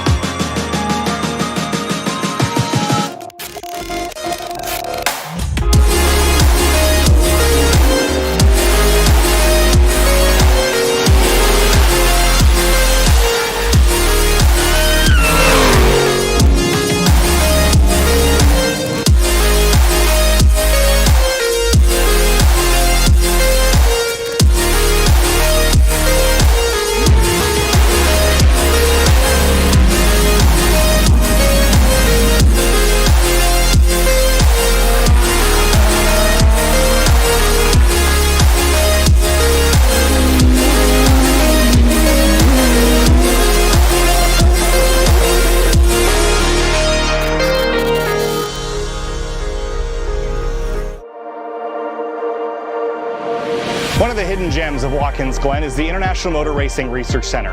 This is an awesome place to go if you want to learn all about racing history in Watkins Glen or just motor racing history in general. You want the book on where the checkered flag comes from, or just look at old maps and diecast cars, or jump on a simulator? It's such a neat resource that more people should know about in the heart of what started it all in Watkins Glen.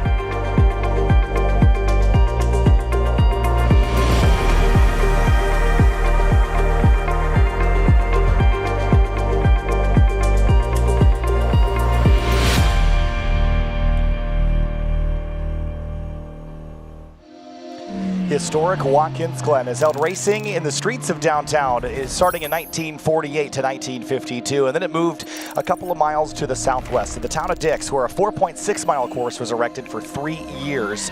After that, the permanent course was built in 1956, and it's changed over the next couple of decades into the 3.45-mile 11-turn road course we know today. It plays host to round 4 of 6 in 2026 for GRIDLIFE competition for Summer Apex Festival. Kyle Heyer joined by Arjuna Kankapati.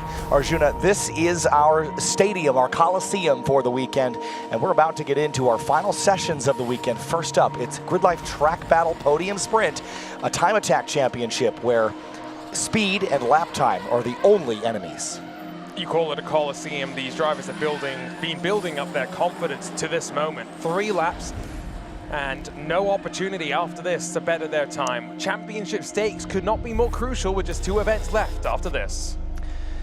There's those racetracks, the original 6.6-mile layout and the current track on the map, but everyone's focused on just going as fast as they possibly can as the Falcon Club SC cars line up at the end of the pit lane. These are the slowest cars we're going to see in this group. We're going to move up from our Club SC all the way to Unlimited, so every session they're going to get faster and faster and faster. Here's today's schedule for the track battle cars. They had Heat 7 this morning, and it's only the top 5 from each individual class, and they get 3 laps, Arjuna, to go as fast as possible, and that decides the winner for the weekend. All your lap times up to this point, those are fantastic. They determine your seating order here in this group, but they are completely and effectively wiped other than the track records. It's all about going as fast as you can.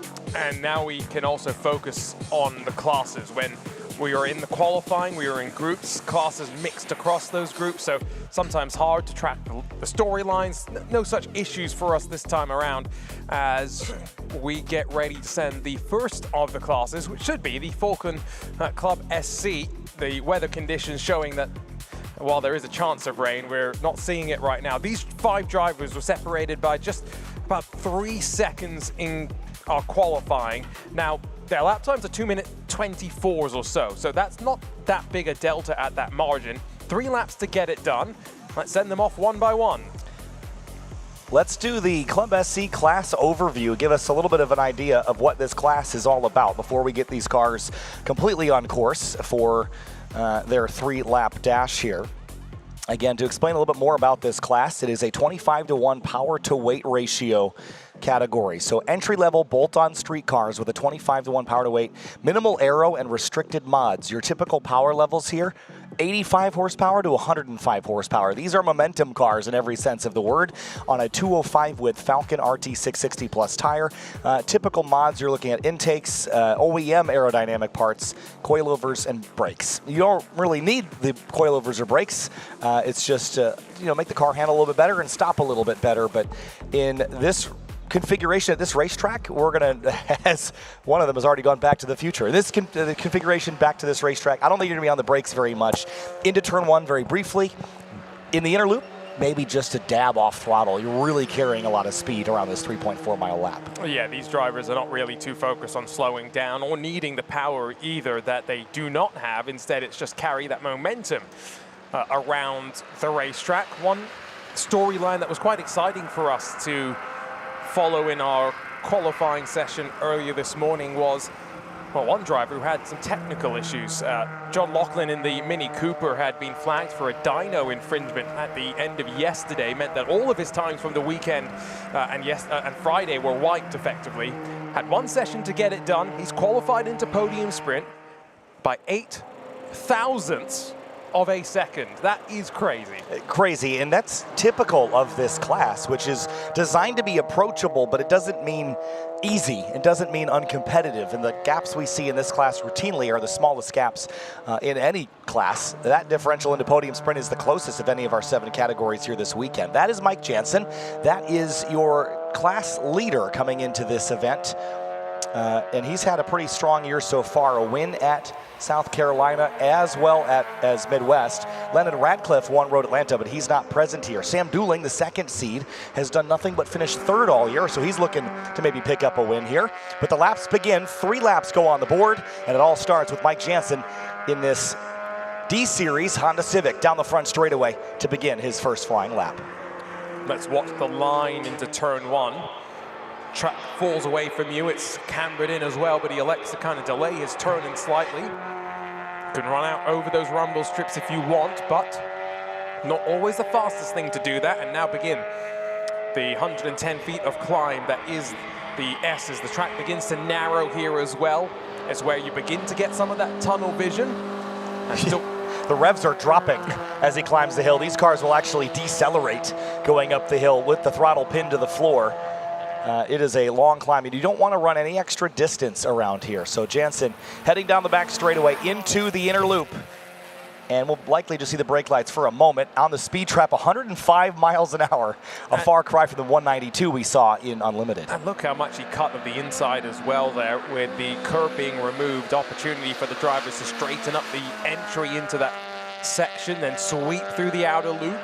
Bit of a discrepancy in the speeds that we're seeing, but again, they'll all make their time in slightly different ways. So far, Jansen with the biggest top speed number on our radar. Yeah, 105, 5-mile-an-hour gain on the Honda Fit in 2nd place, but David Best went a little quicker, and O'Brien also matching that 103-mile-an-hour mark. John Laughlin in the Mini is the one I'm curious about to see if that car is actually a rocket ship in a straight line and just lacks the width to have as much mechanical grip as the other cars in this class. Very tidy from Jansen so far. He's been consistent this weekend as we get the number less than 100 for the Mini Cooper. 98 miles an hour at maximum velocity.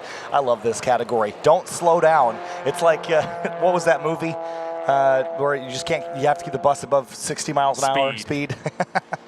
What a great name for a movie. Maybe not the best movie itself. Well, that's all right, but you got to keep it above 100, I guess. Here comes Jansen.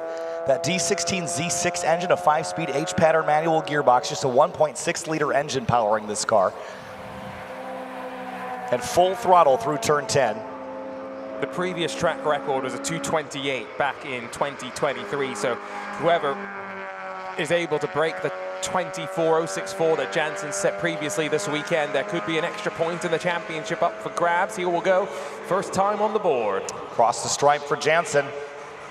It is a 226.201. I think there's lots of time left there. It's cloudy, it's cool, it's breezy. I think the track's got some more grip, and he'll turn up the heat here a little bit, as much as one can, in a car that makes 105 wheel horsepower. Use a bit more of the curbs coming through turn 1 that time. Dooling slot in front by about 1/10.5 of a second, so already that Honda Fit's showing some speed.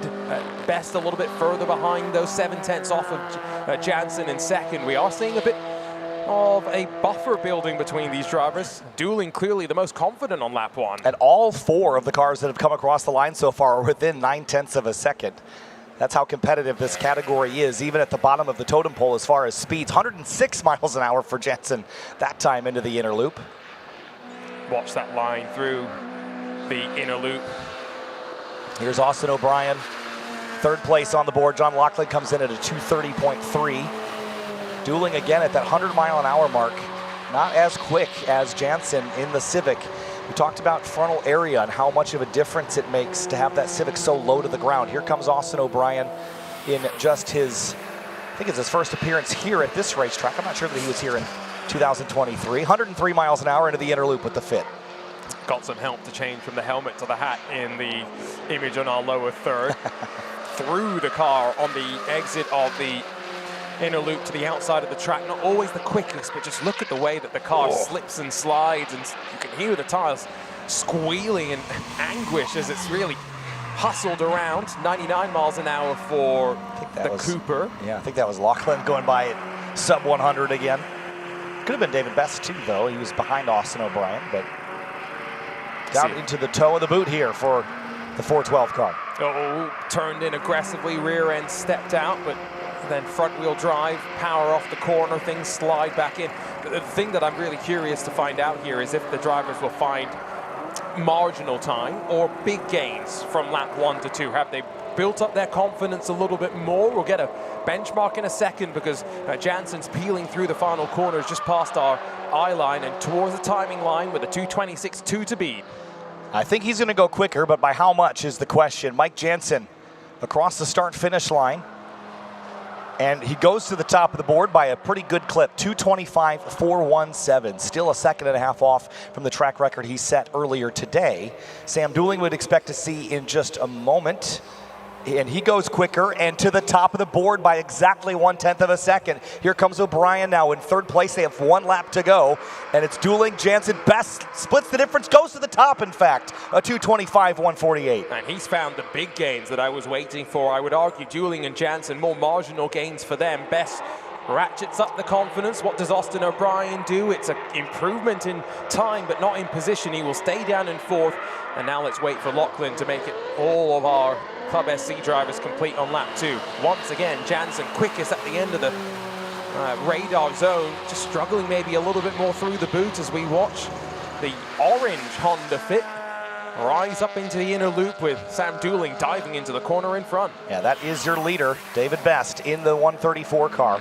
Past the speed trap, 103 miles an hour. He's been remarkably consistent every single lap. He's been at exactly 103. Look, not a lot of curb usage on the entry to the inner loop nor on the exit. So feels pretty comfortable not having to shortcut the racetrack and keeping the car pretty dialed through that section, of course. And it's only 2/10 that Dooling would have to improve on, but Jansen needs almost 4/10. I think David's in a great position right here as he drops down for the final time this weekend into the boot of the Watkins Glen International Circuit. Rise up out of the toe here. It's a real steep climb as well. Hands relatively steady as he turns it in once. The fit box works quite well over the crest there. Waiting for Jansen, waiting for Dooling to first set their lap times, then wait to even see if David Best needs to drop down into the 2:24s here in podium sprints. I have this sinking feeling that you're going to need to be below that 2:25 marker. I think Jansen's going to find that speed and find that time. Here comes David Best up out of the boot. Jansen rounding the final corner, coming to the checkered flag here for Club SC podium sprint. Onto the front straightaway. Can Jansen launch himself north of David Best? 2:25.148. Checkered flag, and he does. 2:24.451. That is going to be really hard to beat.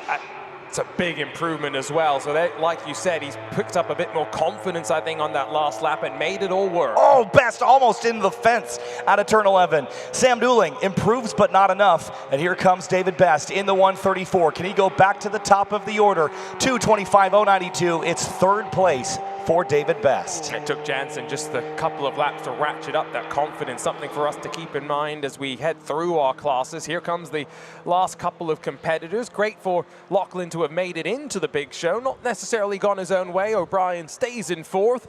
Let's see if Lachlan is able to find about 4 seconds to improve in position. Yeah, this Mini fighting an uphill battle, I think, at this racetrack. Now, heading to Lime Rock Park next month, this car is on my bingo card.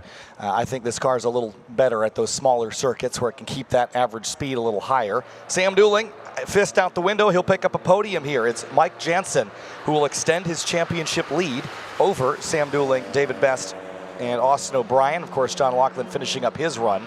At 88 miles an hour again, someone's tripped the speed trap. Back to the future we go again. Well, at least Sam Dooling didn't finish third once again. He's gone one better. Yeah, he's finally gotten himself a second after 3 third places to start the year. So with that, Club SC is complete, and they'll head back around to the pit lane.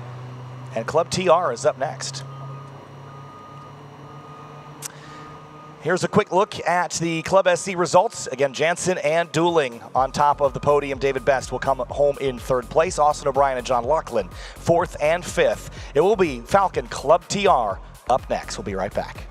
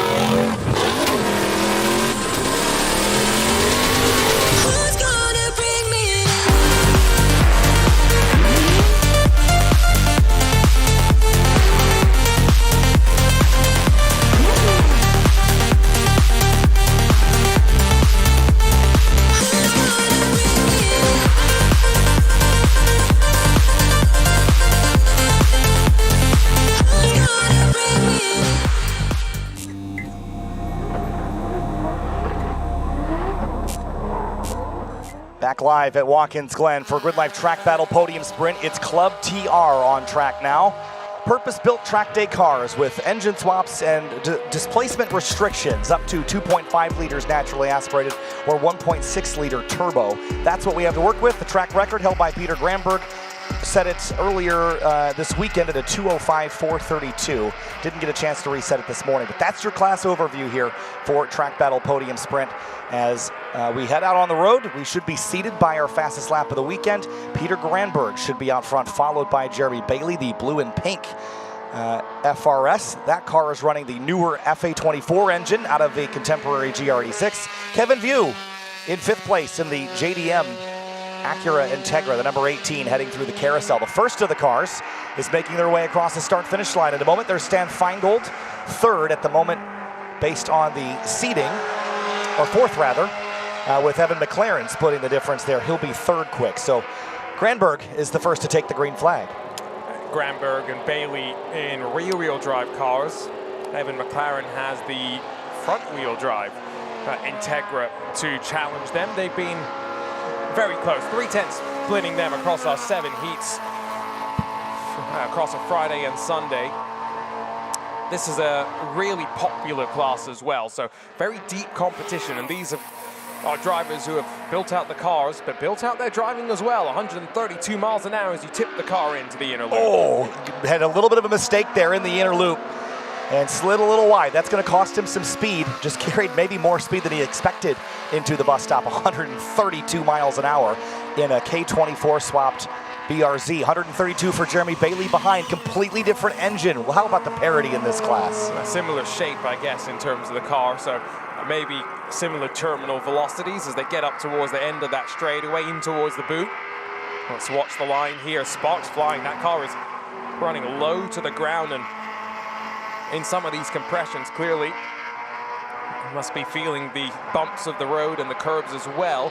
It's 130 miles an hour from Evan McLaren in the front-wheel drive Integra. Yeah, that's a little atypical. Typically, the front-wheel drive cars are a hair quicker because they don't have all the drivetrain loss of a drive shaft that can reduce your power output, you know, to a pretty severe amount. But Stan Feingold right at 130. And then Kevin View will be the last driver to hit that back straightaway speed trap. Peter Granberg, big slide. It's been kind of a sloppy lap, but we'll see what he can put together. You know, every time I watch a Club TR car, either the lap looks really slow because it's overly smooth, or it's super fast and ragged. And we'll see which one this is for Peter Granberg in the 511. Kevin View with the 131 mile an hour trap speed in the Integra, but here comes Granberg, first time across the line. And based on what we saw in Club SC, don't expect these to be the fastest times anyway. They're going to ratchet up to even faster times. Lock up for Granberg into turn 1. It was a really good lap, though, a 2:05.558. But the rest of the field isn't going to tolerate a mistake like that. Probably put a flat spot in those RT660 plus tires. Jeremy Bailey is now coming through turn 11. And Granberg is, see if he keeps on it. This lap isn't going to be fast. Maybe he takes a second, cool things down before he puts all the effort in for a 3rd flyer. What that tells me is there's a 204 out there. If someone can put it all together without looking so ragged like Granberg was, we'll get Bailey to the line. That is not the right lap time. And I think here's why. There was a little bit of drama on the outlap as Evan McLaren does a 2:07.945 on his opening lap. I'm hearing that we've got some vision from some of those slip-ups on the opening laps of this competition as Peter Granberg descends into the boot. Here's another look at it. This is Kevin View in the 18 a moment ago. Got on the rumble strips there, leaving the inner loop, charging too much, and then here's Granberg into turn 1. Yeah, we saw this, the big lockup, but not just the right front, but the left front as well, seemingly, for a moment. So may have just attacked the brake with a bit too much pressure, but recognized it enough to be able to release it quite well. But as View jumps into 4th, Feingold into 2nd in front of McLaren. Peter Granberg, even with the scrappy lap and a half that we've seen so far, on top spot. For now, here's Stan Feingold working up to pace, 2nd so far in this K-Series Toyota 86, 130. Again, very consistent into this inner loop section. This looks very composed. And it sounds like they were working on this car a lot over the weekend and trying to get it completely sorted and confident. Going back to our podium sprint at GRIDLIFE Midwest, A lot of drama there. Peter Granberg had an issue on the first lap, pulled off the racetrack, then came back and ended up winning. And he might be set for a second win in a row if no one else can match him. That 2:05.5 was an absolute flyer, but then burning up the tires, he's in, he's out. So if Granberg is beat, then he has no chance to respond at this stage off the racetrack. Let's see what the others can do. Seems as though the maybe mix-up in traffic might have impacted a couple of those competitors. Jeremy Bailey is coming through turn 11 now. Looks good as well from what we saw this lap, looking good from Feingold, who stays just within the bounds of the track, heading up into the final sector here. Very, very composed, which, like you said, sometimes looks calm, not always quick. Jeremy Bailey up to 4th. He'll want more than that in this final lap. Evan McLaren goes to second quick in the 5:14 in the Integra. Let's see what Stan can find. From all that I can tell, this is a very smooth lap for the Toyota 86. So 2:07.9 to 3 to beat was the previous benchmark. 1.3 seconds to find second away from Evan McLaren. That might be a task too tall on this lap, but he finds 6/10. He's down to a 2:07.3. It's going to come down to the last lap here. Evan McLaren is headed into the bus stop. These are the other two cars on the podium right now. McLaren and then actually Jeremy Bailey's off the podium at the moment. McLaren looks like he's done. Yeah, 96 miles an hour. He's going to cut the bus stop. So he is going to stop his climb at second place, and he might actually have a problem. There was smoke or something that I saw for a moment as he slowed down on the climb out of the S's. So heads up from him, yellow flag warning Stan Feingold of the stricken car. You see those records at the top, all set this weekend, of course, given the rain that we had in 2023. But Peter Granberg so close to that record. Yeah, so I think really it's going to come down to Bailey's last lap in that number 13. See what Kevin View can do as well. Just try to catch Feingold. Again, that yellow flag is going to put a little bit of a hampering on potentially Feingold's run. Nice run through the inner loop, though, for the right-hand drive Integra. Here comes Jeremy Bailey. This car is much quicker than this session has been for him. Let's see if he can respond. The championship battle in Club TR has come down to the 1,000th of a second a couple of times the last few years. Coming into this event, it is Peter Granberg on top over this driver right here, Jeremy Bailey. This could flip the script. If Bailey goes on to win this, they're going to leave here, I believe, tied or very close to it heading into Lime Rock. Checkered flag, and Jeremy Bailey at that 2:08.150 picks up to second and misses out on the win by less than 1/10 of a second. 2:05.558 over behind is Peter Granberg's time. That is Bailey with that 2:05.632. What does McLaren have? Or sorry, Feingold rather. Very different approaches there.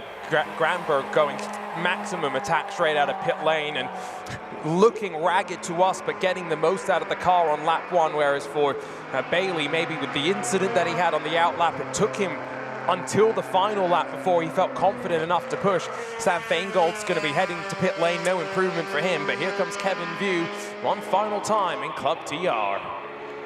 Here comes Kevin View across the stripe now in the number 18 Integra. It is a pickup. He knocks Feingold down to 5th, but it's not enough for a podium. And your results for Falcon Club TR are going to be Peter Granberg on top, a one-lap wonder in that session. Locked up the tires and almost threw the whole thing in the garbage, but it was a 2:05.558. Good enough to win the event. Then it was Jeremy Bailey and then Evan McLaren on your podium. Kevin View and Stan Feingold in the 3:26 wrap up the rest of your top 5 runners. And Jackson Lambros caught up with our Falcon Club SC winner, Michael Jansen, just a few minutes ago. Jackson? All right, well, he had to dig deep for it, but at the buzzer, Mike Jansen getting another win on the season. How deep did you have to dig there to go for a 24-4? That was driving the wheels off of it. I was literally just trying to keep it on track at that point. Were you aware of where the rest of the competition is? I know you've seen it all weekend, but did you realize you had to go 110% there? No, I really didn't. I thought I'd have him covered by about a second like I did yesterday, because I used yesterday as a kind of a feeler for what today would be. For him to be within a half second, he drove the crap out of that car too. With this, you're pretty much locking up the championship here in Club SC. How does it feel to get it done here in the Glen? It's amazing. It's especially never being here before. Like, this is legendary track. It's amazing. Congrats, Michael. Thank you. Let's go back upstairs to Kyle. Good stuff. Appreciate it. Well, job well done by Michael Jansen and Peter Gramberg, your winners in your Falcon spec classes. We've got more GRIDLIFE Track Battle Podium Sprint coming up in just a few minutes' time. They got to go pick up Evan McLaren's car. He's on the podium, but out of contention for the win. We'll be right back after this.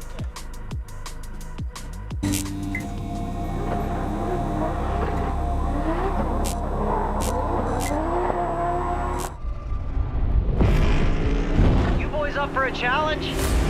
How about this? Anything you can do, I can do faster. Okay, bro. I'm gnarlier than you. I get more sideways. I'm louder. Much louder. I get wilder than you. You sure about that, bro? Harder. Slicker. Cooler. Tougher. Let's go. So what you got?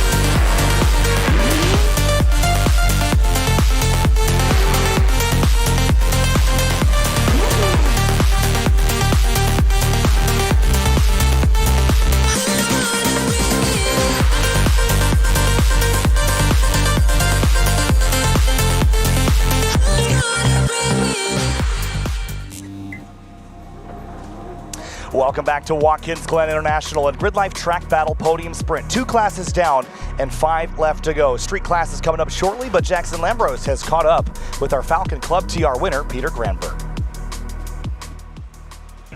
Well, you only needed 1 lap. It was sketchy in the process. I think it was up in the air on whether or not you were even going to be here this weekend. Yeah. You got it done. How does it feel, Peter? Man, overjoyed. I don't even know what words to describe the feeling. It's, you work so hard to get your car just to be ready, and then you got to overcome the challengers and the competitors, and like, the car broke, so I got literally 1 lap, and that was good enough. I'm relieved. I can take a break. In that opener, did you even feel like that was enough to make it stick? So I was a 10th off my personal best. I put on new tires. I'm like, I think there's a 204 in the car for sure. And I finished my first lap, and then the second lap in, I hit the brakes and I locked up and I looked down. I'm like, oh great, my ABS failed. And then I was like, I'm done. So another Falcon Club TR win. Congratulations, Peter. Thank you so much. I appreciate it. Let's go back up to Kyle. Thanks, Jackson. Job well done for Peter Gramberg. It's going to be street class up next. They're on course now. Track record set this weekend, 203.354. The car that is leading the weekend is that one on the graphic, Joshua Halka. Street legal vehicles here, OEM aero only, bolt-on modifications, and restricted tire sizes. You can only have up to 285 with tires on front and rear drive cars and 255 on all-wheel drive cars. Again, you're going to be doing bolt-ons, suspension, and of course the turbo rules are quite complex, but if you've got it all tuned up, should be just over a 2-minute lap time here as we begin Track Battle Podium Sprint here. And out front, it's Josh Halka in the number 777 Turn-In Concept Subaru. Championship leader, Arjuna, if he wins this event, championship locked up. And I don't think we're expecting too much competition for him. He's been a couple seconds faster than the rest of the field. But the fight for second, third, and fourth is going to be very close between Isaac Ambrose, Mike Coons, Willem Dries, and Giles Marciano. Jackson was telling us just before we went on air post-lunch that Mike Coons is going to go out there, what was it, for one lap, and one lap to rule them all. And he said a head gasket is failing, so he was just going to send it. Always loved the time attack attitude of just send it till it blows it. But here we go, Halka past the speed camera on the back straightaway. Let's see what this 777 Subaru is capable of in the speed zone for Halka. It is 143 miles an hour for that WRX. A little bit of a wiggle as he turned into the inner loop and got down to the apex, but looks very steady now as he settles into the long radius right-hand sweeper. Brings you in towards the back half of the lap now.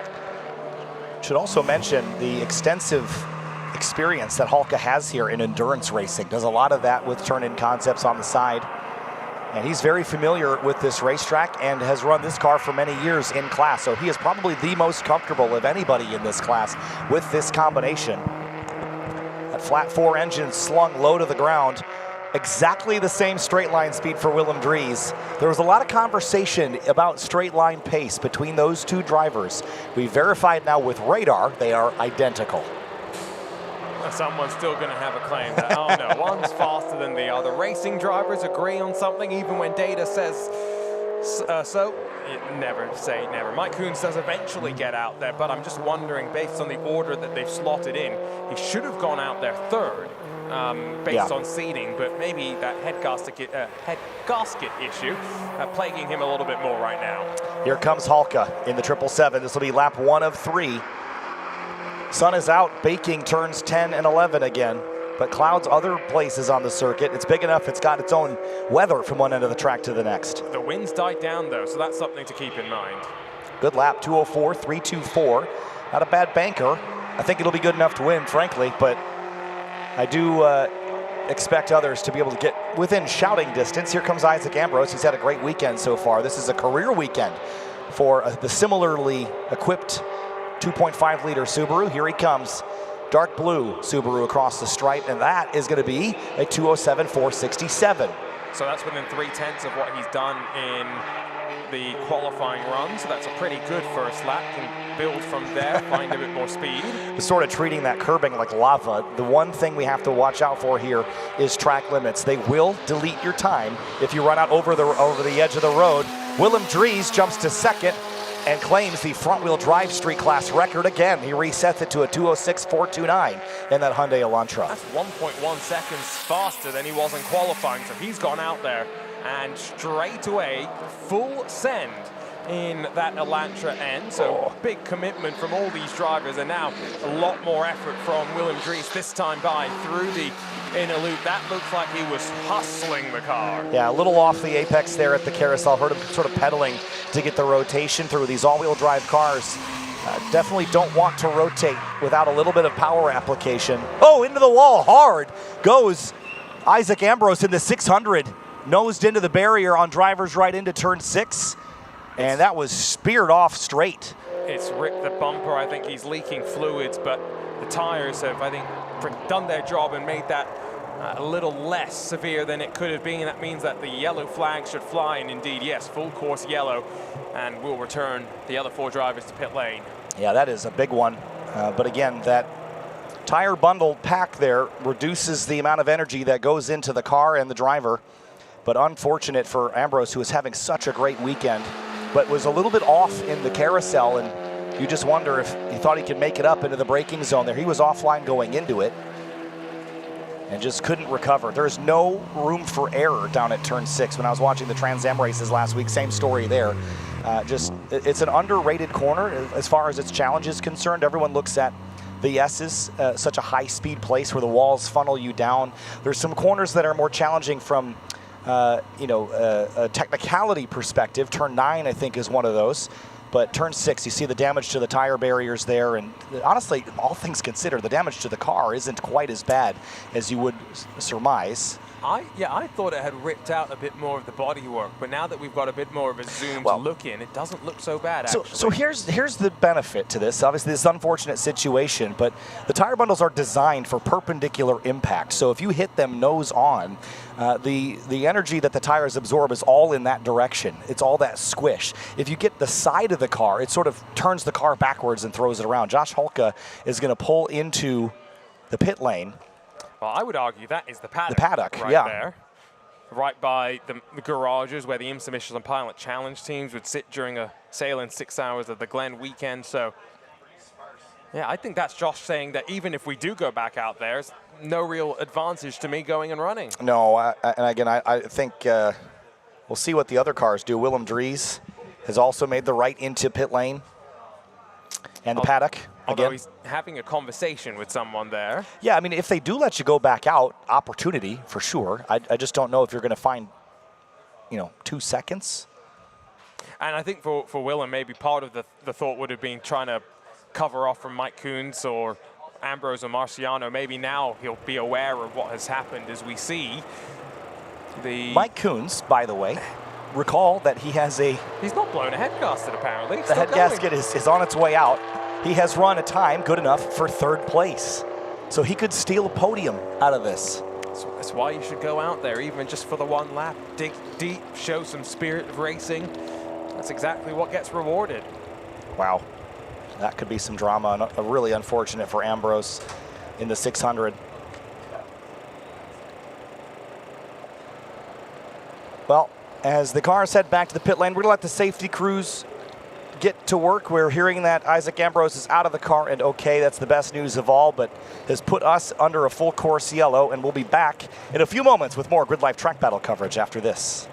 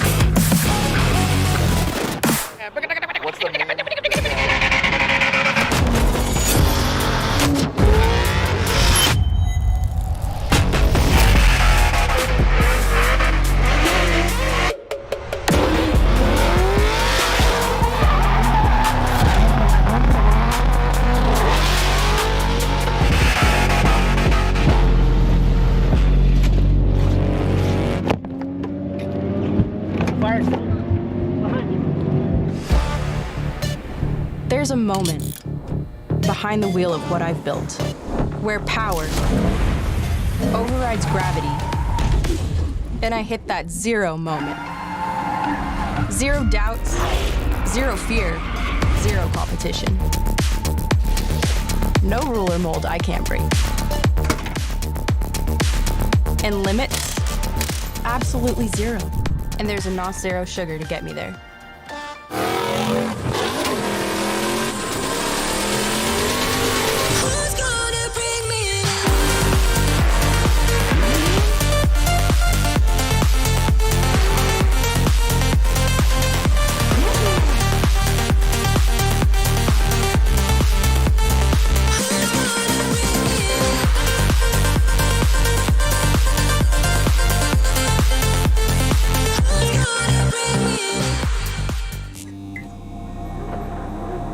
Barrier repair underway here at Watkins Glen International. Returning back for GridLife track battle coverage at Summer Apex Festival. Kyle Heyer joined by Arjuna Kankapati and Jackson Lambros in the paddock. All the street class competitors that were out on the racetrack have elected to come back to the paddock and will not return, which means, there's some drama here though. This 777 of Josh Hulka has just had his time deleted, Arjuna. That's big news. Is he going to get the choice to... I mean, I think the decision has been made. but why has that time been deleted? Well, it would have to be track limits is what we would assume, right? I feel like we followed that car for the whole session. But let me get a clarification. We'll see if you can get word, but yeah, I guess if the decision has been made to not return to the track, at this point he will not have the opportunity to change that. And it means the championship's extended by an additional round. Josh was in a position to win this event, wrap up the championship effectively as well. So let's see if you can get word from our great team here at Race Control, and track limits monitored by corner marshals. So maybe they had got word about something that we hadn't got quite the right angle for, but sure we'll find out sooner rather than later. Hope so. See Jeremy Bailey pulling back in there. So typically what happens when you are the winner of a track battle class, or you break a record, you're brought to impound, where the car is then weighed, and then any other obviously illegal things would be checked. But curious in the case of the 777 what the story is there. You see Isaac Ambrose's time has been deleted as well. No surprise there. That constitutes a 4 off, so that will move him to the bottom. By which you mean if you put all 4 wheels off the track right. during podium sprint, you lose your time, so that is to be expected, and it means that Willem Dries might just walk away with the street win here. That lap time deletion is to be believed. Mike Coons with the blown head gasket now suddenly second, and Charles Marciano would be scored in third. Yeah, we'll continue to work on getting a clarification for that. While the barrier repair completes, we'll jump away to break one more time while the safety crews are at work. And I'll try to figure out what's going on with the 777 of Josh Hulka. We'll be right back.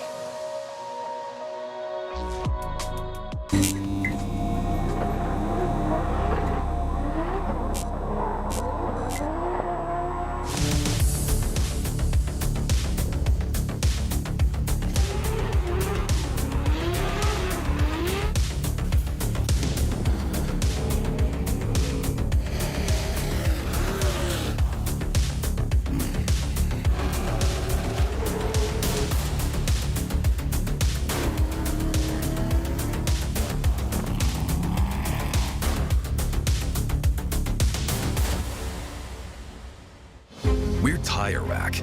We test tires to provide you with truth, transparency, and unbiased recommendations. We stock over 1 million tires to ensure we have what you need. We're Tire Rack. We work hard to ship your tires fast and free. We offer convenient installation options to keep you moving forward. We do all this for one reason. Tires matter. TireRack.com, official tire retailer of GRIDLIFE.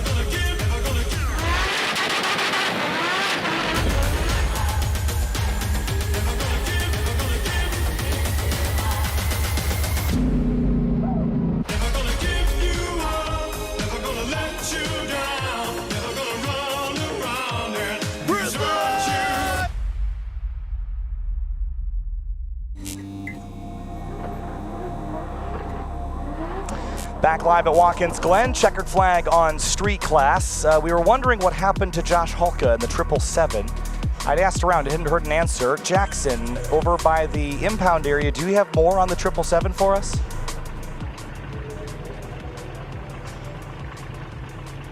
Well, I was actually halfway through interviewing Josh Hulka when the news came out that that lap was invalidated. When we wrapped that up, he knew exactly where it was on exit of turn 8. He believed he was carrying a tad too much speed, but nothing worthy of ending his session or ending that lap. We walked over together to the GRIDLIFE officials. He said he had 2 options. The GRIDLIFE officials said that he had 2 options. He could either go out for another lap or go over onboard footage to protest it. Pretty much the minute that latter option was offered, he walked back over to the car to grab his GoPro. But currently right now, still some discussions in progress. I'll get you guys info as soon as I have it. Thanks, Jackson. And the mighty track limits have bitten for the first time in podium sprint here, Arjuna. Turn 8 is the trouble spot. When we looked at the course this weekend, it was sort of turn 1, 8, and 10 that we thought might be the zones that got drivers. But this is our court, and you have to stay in the lines. And it just ran a little bit wide. That's one of the differences between Gingerman and Watkins Glen. I guess there are a few places here where you can run that little bit wider as opposed to just having grass as your track limit. But I'm sure he's going to go look at the footage, see what he can, but ultimately track limits often in the eye of the judger, and in this case our corner marshal's doing a great job to keep an eye on all of that. Well, let's have a look at the results for street class. Provisional, of course, as they always are here on the broadcast. Willem Dries will pick up his first street class victory on this side of the country with a 2:06.429, and with that he'll parlay another point because of the front-wheel drive track record. Mike Coons, with that head gasket letting go, scores a second place, and Giles Marciano, in his first return in some time, scores a third. Josh Hulka, again with that lap time deletion, and Isaac Ambrose with the unfortunate incident at turn 6 that has put us in this delay, is position number 5, Arjuna. So a little bit of drama in street class to finish off our weekend for our blue stickered friends down there. That's what Podium Sprint is all about. That's why you should stick around on the Sunday afternoon as we get wrapped up with the weekend's action. You can never relax in these 3-lap shootouts at the end of the day. Yeah, and for the video as well, what is going to prove him guilty or not guilty is going to be the details, because the curbing there is rippled. So when you're driving on it, it produces a sound and it vibrates the car. And if you go off all the way to the left of the curbs, all that noise will stop because it's just smooth concrete out there beyond the limit. And so that's how they'll determine that. But of course, the burden of proof is now on the driver after the corner worker calls. So barrier repair still going on down there at turn 6. Let's have a look here at our Street GT class overview, because that'll be our next group on track. We step up the horsepower quite a bit into this category, into the 500 to 650 horsepower range.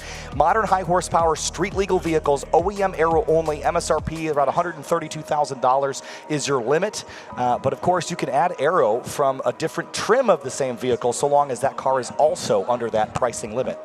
And the top 5 in this class dominated by the Corvette Z06. We've got one Camaro in the mix as well, but Luke McGrew has been pretty lights out this weekend. He's going to be first out there with a 158.058 as the previous benchmark to beat.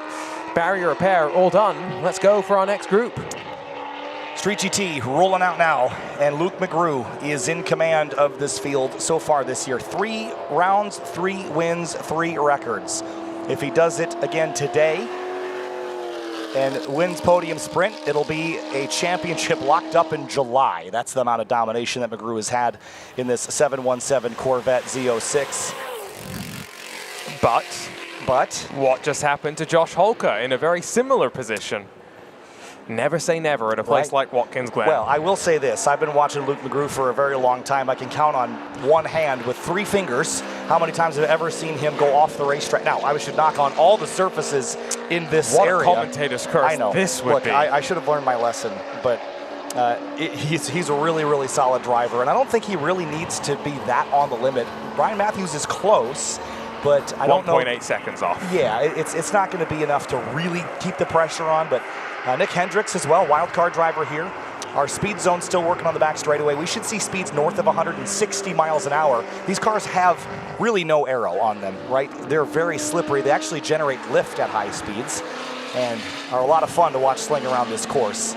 So Street GT, then it'll be Street Mod, Track Mod, and Unlimited. I'm hearing that they're probably going to combine Unlimited and Track Mod together because we're on a little bit of a time constraint here. So the track will be a bit busier when we get to those classes. Well, busier, but I guess when you think about some of those Unlimited cars, we know that they're going to... There's one car that's going to do 1 lap and pull in. That's the Tesla Model Plaid. But there's a couple of cars that might want to just use the first lap as the lap and then come back down to pit lane. So we'll see how that all funnels out. But for the time being, all eyes on Luke McGrew to see if he can keep that record ticking through very nicely out of the final corner. Not quite up to the wall, doesn't need to take that risk just yet as he begins the 3-lap run. Into turn 1, Luke McGrew jumps on the brakes. It's a long braking zone in these cars without any downforce really to assist the car. Not the lightest vehicles on the racetrack either, so they do take a little bit to slow down. This is the scary part, up through the S's. Really no aerodynamics to lean on. You're just carving through here, waiting to get straight, and now throttling down up into 5th gear. And we should see Luke past the speed trap here in a moment. Got 2007 Chevrolet Corvette Z06 into the braking zone, 158 miles an hour. He might even be braking by that point because they have to brake a little sooner than everybody else. Nicely hopping over the curbs and looking very solid at the moment. That's a decent line through the inner loop. Settles the rear end on that left rear tire through the long right-hand corner. And now down to where we saw the moment in our street class for Isaac Ambrose. No such troubles for Luke McGrew as he continues to work now to the very bottom of the track here at Watkins Glen. Climb up the toe. Oh, little wiggle. And you heard the hesitation there on power as I think he had to slightly lift off as the rear end got a little bit lively. Into turn 8 now. This is the spot that bit Halka in the 777. So easy to let the car wash out if you get on power a little too soon. Right here, watch this. Right out to the edge. He had about 3 feet more to go before he was riding the limit of those red, yellow, and blue curb stones. Now just 2 corners left for Luke's first lap of 3, 155 miles an hour. I think that was for either Brad Smith or Luis Zendejas. Definitely not flat through the penultimate corner for Luke McGrew. In fact, left a lot of margin on the outside there, so I wonder if he slightly backed off at the end of this one. But remember, 158.058 to beat. There was no margin really left to the wall this time as he breaks the timing beam for the first lap of 3. And it is a 159.002, so about a second off of his best of the weekend. But that might be enough for Luke McGrew. Where is Ryan Matthews in the 211, that red Corvette? This is the Zendejas car at the bottom of the boot. Ryan Matthews first lap, a 201.461. Here's the second place car, Ryan Matthews, quiet in the paddock. Last year was running 2 Corvettes, a C5 and a C6, was running in Street Mod and Street GT. Luke does 157 down the backstretch. Let's see what Ryan Matthews can manage in his 2006 Corvette Z06. We're ratcheting up the speed, aren't we? Getting closer to the 190 mile an hour mark that we're expecting in the unlimited class. Great noise on the brakes just before he hits the speed trap for Ryan Matthews, and I think that contributes to the radar reading at 148. But oh, that was beautiful through the third part of the inner loop. It really set him up nicely then to pitch the car into the final part of that chicane and then dance it down to the boot. Now both these drivers on Yokohama Advan AO52 tires. Those are a popular choice in this class. Again, you're on 200 treadwear tires all the way up until track mod where the treadwear drops a little bit. Matthews at the toe of the boot now. This is where Luke struggled to get back on power. Ryan a little bit more composed than Luke's last lap. I do think McGrew's going to pick up this lap. I have a feeling that he left a little margin. You always want to get a banker lap in podium sprint before you really push, just in case you slip up. Let's see if there is to be more improvement. Another driver breaks the 157 mile an hour barrier. That might be Brad Smith potentially. Gonna hear Luke McGrew actually make his way down to pit lane. So one and done for Luke McGrew. I think he's pretty happy with the 159.0. Might not be too much time left on track. There's Ryan Matthews. I like to bring this lap to its conclusion all the way up to the track on the outside of the final corner. That's a nice wide arc that's seen him sweep back down. And as he breaks the timing line, he finds about a second. He finds some time, but it's not enough. And it looks like, by the way, street class has had Halka's time reinstated, a 204.324. So as I said, results are always provisional, but they have put Halka's time back on. So that track limits investigation seems to have cleared Halka of any wrongdoing. And that will change the running order and knock Dries back down to second. That will be a topic of discussion. Yeah, I feel for Dries, but Josh Halka will feel vindicated that he didn't push beyond the bounds of the track limits. Here comes Hendricks to the line, no improvement. His fastest this weekend, a 201.091, so about 1.1 seconds off of that.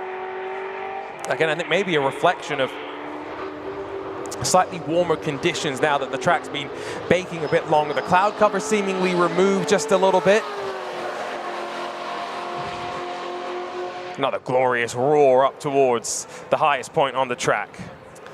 Down the backstretch, Nick Hendricks soaring into the braking zone here, 152 miles an hour, and just trying to go a little bit quicker because Luis Zendejas is hot on his heels. That 2/10 differential for that last step on the podium. This is their last lap. Heard the tires at work there through the right-hander at the carousel. A little tentative. Yeah, and you saw him wash up the track as he was fighting the car up to the left side of the curb. Oh, he's off at 6 and in. Oh, he missed it. He missed the wall by inches. But Hendricks is going to have his times deleted for the 4 off down there at 6 as well. So that will move Zendejas up onto the podium regardless. He was moving, he was hustling, and maybe a bit too much down towards that entrance into the boot. He'll be kicking himself a little bit frustrated as he makes his way to pit lane, probably this time by. Yeah, that is unfortunate, but he got away with one. Turn 6 has been biting people hard. It's a fast entry, gravity working against you as you try and slow the car down as well. Checkered flag is out. And I'll say, maybe be disappointed with the 4 off, but hey, I will say race car saved. Yes. Take that. And just to put it in context, I think I told you this, but when I brought my bike here a couple of weeks ago, I hit 55 kilometers an hour at the bottom of the boot when I was tired from climbing up all the way through the S's. So it is a very awkward place to work your way down, and I think very good job from Hendricks to avoid running into the wall and, like you say, ruining the race car. Yeah, they haven't taken his time yet, but again, provisional results as Luis Zendejas works his way through the last 2 corners. He's already off pace and will not complete this lap for time. So we'll have a look at the class results here for the weekend at Watkins Glen.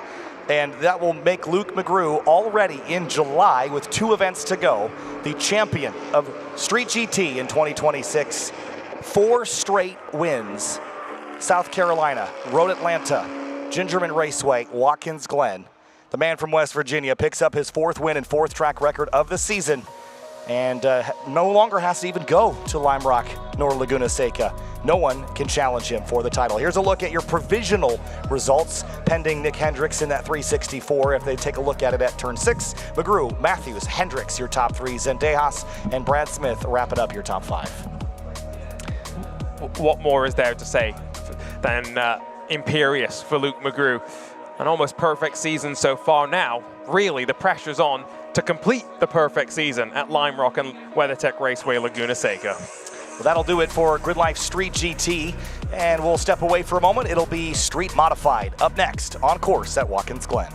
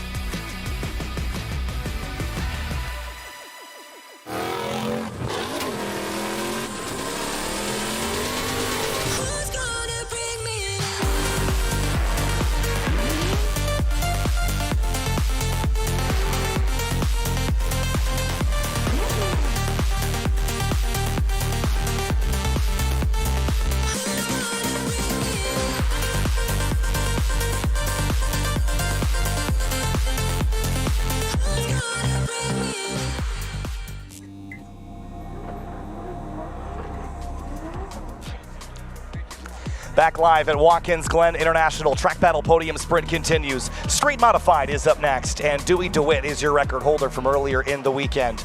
These are advanced street-driven cars with extensive bolt-on modifications, limited tire width, but heavy aero and engine internal modifications here, suspension and brakes. These are where the speeds start to step up in a really big way, Arjuna. I mean, Dewey DeWitt has a car that is an absolute monster. It would not be totally out of place in Unlimited in some regards, but this is such a competitive class when you look from the top to bottom. It requires the car to be at its maximum. Also requires the driver to get the most out of it as well. We're sub 2 minutes now for the first time as we head into podium sprint once again. Here comes Dewey, Boogeyman. Earlier this weekend, their gearbox input shaft shattered. They drove all the way back to grab a old-fashioned 6-speed manual gearbox, and here they are, returning in Track Battle Podium Sprint. We have not seen this car a lot this weekend, trying to nurse it to a championship. All they need is second and the record, so they only need to finish second place in this session to go on and win the weekend. I think he's got a good chance to win it up the S's. Great noise that shifts up at the top of the hill. Let's see the speed. Missed the speed trap there by a little bit. Probably closer to the 160, 165 sort of threshold for Dewey DeWitt. Didn't run this morning. He's really been limiting the time. And he mentioned to Jackson yesterday that even though he's now dancing on 3 pedals behind the wheel of that car, he's not forgotten how to drive the H-pattern box, and he's still showing some decent speed.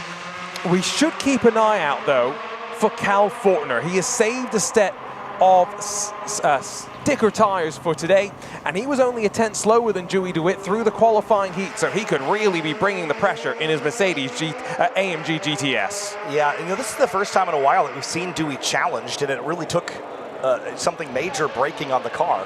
He is old-fashioned heel-toe downshifting this car in a way that he has not had to do in a long time because of the sequential gear set they put in the OEM transmission housing, thus bypassing the rule that your transmission housing has to be stock. It does not specify that the internals of said gearbox need to be stock, so they went and put sequential gear stacks into an OEM trans, but he does not have that today.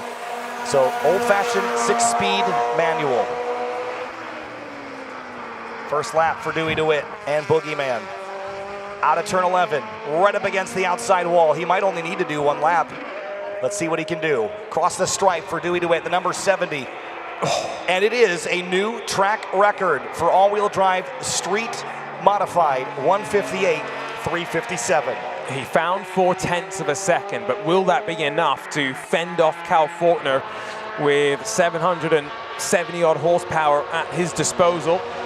Look at those records at the top of the screen.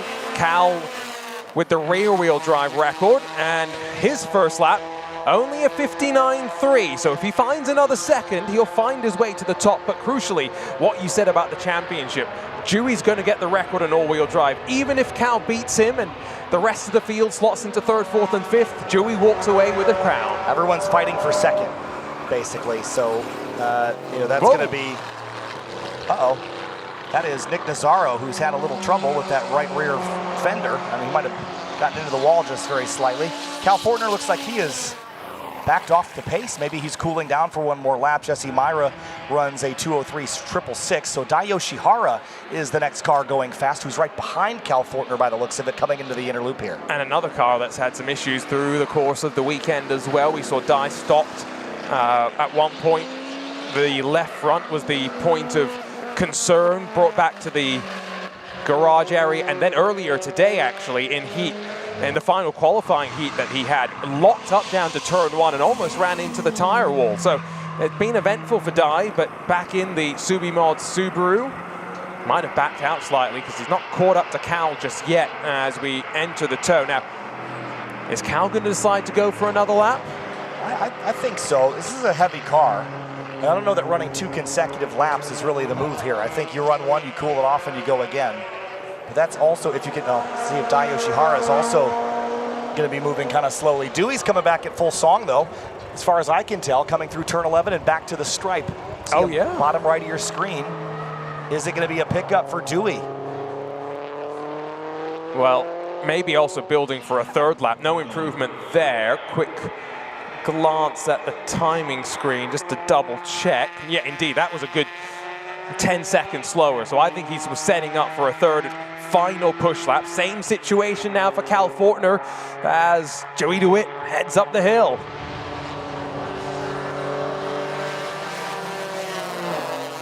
I don't know that he's on full song, is he? This car sounds, does it sound a little funny to you? I don't have as much experience with the car, unfortunately, to be able to fall back on things. That is a moment for Jesse Myra, who's pulling, I think, into the shortcut just on the exit of turn 9 to stay out of trouble. Yeah, that's odd. Dewey passed the speed trap at just 118 miles an hour.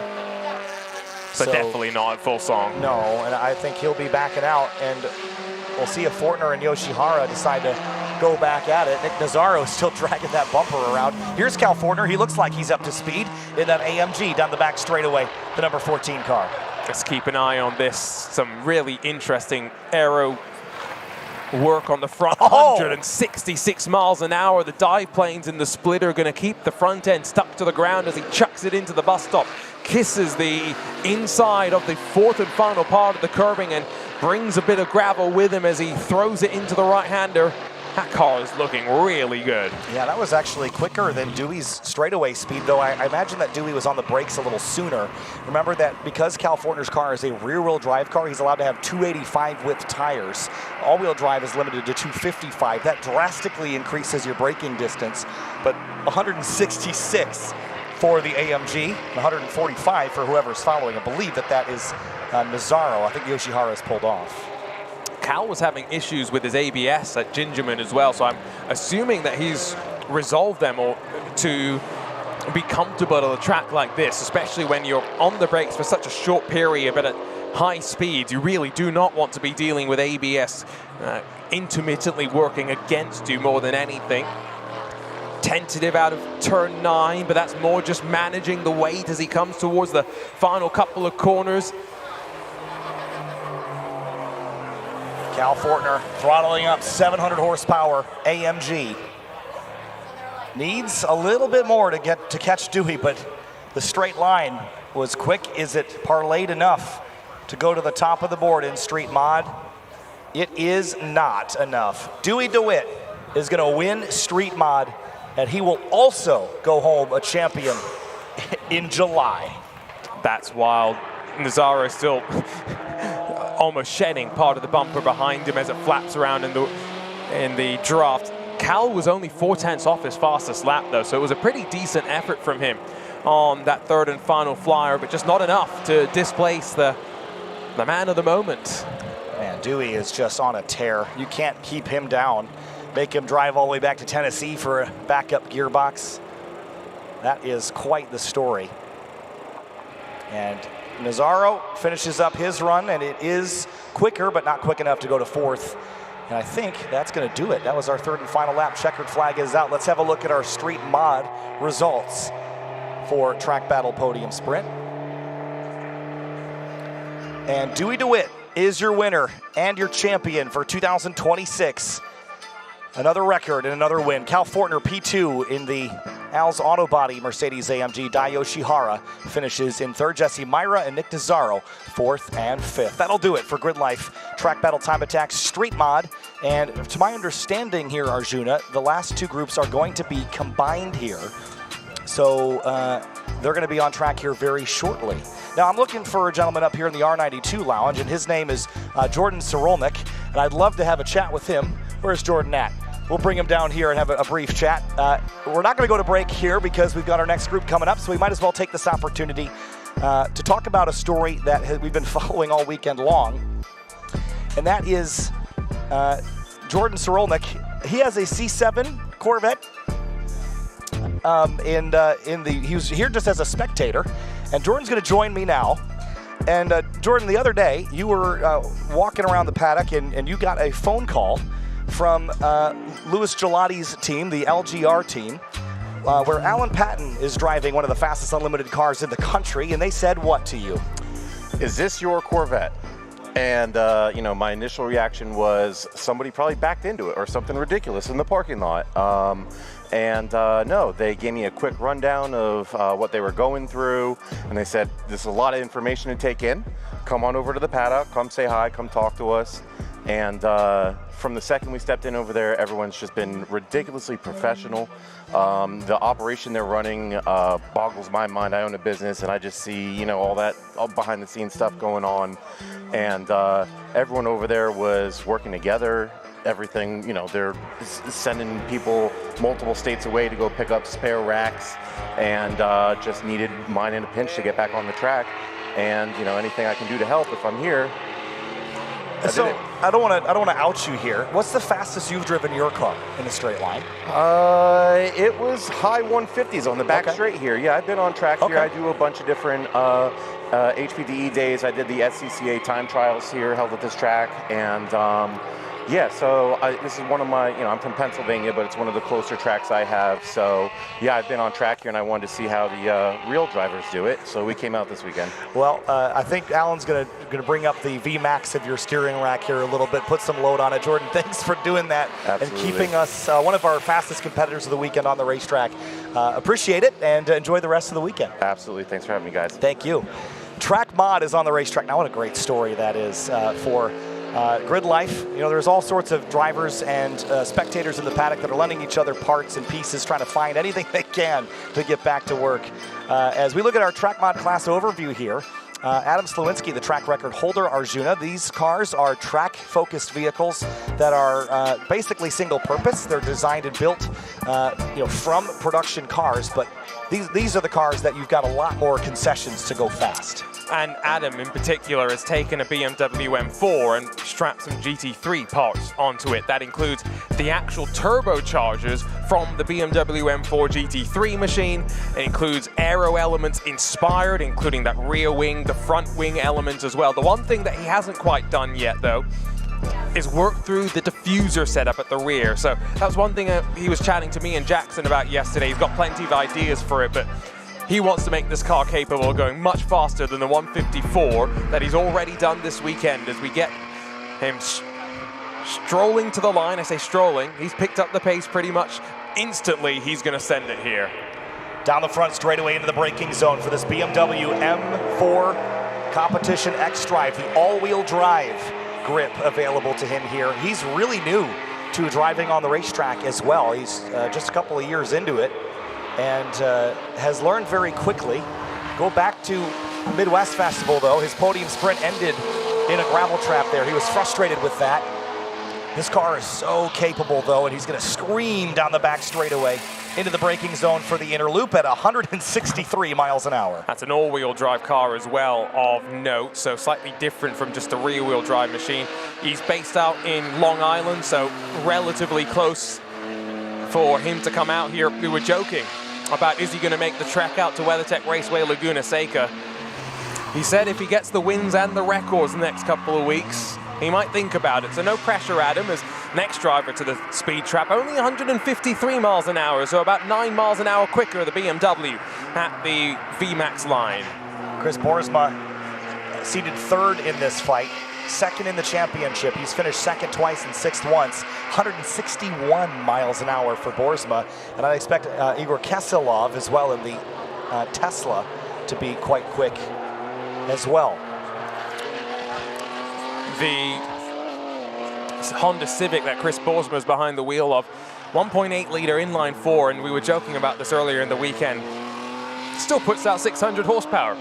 Couldn't quite believe it when I first read that on the stat sheet, but again, goes to show the different ways that all of these drivers have built up these cars. Very good lap for Adam Slawinski, though. By no means slow as he exits the final corner. Let's see what Slawinski's got in this M4 Competition X-Drive. First lap of 3 for Track Battle Podium Sprint Track Mod.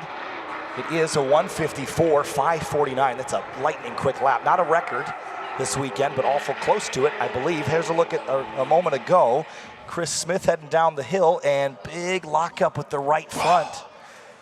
Got that thing woed down just in time for that corner. You see him just making sure. Ooh, is it? That might be a bigger issue, some sort of. Yeah. Oh, and that's a car into the wall. Yeah, that's Igor Keselov in the Tesla. He's come to a stop up against the barriers at turn 7. And now, we knew that car was a one-lap car because it didn't have the cooling to do many more laps. It's become a one-lap car in a slightly different way now. yeah, off at 7 and just skating.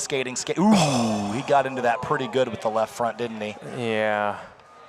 I wonder if there was fluid on the track potentially or something that had been. So it could have been, it could have been Chris Smith. Instead of a lockup, maybe it was oil or something out the right front. Brings out the full course yellow, which is going to bring race control to their knees here because they were going to combine the 2 sessions, but between track mod and unlimited, but they let them go separate and maybe ruining that decision, unfortunately. And they're going to dispatch. Well, at least they're in the same area. They can just dispatch everything to one spot. And hopefully we've got the right equipment. We don't need a second flatbed by hope. That would be suboptimal.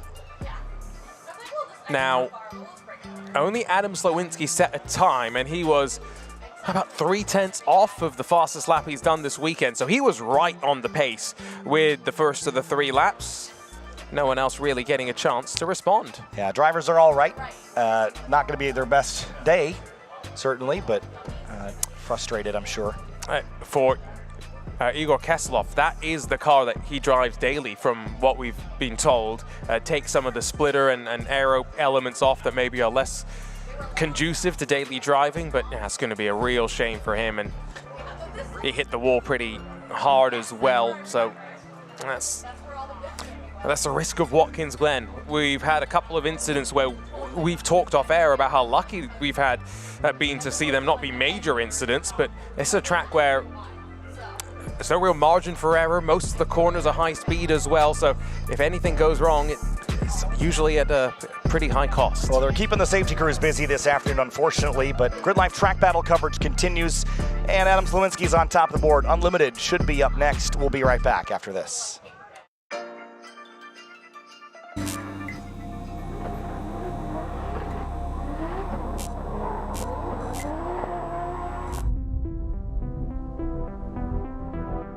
When we modify our cars, we do it to feel a greater connection, more responsive feel between ourselves and the road.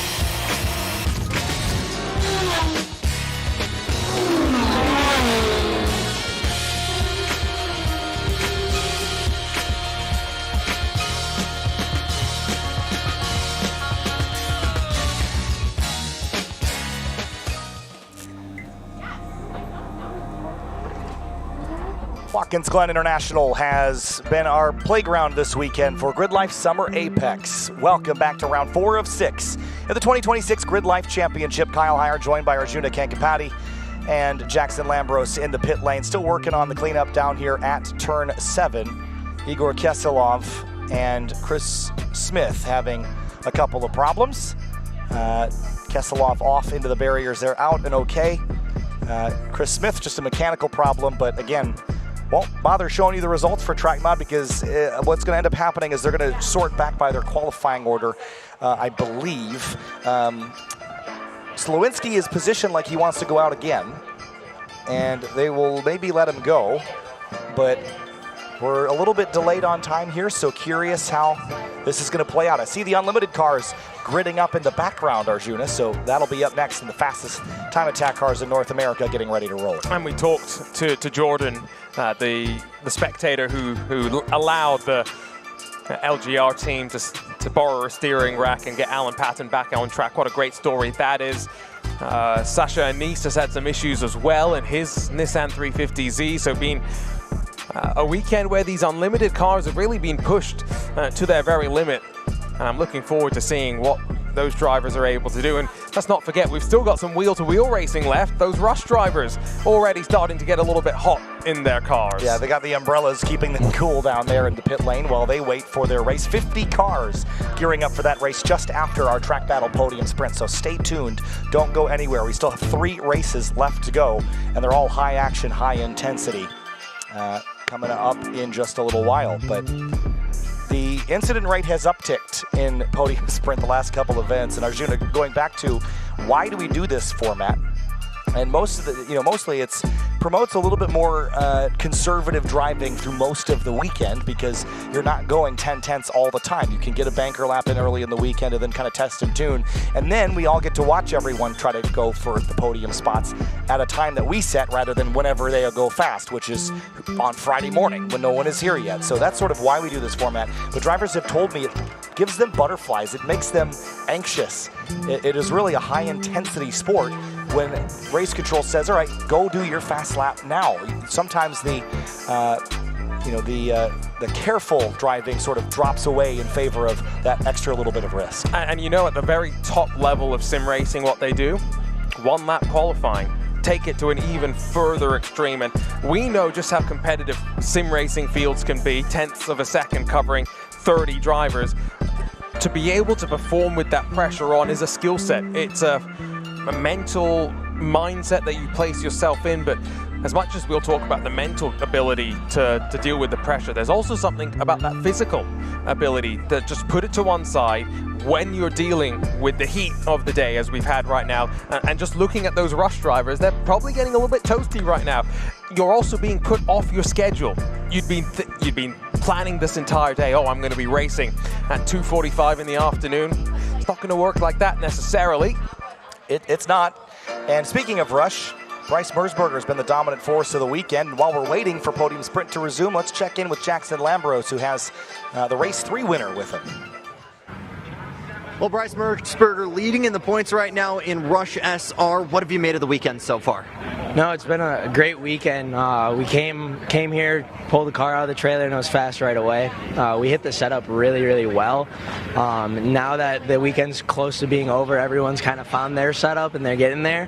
But I'm not too worried about it at this point. We got 1-2 right now for the team, so it's pretty good. Other than that, I'm just trying to keep my nose clean, keep the points coming in for the championship. I mean, if my numbers are right, I don't need to win this weekend. Obviously, that first place is nice, but at the end of the day, if it's going to get dicey, I'll give it up just because I'm in it for the long run for points. And other than that, it's been great. Team's been doing really good. Keegan Bosch found some pace. We've been helping him out. He had a little bit of a rough race 3, but other than that, it's been a great weekend. I saw you kind of broke away with Ryan there on the restart. Has there been any communication for you guys on game plans for working with one another? Yeah, obviously there's been communication. We're both on the same team. Obviously we want to run away and make it just a 2-car race. Once it's white flag, we're not teammates anymore. I don't say that in a bad way, but he needs to win, I need to win. We're both going for the same real estate. So we do both have that mutual respect for us, and I know he has a pretty busy schedule with the MX-5, and it doesn't sound like he'll make it to Lime Rock and Laguna, so I know he wants something bad this weekend. So at the end of the day, we're teammates. He's not going to wreck me, I'm not going to wreck him. It's just racing at that point. We appreciate the time. Thanks, Bryce. Yeah, thank you. Bryce is sitting in his car waiting to roll. With the time remaining here, we've got Unlimited about to head out. We're going to run the rest of the track mod field at the tail of Unlimited. So we're going to focus on the Unlimited fight. And at the top of the board, it's Mike Dussault. The 1:43.839 is the track record, Arjuna. He ran that yesterday. 192 miles an hour into the inner loop with a 1,400 horsepower 1967 Chevrolet Camaro, and he's got Alan Patton chasing him. These are the craziest of the crazy. The car has to start with a VIN. It has to be a production car. Other than that, all the rest of the rules are safety related, so go bonkers and build the craziest car in the world. We've got a GT3 car in this class this weekend, not in podium sprint though, and it goes to show just how built out these beasts really are. Really love the ingenuity at this level as well, all the unique things that they do. Mike Dussault, Alan Patton, and Sasha Anise split by around 2.5 seconds. And then Ernest Pizelis and Jake Ertl, the other couple of drivers we're going to see here in this Unlimited run. Trying to figure out and do the rough mental math on how many horsepower we're about to send out onto track. It's definitely above 2,500. Lots of horsepower. Here's a look at the points for Unlimited so far this year. You're going to note that Andreas Bertulis has been Mr. Consistency this year, though he didn't make it into the podium sprint this time. So Ernie Pizelis is probably going to be the one to move up ahead of him in the championship. You see Alan Patton down there in 7th. He has only entered one event so far this year, but he's won it, so he could immediately jump into 2nd place with a win in this session. It's a championship which is still wide open, although we're not 100% sure who's going to make the next couple of events, I should say, at Lime Rock and WeatherTech Raceway Laguna Seca. I would assume that some of these cars at Lime Rock, over that little crest, airtime to be gained. We have not seen Patton in this car at Lime Rock, and I don't think we're going to see Dussault.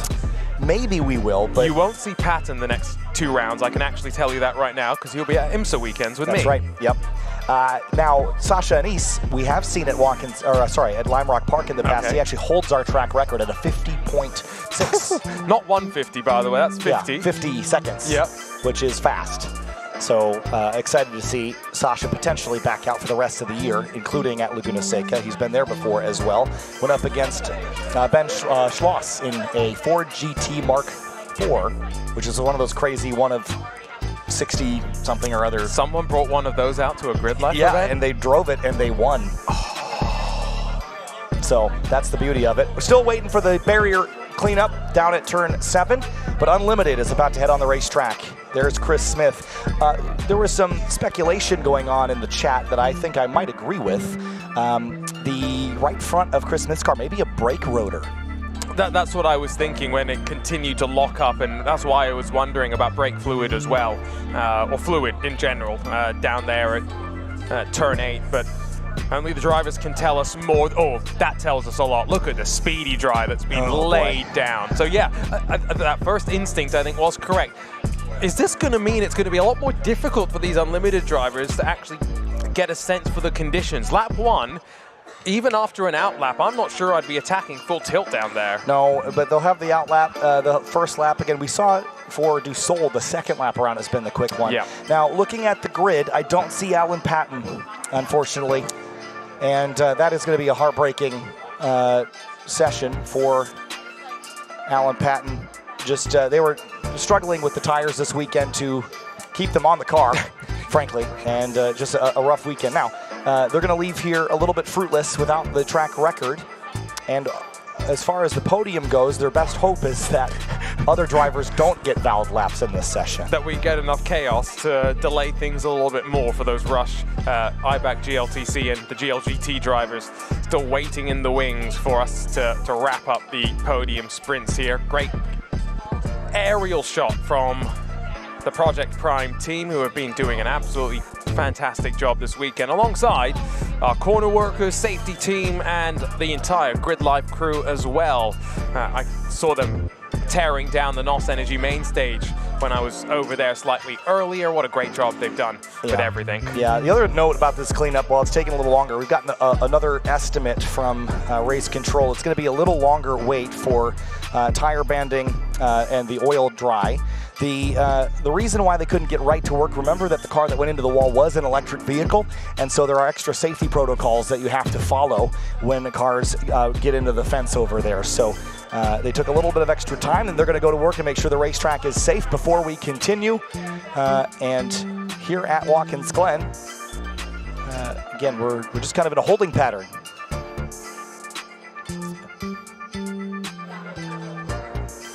So while we're waiting for the track to resume, we're going to show you some of the GRIDLIFE's content from a couple of years ago, showcasing GRIDLIFE's championships, and we'll come back with more live action as soon as we have updates from the Turn 7 cleanup. We'll be back in a moment.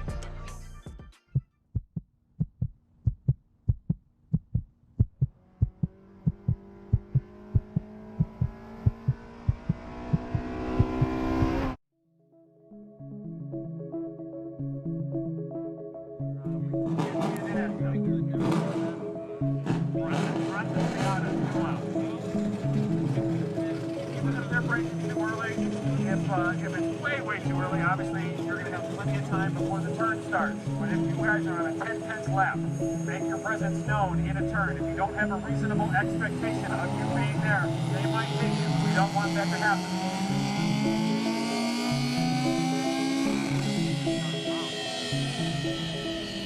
I don't know what to expect tomorrow. I came in knowing, hey, I got a couple things I got to knock out. Some are critical, some are optional. This mess of wires is kind of like how building the car has felt. You know, it's like a million things need to happen for this to be a complete car and to compete. There's a common saying, you want to always be in a state of discomfort, a little bit of discomfort so that you're growing, right?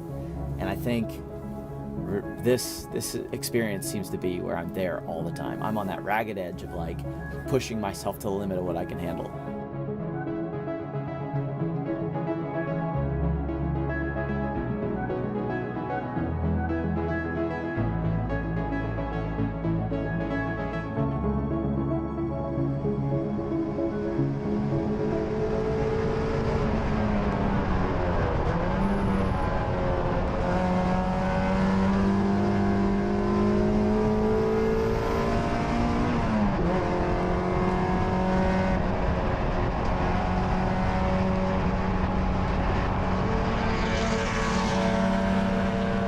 Leading up to qualifying, I was just absolutely terrified. I mean, we're talking about 50 cars in the field, and it's a small track.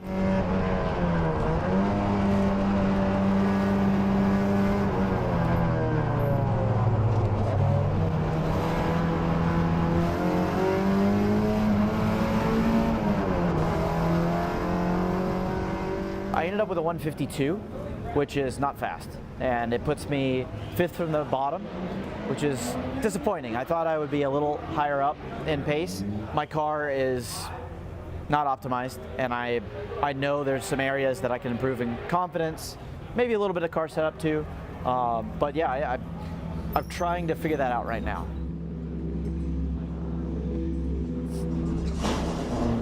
There's so much to do. There's always so much to do. And I think that's been the theme of the weekend, is figuring out what to prioritize. Because there's so much prep, and you feel like you've got so much time between these events, and it turns out one little thing happens differently, and you're scrambling. What can I skip, and what do I need to focus on? And I didn't charge my GoPro yet. I guess I should throw it on now. And then when do I put my suit on? So it's just overwhelming.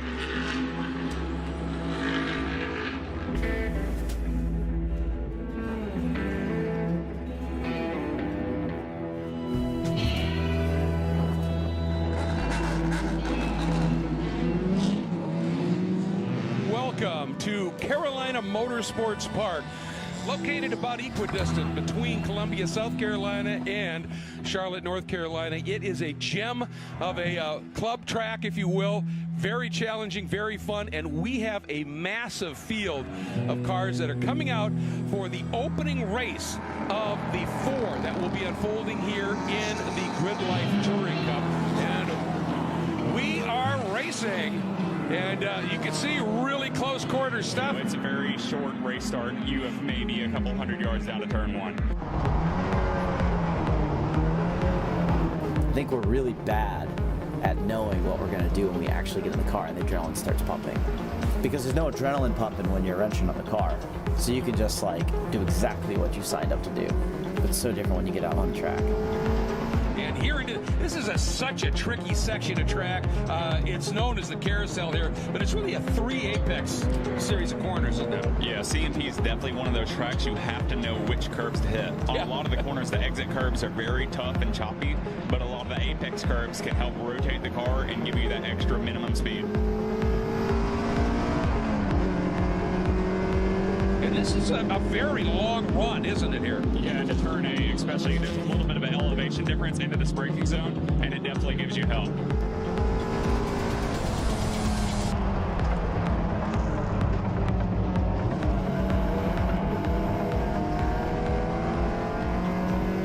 Then through 8 to that quick flick at 9, and now into this wickedly quick kink here. Turn 10, they're carrying some serious speed here. Oh, how really pounding that curve. You can see it unsettled the car. My big fear is in the kink. The kink is a really fast right-hander with a ton of curb that you can clobber. Going over that curb unsettles the car a little bit, so I had like a big lift from 110, let off, 103 through the kink.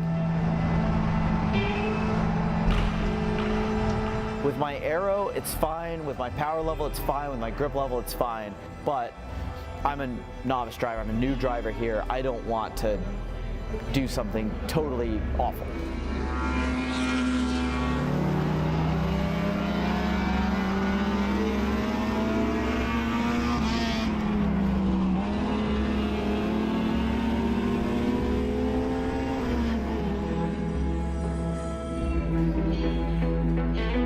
First of 4 races is in the books here, and this wind is absolutely unbelievable.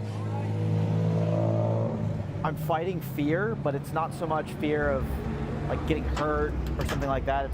It's fear of embarrassment.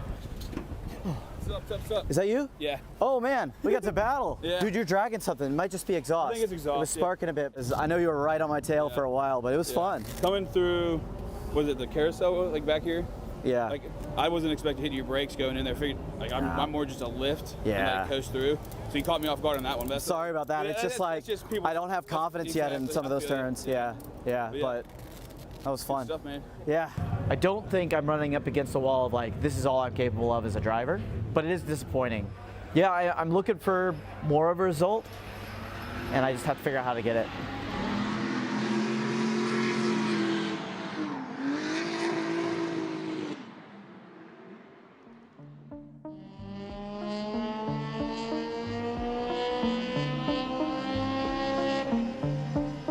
A little humbled, if I'm being honest, but Eric Jensen came by and took a look with me, and we looked at my data on the kink especially, and I'm just not anywhere near where I should be. I've been lifting pretty early and only carrying like 103 through the kink, and I keep hearing that it should be flat in my car, and we looked at the data and it verified it.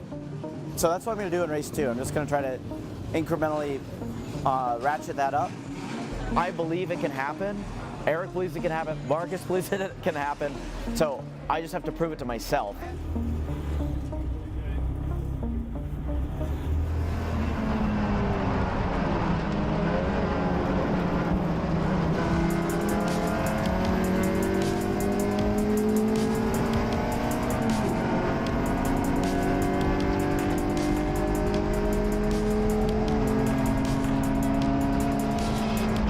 Talking with Jensen, he was like, you just gotta attack it. Don't be scared of that. Like, be brave. Like, go do it. He said, work up incrementally. And I know that. But to hear someone else tell me that, you can do that. You can go flat through the kink. I had a plan.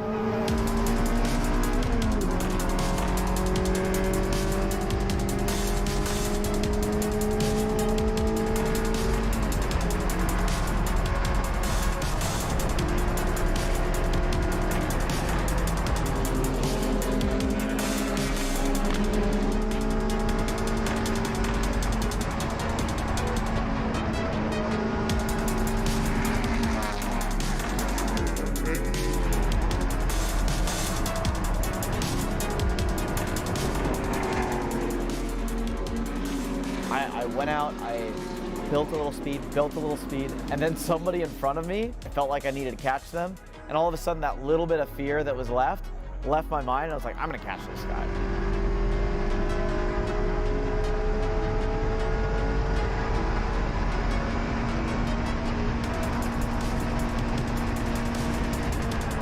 So I've been scared of it the whole time. I finally got it. I finally was able to find that pace and go completely flat through there.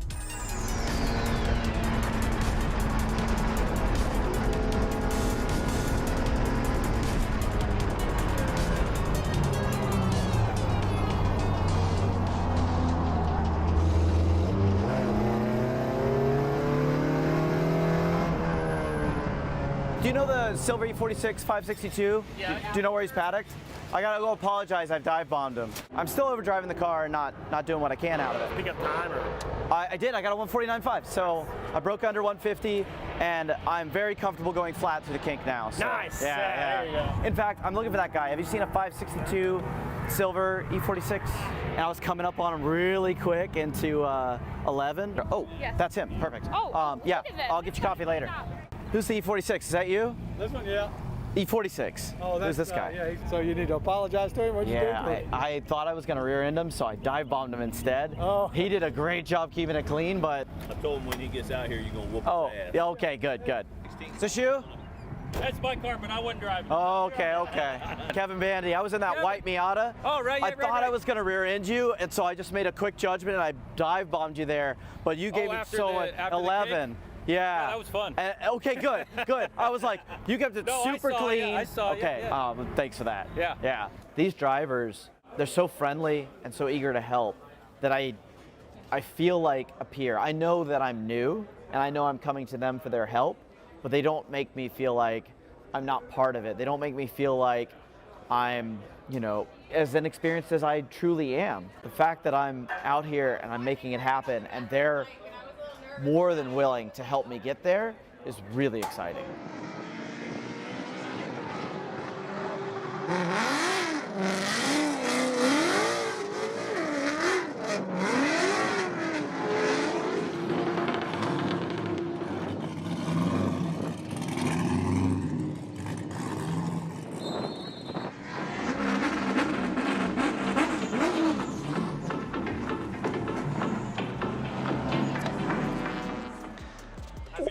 Welcome back live to Watkins Glen International. It's finally time to bring the racetrack back to green flag conditions after an extensive cleanup down at turn 7, and it's time for the unlimited category here at Watkins Glen. First car on the racetrack is going to be Mike Dussault in the crazy Camaro on the back straightaway. Then Sasha Anise will be trailing him in the 350Z, the hybrid car known as Kels. So between these two cars, a combined 2,000 horsepower, 1,400-ish from the Camaro and about 600 from the 350Z in trail.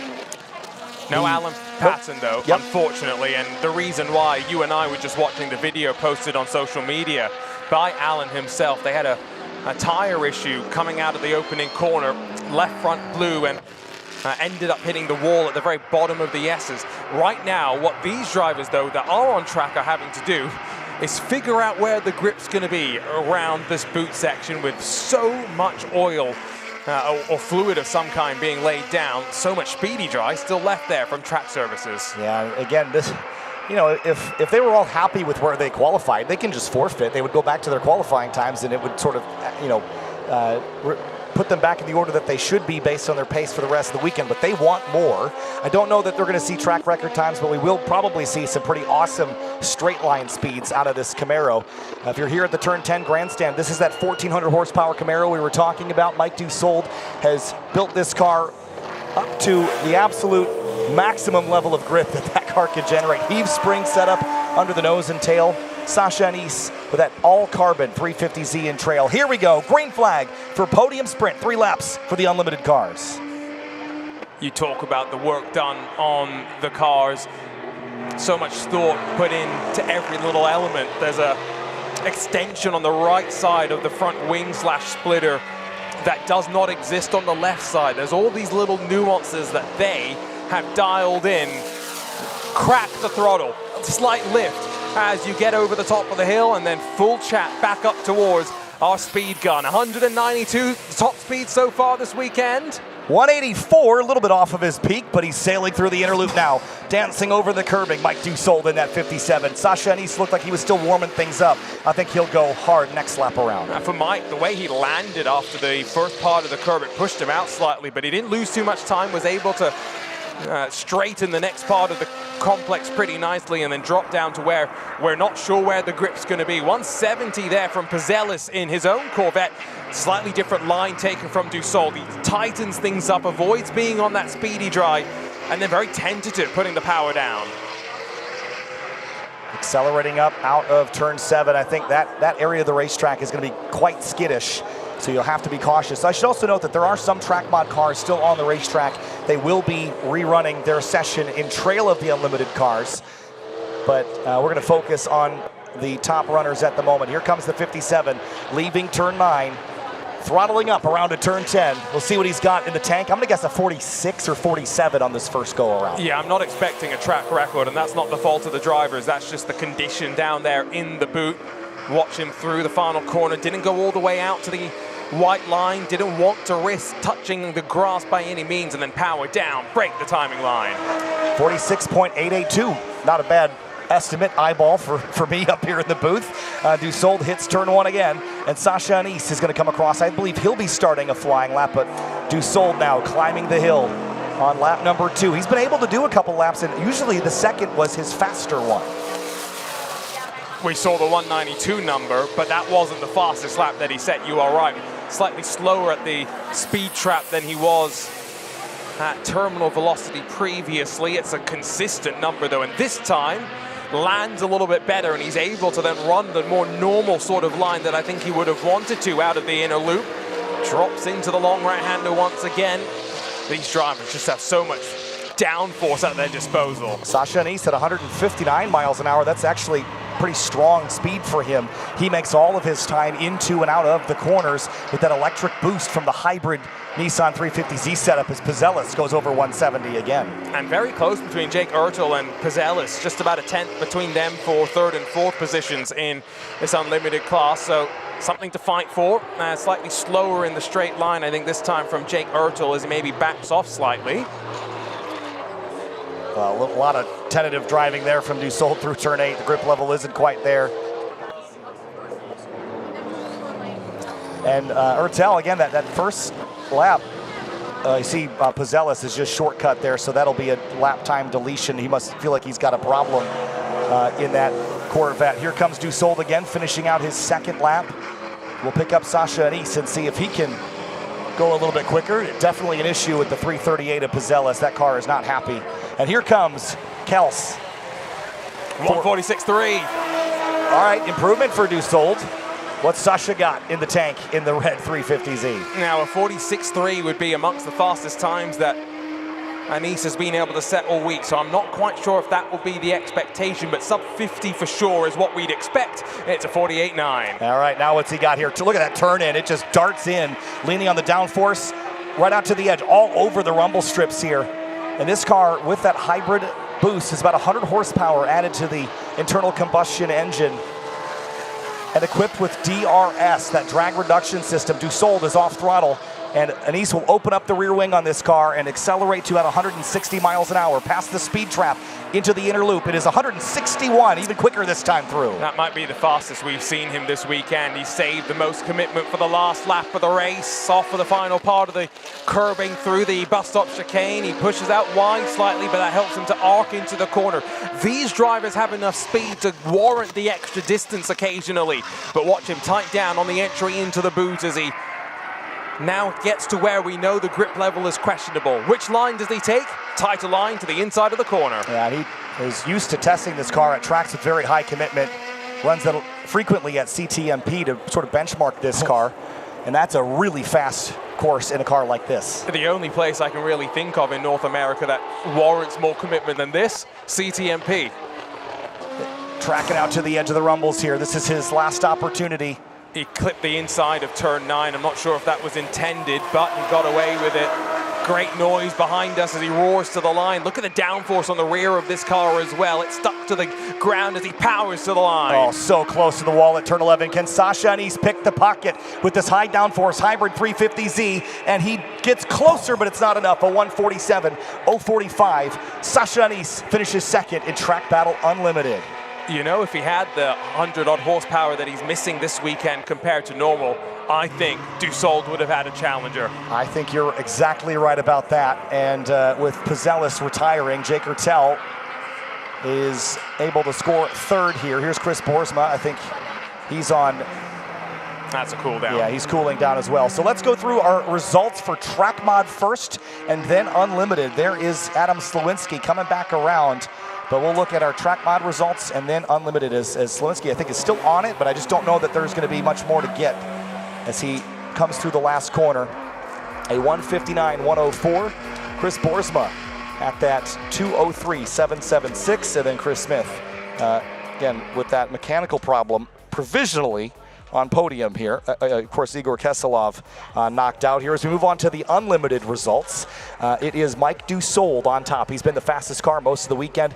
The car notably missing from this, Alan Patton. He will be scored in 5th place on the weekend, which is not representative of his lap times, but rather the absence from podium sprint. Sasha Anise and Jake Ertel, 2nd and 3rd. I think that means Pizzellis grabs the championship lead as well. So still lots to play for with Lime Rock and Laguna Seca to come. Well, finally, the Track Battle Podium Sprint is complete. Next up will be the GRIDLIFE Rush Series. We'll step away for a moment. We've got 50 cars hitting the racetrack in just a few.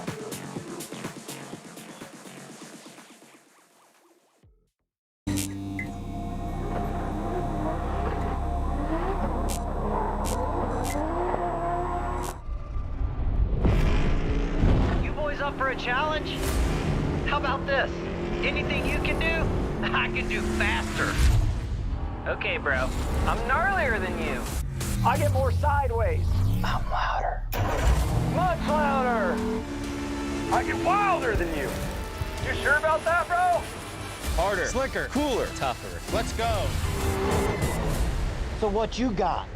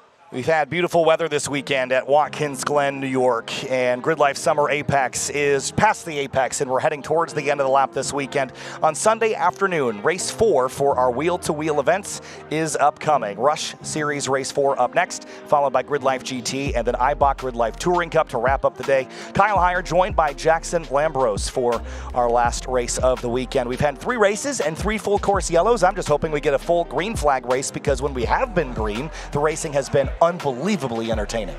I think we were always expecting to get there, but there was the anticipation of what the chaos could be, and frankly has been in the opening laps. But you look at how high the grip has been, how banked some of these corners are, it fosters a wheel-to-wheel environment, and in the longest green flag stint we had in race number 3, we certainly saw that finally be lived out, Kyle. Yeah, and we've got some time here before we actually get on the racetrack, but again, we do a field inversion after our 3rd race, and we roll a pair of dice. The race 3 winner rolls a pair of dice. That invert is pretty significant for this race. The invert is 10 drivers. So Anthony Maganoli, who was 10th in race 3, is on pole for this 4th and final race.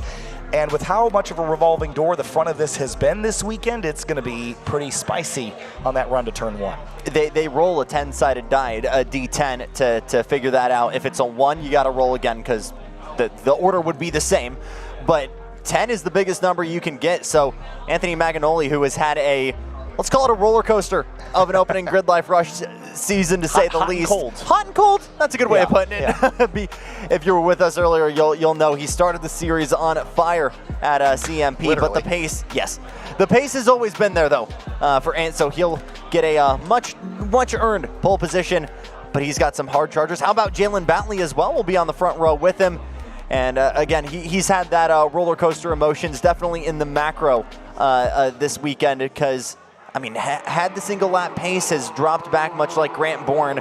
A lot of guys further back just have not had the opportunities to really move to the sharp end of the field because of the yellow flags on track.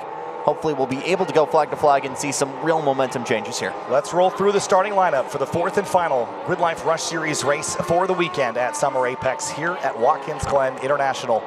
Kicking things off on that front row. Again, we talked about Jalen Batley's charge through the weekend, as he will start alongside Anthony Maganoli, who is a local driver, originally hails from Rochester, New York. So he will start alongside Jalen on the front row. Ayrton Grimm, 17 years old, in his first race ever, races plural, here at Watkins Glen. Andy Volkel starts alongside him. Blair Hosey and James French share row number 3.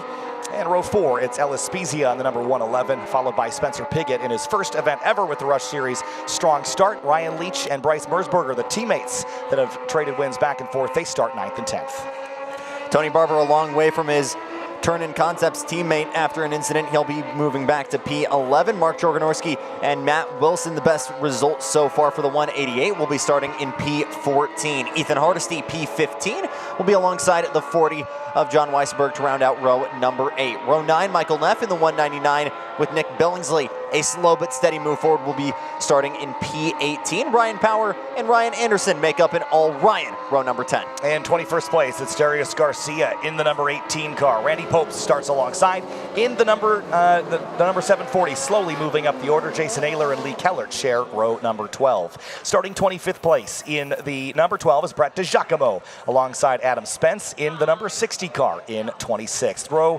14, starting 27th, is Jared Anderson's number 99 and Vila Saldana in the number 30 car in 28th. Larry Brady and Robert Desjardins start 29th and 30th. Watch DiGiacomo further back as he was battling issues earlier on. John Cargy in the 999, P31, alongside Isaac Nolan in 32nd. Jeffrey Gordon in the 54 is in 33rd, alongside Jeremy Boysen in the 22. It's Jeff Hardesty trying to move forward from 35th. Will be alongside Kevin Welsh in the Cowboy hatted 136. Tom Kirsting in the 75 and Pat Brady roll out row number 19.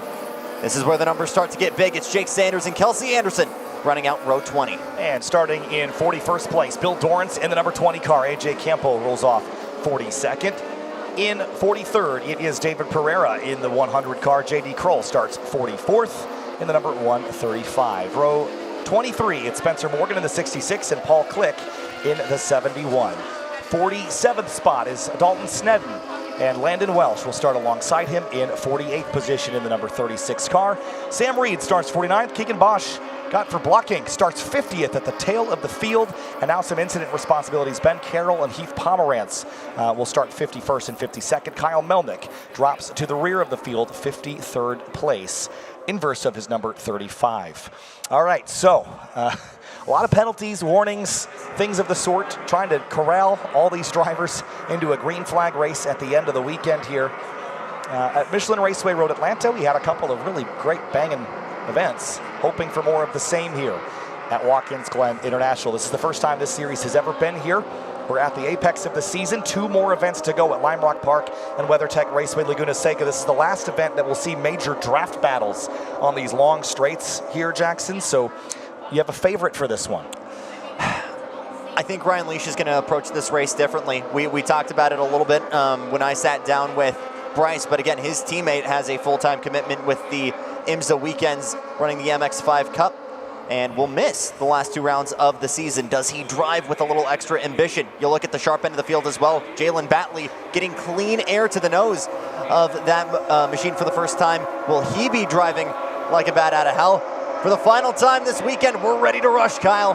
Here we go, turn 11. The final turn under control of the safety car.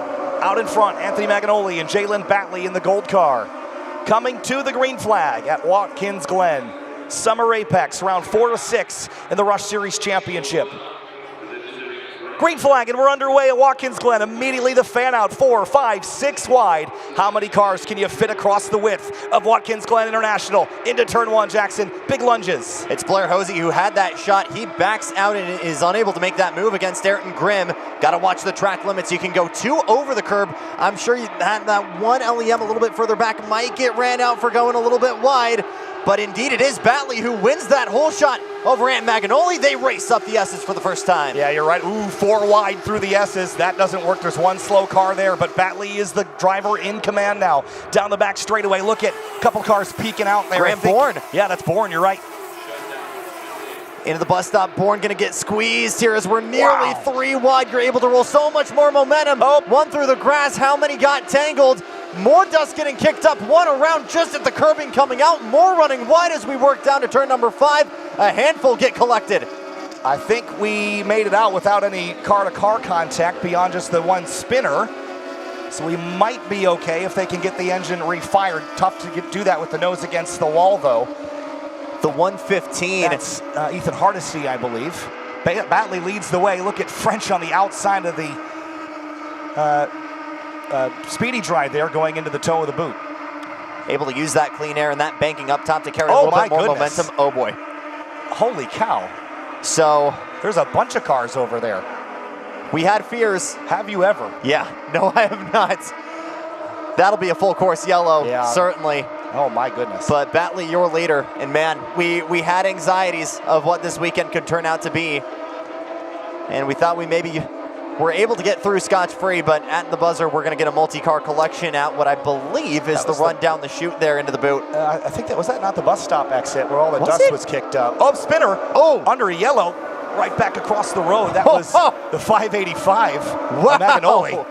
360 hack trick, but everyone's stacking up now. Good save there. I'm not sure if he's able to keep his position, though, because we were full course yellow. Getting a replay here. I think maybe ran from the 8 of Blair Hosey. And that's big because we were under full course caution by that point, and that will absolutely be a penalty for the 8 car and will take him out of the running for the podium on the weekend as well. The Rush Auto Works ringleader, by no intention, obviously. No, but it's full course yellow, boys.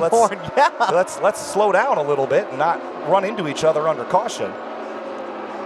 But yeah, that was a big stack up there in the inner loop.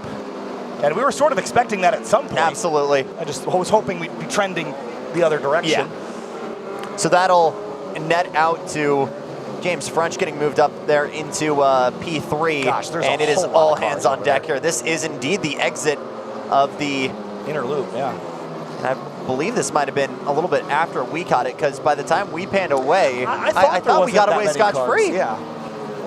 I'm curious, and I assume we'll have a replay of that at some point. I want to make sure everyone's all right first before we do that. But the clouds have come over in more than one way this afternoon, haven't they? No threat of rain, funnily enough, going into this weekend. I think start of the week it was going to be 50-50. Oh, here we go. So there's a lot going on in this show. And the incident was at the tail of the field, but it starts where? I mean, it's going to be hard to even pick out the beginnings of this. So Piggott gets forced a little bit wide there in the middle. I think that was Spezia on the inside, and then... Oh, so there's one car in the dirt. But the incident happens after this, though. So watch Correct. the right side of the screen, because right here in the middle of your shot, that's where all the cars begin to stack up, and you're not even going to see it because it's in the dust. And so there they are. Yeah, they just all pile in. Dale Gribble pocket sand being thrown out. Nobody is able to see a darn thing. Yeah. And I imagine that for the drivers, it was sort of the reverse. They couldn't see going into it Obviously. either, with the dust kicked up. So the AMR safety team going to work and slow by this zone. But that is a lot of cars stacked in over there against the tire bundles at the inner loop. All right, well, we didn't get the green flag race we were hoping for, but look at what has happened with Jalen Batley out in front, Andy Volkel in second. Blair Hosey has gone into third, but like I said, with that contact with Maganoli, probably one of several penalties coming post-race here. Remember that the rules of engagement for racing are the same in every wheel-to-wheel series here in Grid Life, where contact is not tolerated at all. There is, a fair bit of drivers that are happy to have a little bit of rub in his racing moment, but in Grid Life, not acceptable. And again, for a couple of drivers, it's going to just be a knock down the order as a reminder to play nice. I think you got to consider, again, though, a lot of these guys have been locking bumpers NASCAR style to try and push on up, but that is more in the vein of ethical wheel, because a lot of that at the sharp end of the field is definitely intended and it is done in collaboration, obviously. So Arjuna has taken a break while you've joined us here in the booth. He's sitting here on top of the R92 lounge with us, but out under the comfort of the awning. And he just said he felt a couple of sprinkles. Now, there are some dark clouds around here. It's been a beautiful weekend so far. Is it going to be enough to impact our race? I don't think so. I don't think so. But keep it in the back of your mind. Put it in the pocket. These Nankings do have a little bit of tread to them. I don't think anything to channel out significant water. But, I don't think even if we do get a little bit of mist here on the track, I doubt it's going to be anything large enough to justify bringing people into pits. Certainly not for this race, right. Probably for the races after this. But again, we're on street tires in those two categories, GT and TC, so I wouldn't expect really much change in strategy there. And like you said, it's not going to get wet enough to require a major shift, but it is possible. This racetrack is big enough, it could be different on one end of the track than the other. Jason Oler, Ethan Hardesty, Larry Brady, Jeremy Boysen, John Cargy, Jeff Hardesty, and Pat Brady. Oh, a couple more here. David Pereira, Spencer Morgan, Sam Reed, and Ben Carroll. Wow. The people who weren't, maybe not in that incident, but failed to reach the stripe that first time. As it almost feels easier to list off who wasn't in that one. J.D. Kroll, Paul Klitsch were the last ones to come back to the stripe, 41 and 42nd respectively. They are black flagging this session and bringing cars down pit lane. And there is a look at some of the cars involved. Jeremy Boysen and Jeff Hardesty, yeah. Jeremy just wrapped that car too. It's brand new wrap on it. Unfortunate.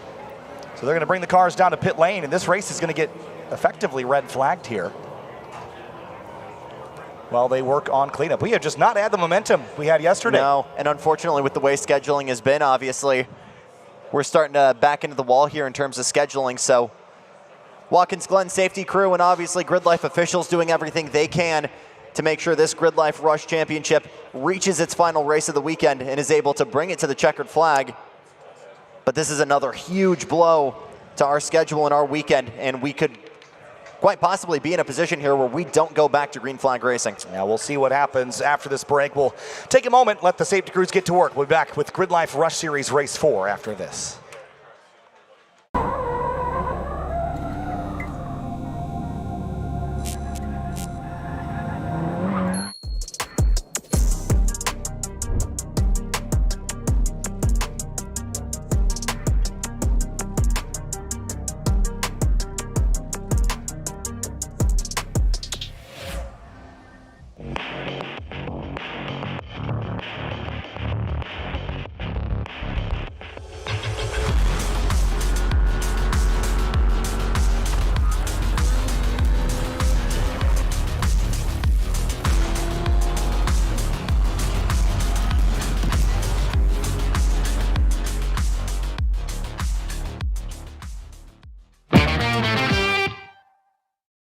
Every day, you trust your car with the things you care about most. At FCP Euro, we deliver you quality European car parts without compromise. What drives you is what drives us. We're driven by quality, researched and curated. Every part earns its place on our shelves. If we wouldn't put it on our cars, we won't sell it to you. Driven by trust and expertise, obsessed with the details, offering the right parts, guidance, and support when you need it most. We're driven by you, keeping your European cars on the road for the last 40 years. Head to fcpeuro.com to shop quality European car parts and get 5% off your first order over $149.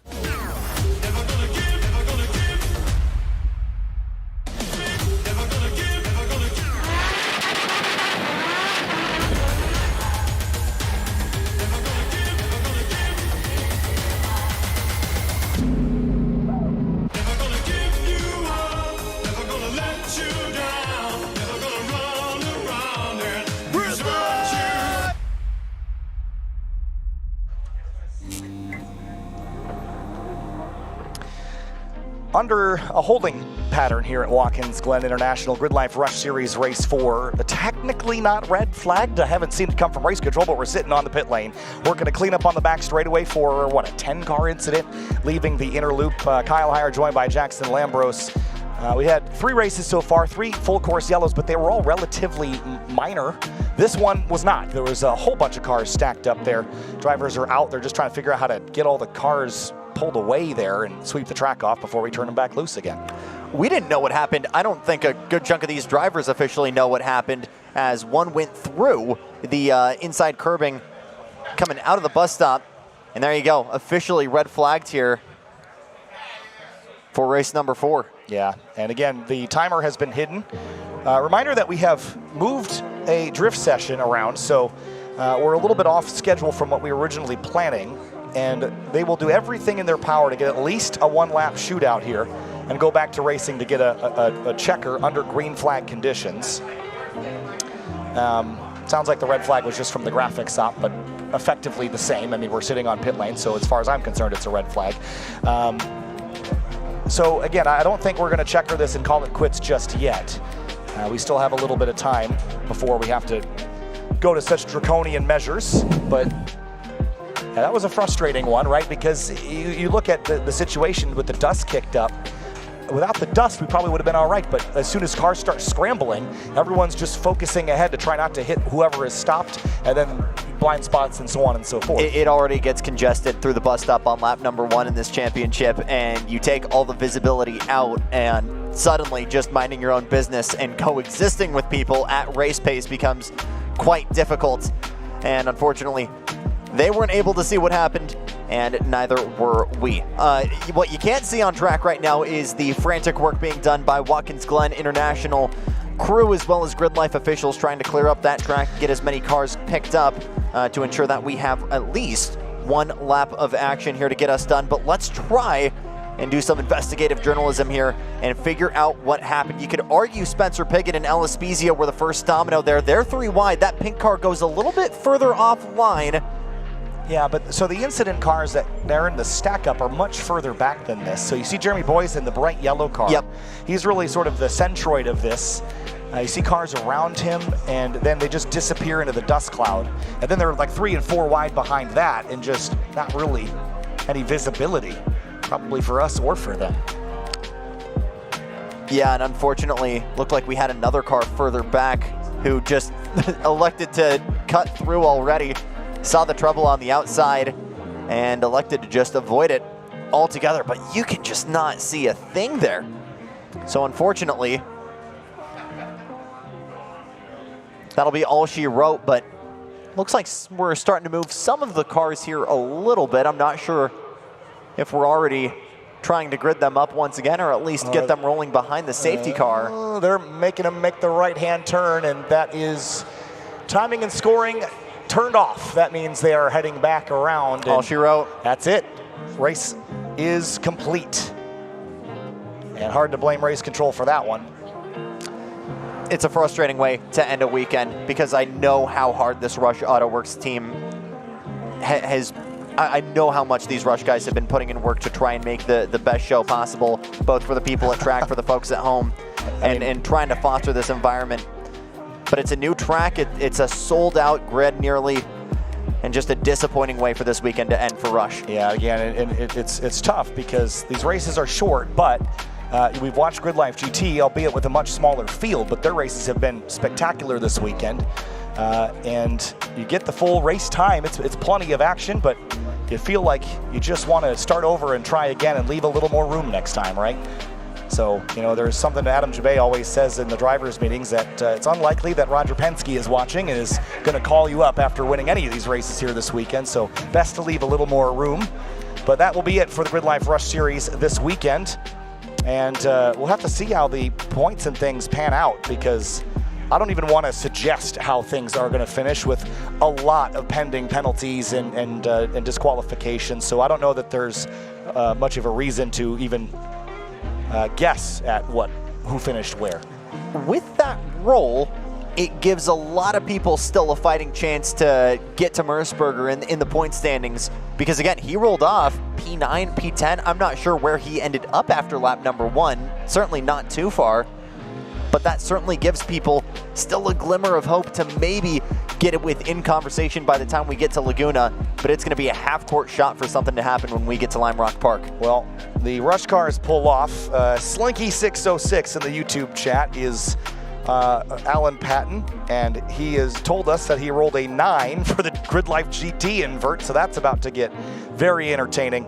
And with the Rush cars rolling off, Jackson, I think we're only moments away from potentially rolling GLGT. So, Jackson, thanks for being here for Rush Series. Disappointed that we didn't get that full race, but we'll try again next time at Lime Rock Park. Been cool to come up here and do a little bit of commentary as well. And again, the crossover for my world in karting, as well as the drivers in Rush, has been really, really cool. But it is time for me to go do my actual job to close out the day. One more thing, I've just seen this information come through, that race 4 is not going to be considered an official race. Okay. This is a 3-race event. Race 4 is canceled. The grid will be the race 4 finish results. So scored as a 3-race event is what I'm told officially. So that is how things are going to end for the GRIDLIFE Rush Series. Thanks, Jackson, as we'll get ready for GRIDLIFE GT.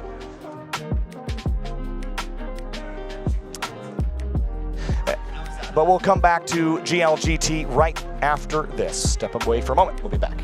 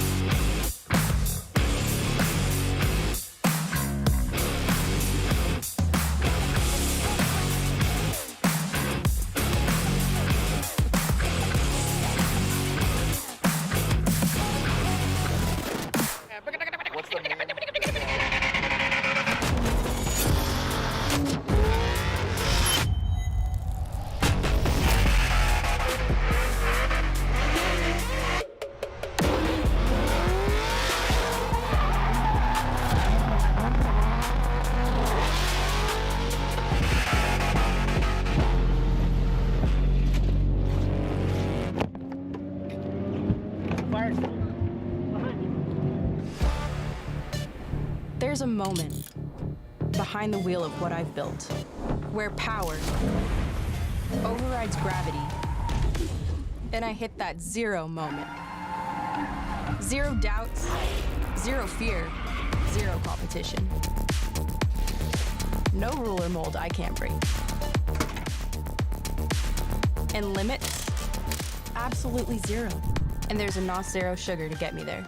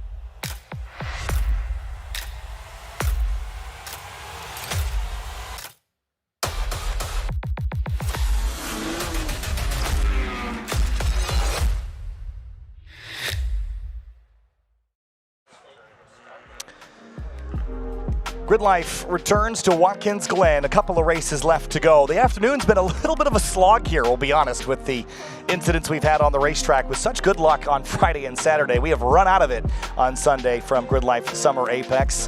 Kyle Heyer joined by Arjuna Kankapati as everyone's getting the Hyundai N laps experience at the moment. Headed up the back straightaway here. Really fun kind of ride-along experience, but we've got our GLTC series up next on course here, Arjuna, to start finishing out our weekend and just hoping and praying we can get some bangers in here before we sign off for the day. The original wheel-to-wheel series in GRIDLIFE competition, we got a stacked, well, it was 47 cars that entered the weekend. One by one, I think we've slowly chipped away at the number of competitors, but should be fun. And the championship fight has seen the lead change hands, so lots to look forward to. Look at these speeds, by the way, from the Hyundai N. Various machines. Only one of these is a purpose-built race car, and that's the one with the full livery on it, the Brian Herder Autosport with some of the Hyundai factory, or I should say Hyundai team drivers driving the car this weekend. This is effectively a road car inspired by the race car. Only made about 250 of these. That rear wing reminiscent of the TCR car as well. Effectively Hyundai's way of celebrating all the success they've had in TCR. It's not quite a homologation special, but about as close as you'll get. They're making some really fun cars right now, aren't they, for the American sedan and SUV market. I mean, if you're going to make these family saloon cars, you might as well make them drive good too, and I've had that experience myself, having driven Elantra and all over the country. It is Eibach GLTC gridding up for our fourth and final race of the weekend.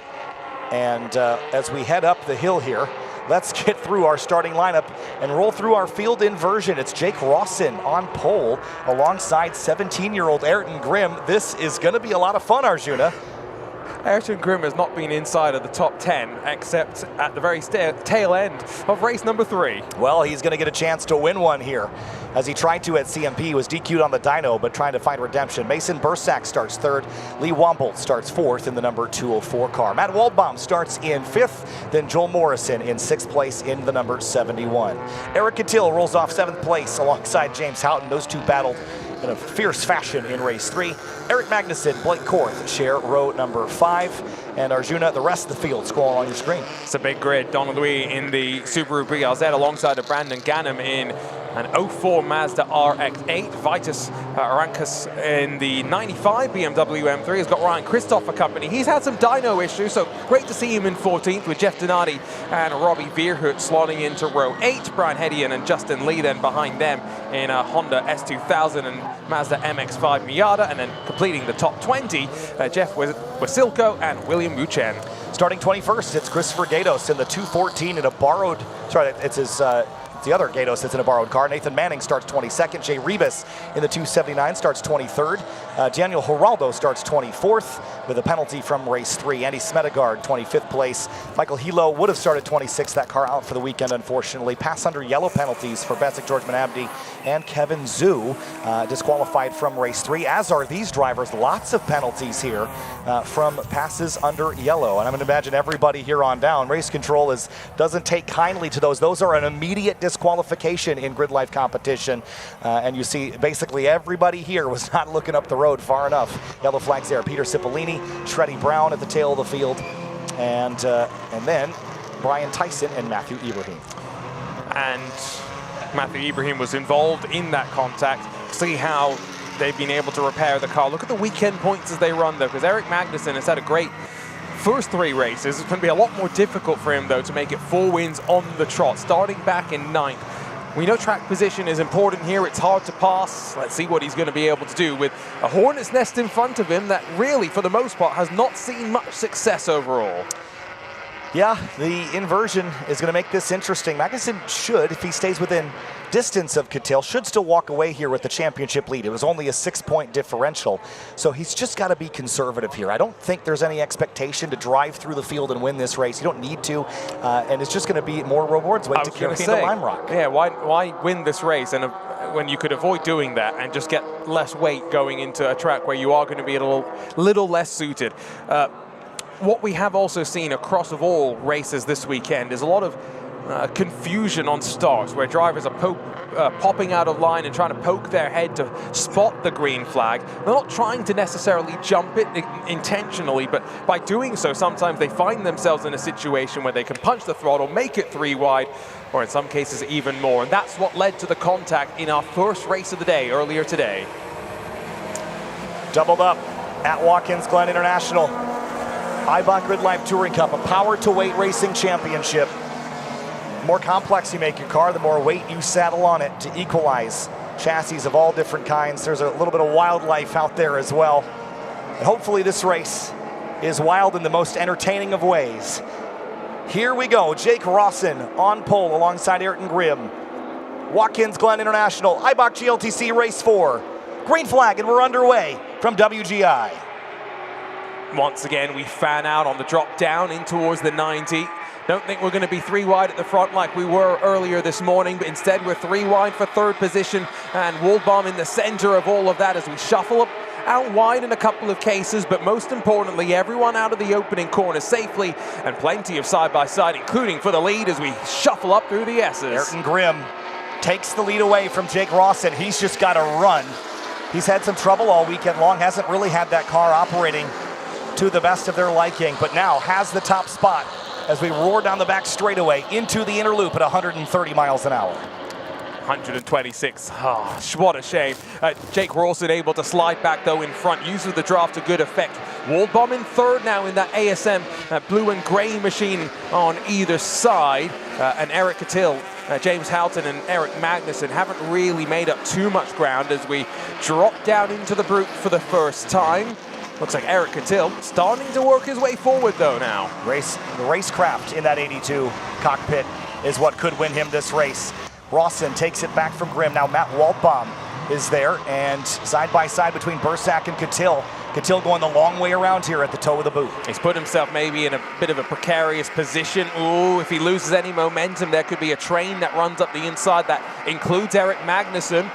But tell you what, Cattell's got off the corner very nicely indeed, and he'll swarm up towards turn 8. Joel Morrison gave him a shove coming up the hill with that V6 torque in the J-Series swapped S2000. That was critical for him. And now Cattell's got Wombold all crossed up out of turn 8 as Grimm fields the 90 car, Matt Waldbaum in the rearview mirror. Great fighting there. Cattell now, though, feeling a bit more pressure as he opened a door, but he's closed it back out of turn 9. So great move there from former championship leader to slot in front. And now 2 cars between him and Eric Magnussen. James Houghton has not really made the same sort of progress that Cattell or Magnussen have started to. Behind Houghton, really starting to build. Yeah, you're right about that. It's been a bit of a tentative start, hasn't it? Here comes Waldbaum, cracking the door open on Ayrton Grimm, but can't quite get alongside him. Cattell up to 4th place in the 82 as Joel Morrison gets by Wombold, and then championship and weekend points leader Eric Magnussen is lurking in behind. But this is the track position advantage over the 3 car that Cattell needs, and he's just hoping that these front 3 start to battle.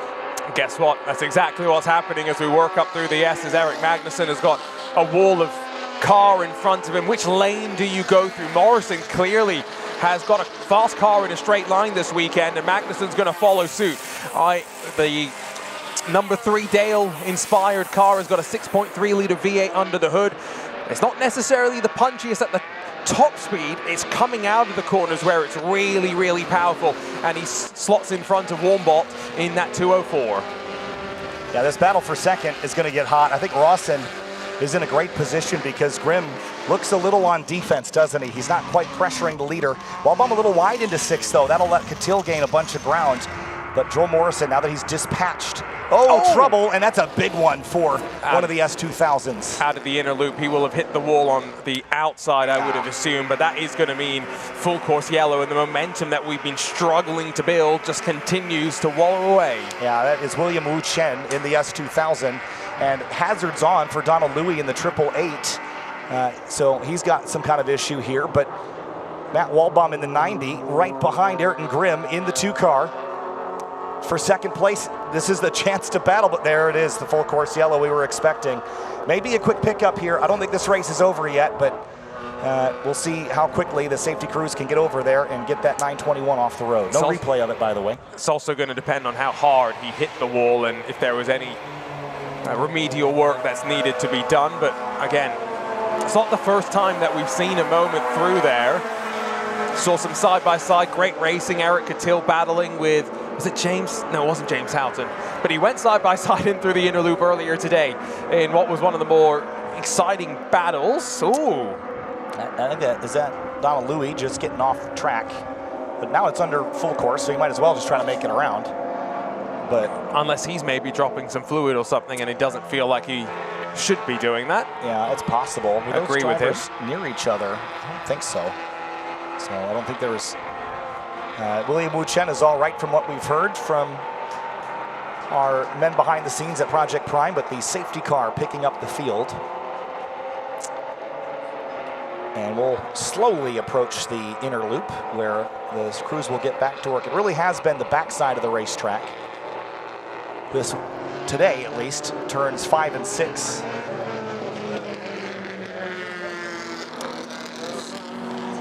And Jackson Lambros has an update for us. He's down on the pit lane. Jackson, we're under yellow. What you got down there for us?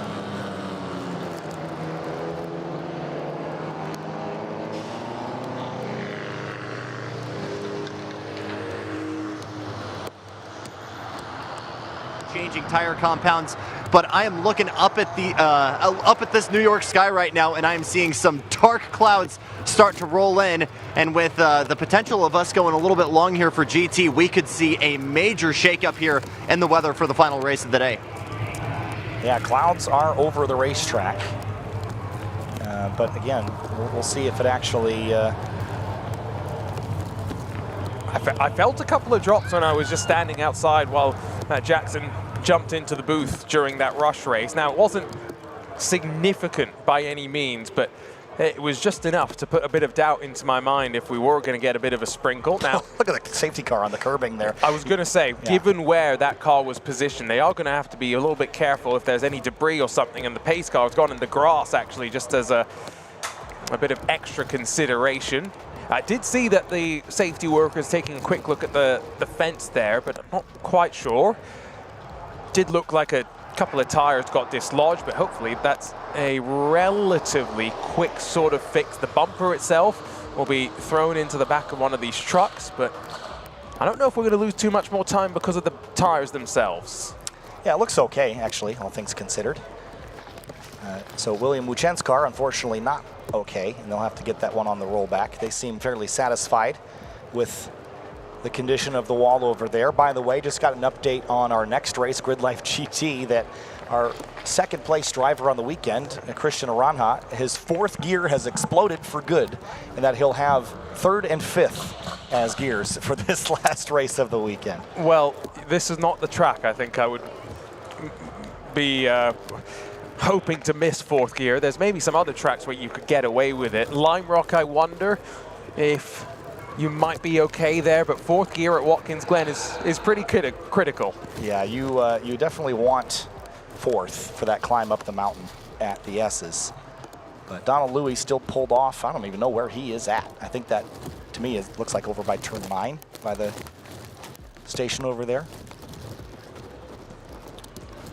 As we get a look out, yeah, that's, oh, he's way off. He's actually found himself very far off behind the barrier. That's good. That's a good spot. Yeah, well done there. So what that does now mean is, ooh. Oh, that car is just smoked. Yeah, well, literally dragging some of it as well.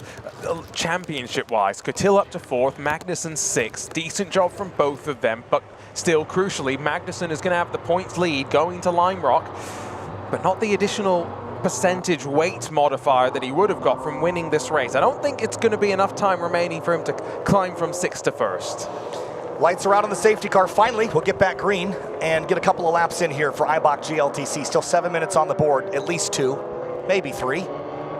If the racing gods look down upon us for a little longer here this weekend. They're not cooperating today, are they? But a lot of tire warming going on. Remember, all these cars are on a selection of 200 treadwear tires, mostly from Falcon and Maxxis and Kumo are the popular choices here in this series. Jake Rawson is in command. Ayrton Grimm is second, then Matt Waldbaum, Eric Catil, Joel Morrison, your top 5.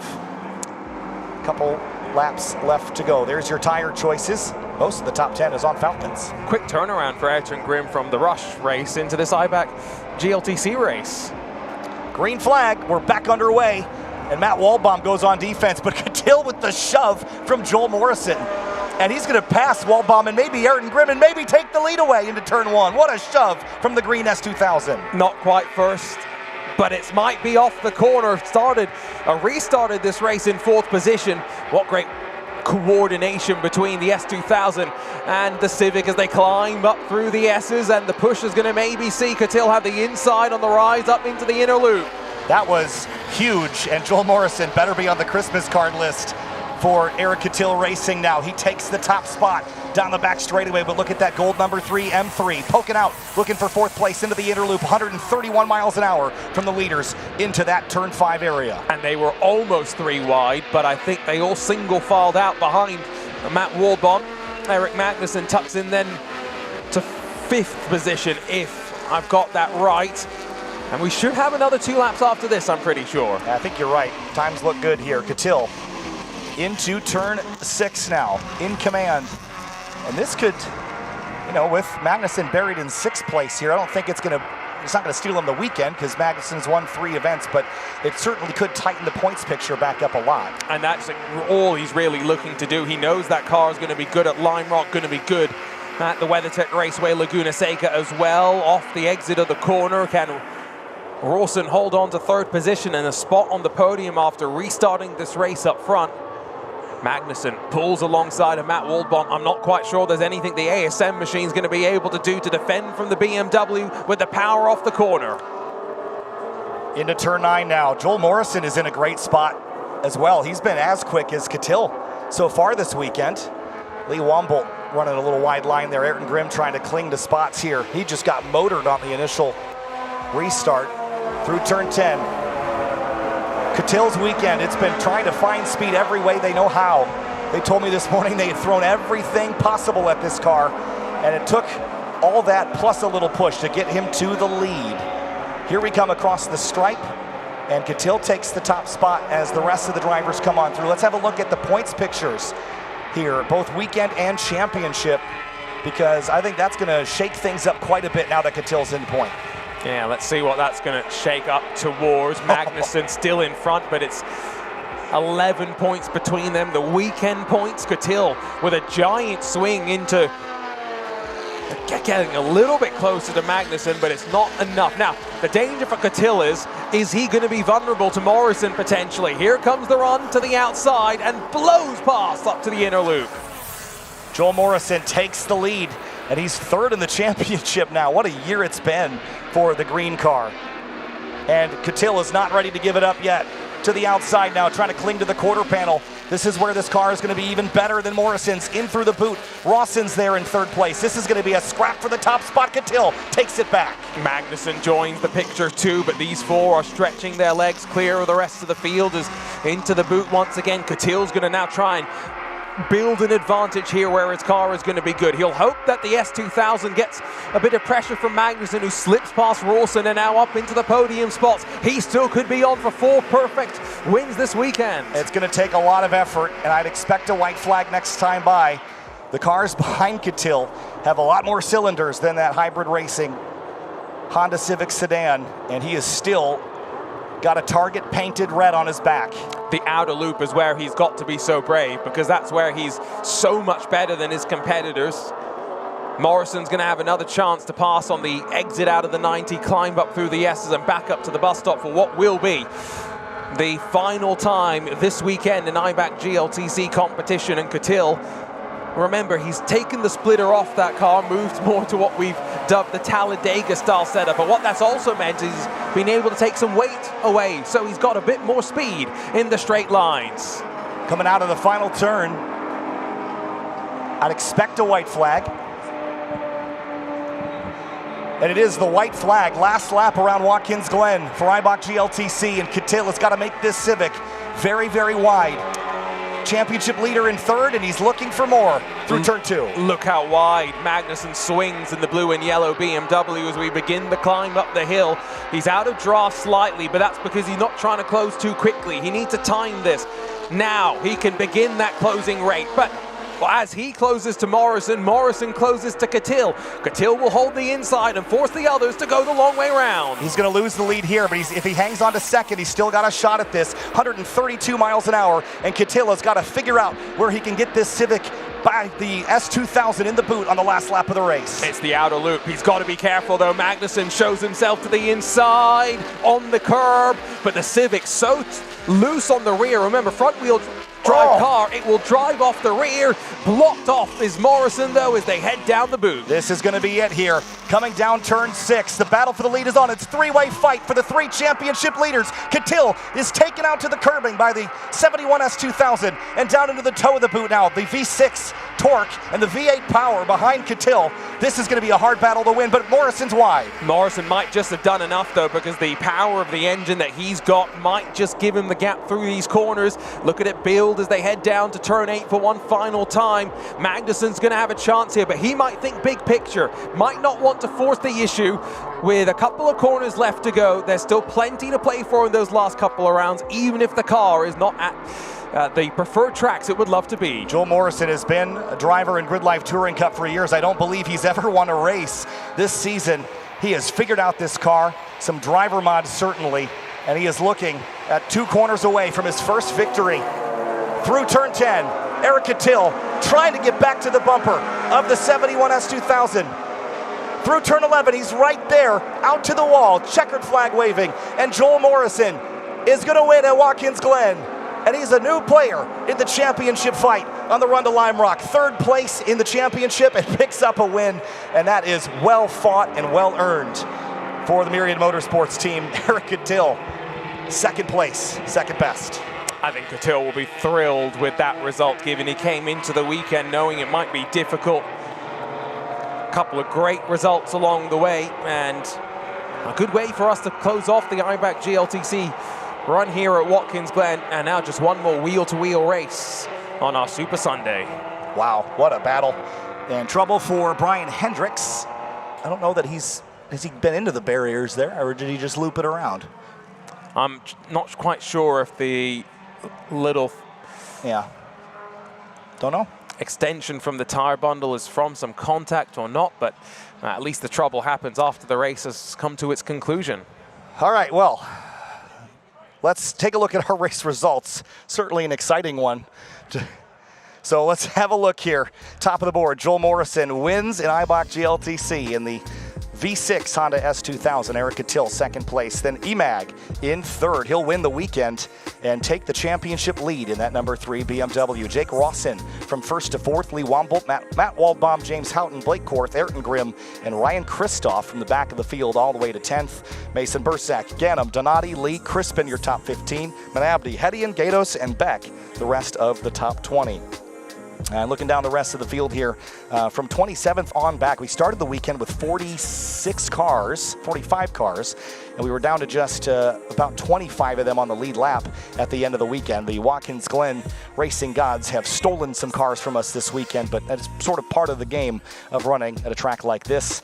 William Wu Chen out as well, but Joel Morrison picks up a race win. Let's have a look at the highlights from this race. Exciting, to say the least. Despite the intermission with the caution flag at the start, it was Jake Rawson and Ayrton Grimm on command, but Waldbaum split the difference there. You see Morrison very tentative at the start. It was this crash for William Wu Chen that brought out the yellow flag and put our race on hold for a few minutes, but when we resumed, it was this big push from Morrison to Catil. So Catil can't be all that mad at Morrison for motoring by him, because that motor helped get him to the lead on this restart. It was this side-by-side drag race up the hill for Catil versus Rawson. Catil nose to head, but just can't outpace those larger displacement cars up the hill. That's not what this car was designed for, Arjuna. It was really designed for the boot section, and that's where he had his best opportunity to keep the lead. It's very similar to Lime Rock Park, where we go next, so I think he's looking forward to that trip, and with no added success wait to come as well. What a drive from Eric Magnussen, though, to pick his moments, not force the issue by any means, and slowly, one by one, work his way into the lead equation. Eric Catil, though, maybe the move of the weekend, around the outside in towards the boot. Well, they were trying everything on the setup of the car, and they're trying everything in the cockpit of the car as well, turning all the nuts they can. But then it was the loss of the lead on the next time down the back straightaway, and Kittil could just hang on for second. But Joel Morrison, what a drive this season, and moves his way into third place due to the misfortune for Andy Smedegaard. We didn't see him out there in that race in the FA24 Toyota 86. And Joel Morrison picks up a win here at Eibach GLTC. It is going to be Eric Magnussen and Eric Kittil on the top two steps of your podium, and that means GLTC is complete from Watkins Glen. You'll see these cars next at Lime Rock Park.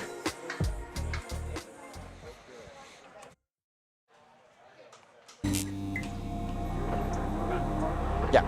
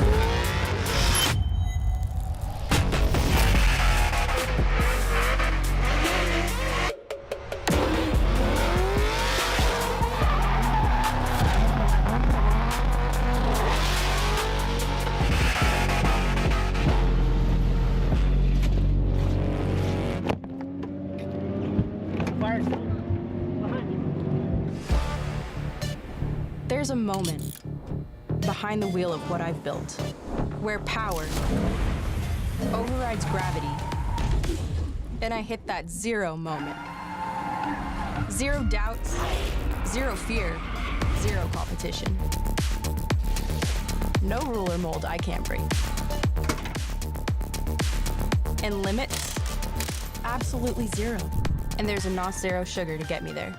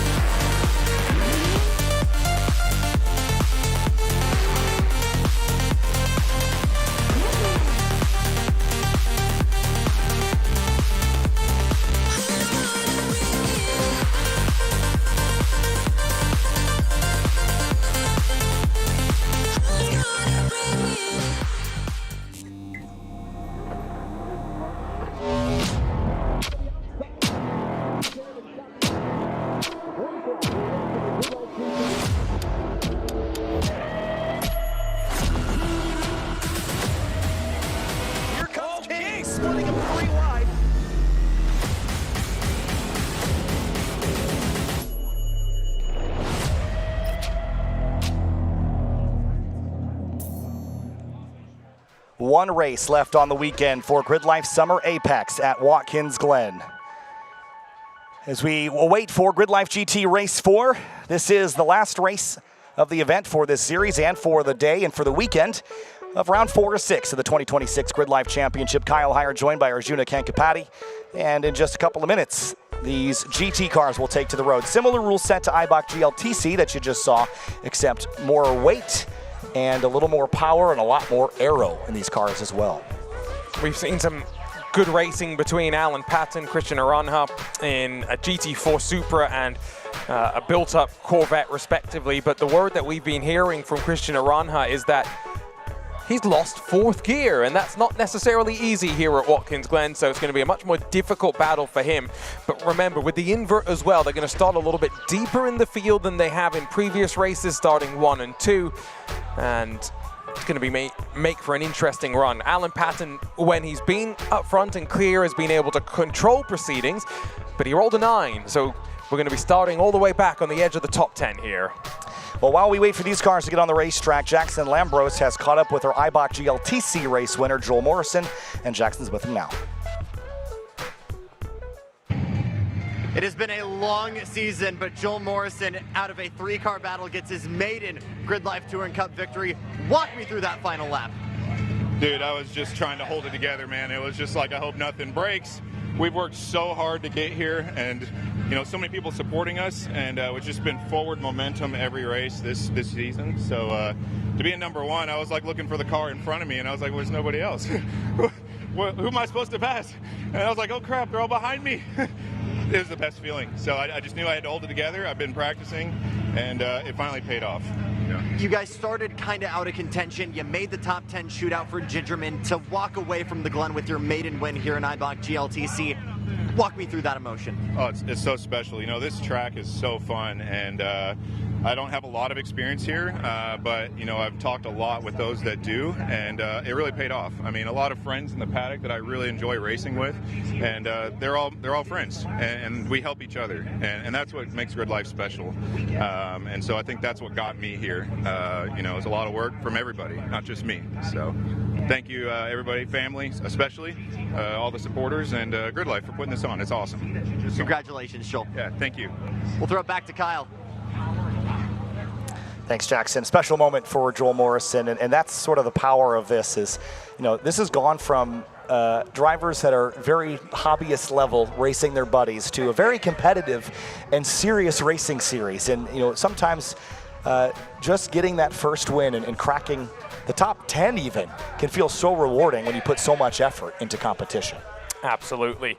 Such a competitive field as well now. When you look at the depth and numbers and strength as well, there's lots to look at with a lot of excitement if you're someone that wants to go racing but haven't quite found the place to do it. Maybe one of these GRIDLIFE wheel-to-wheel series is the place to be.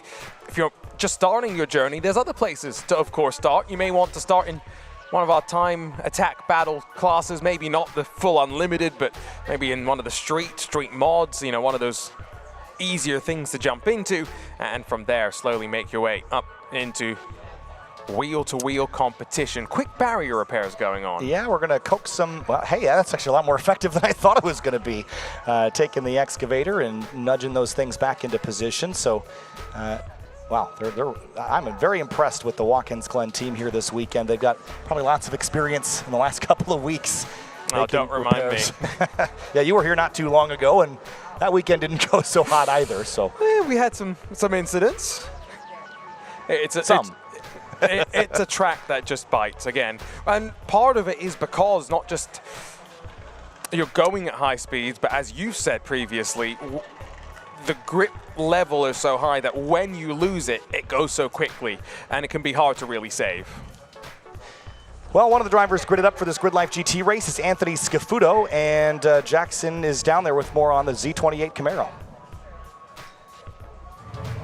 Well, for Anthony Scafuto, that Camaro needed a little bit of help with setup, but fortunately for him, the Patriot Motorsports showrunner Dave Willix had a very special connection in the form of Randy Post, who of course is a longtime sports car champion, has ran the Camaro a handful of times, actually owns that generation of Camaro as well and has tracked it in his own time. So during the warm-up this morning, stole the car from Anthony. I say stole. He borrowed the car from Anthony, gave a little bit of setup advice on how to maybe free the car up a little bit here in the slower corners, but has given a lot of feedback to the Patriot Motorsports team. Anthony Scafuto going to be trying to move forward here for the final race of the weekend.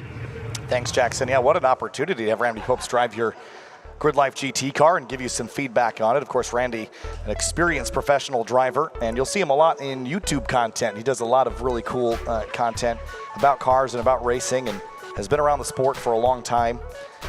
And yeah, what a cool opportunity for those drivers. There's Alex Pites in the C8 Camaro. There was recently a breakthrough in the programming for these cars in particular that one of his partners, HP Tuners, had just figured out the how to basically tune the transmission control module on those cars, which when you can unlock that sort of tunability in these modern cars where everything's sort of locked behind encoded computers, you gain a lot of performance from things like that, Arjuna. It's less, you know, put on race car parts and more hacking into the mainframe of modern tech inside the cockpit. It's crazy, especially when you get up to the modern GTP cars nowadays. There's so much electronics behind the scenes that make that all work, even going as far as like understanding how much slip is being put into the wheel so that they can manage how much power goes out, and all sorts of traction control sort of level things that they are doing there. It's a great view at Victory Lane here at Watkins Glen. You've got the great media center here as well. Unfortunately, when I was here, I say unfortunately, it's a shame that this weekend the Froyo machine in the media center has not been set up, because I took advantage of that a couple of times when I was here a couple of weeks ago.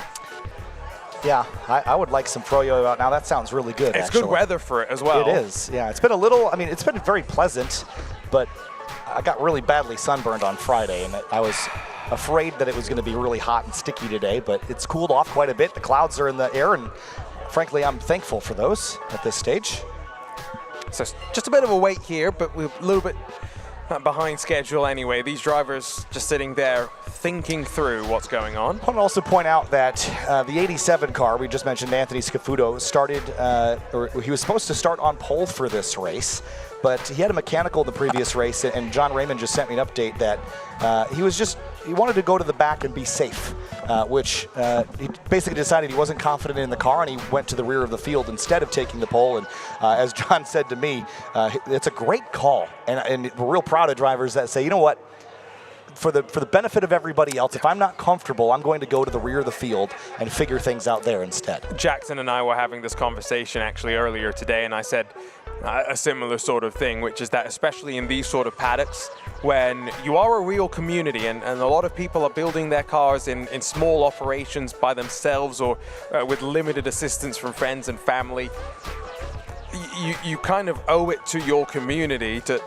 be responsible with what's happening on the racetrack. Well, while we're under this short delay here for barrier repair, again, Jackson Lambros is down on the grid with the GRIDLIFE GT field.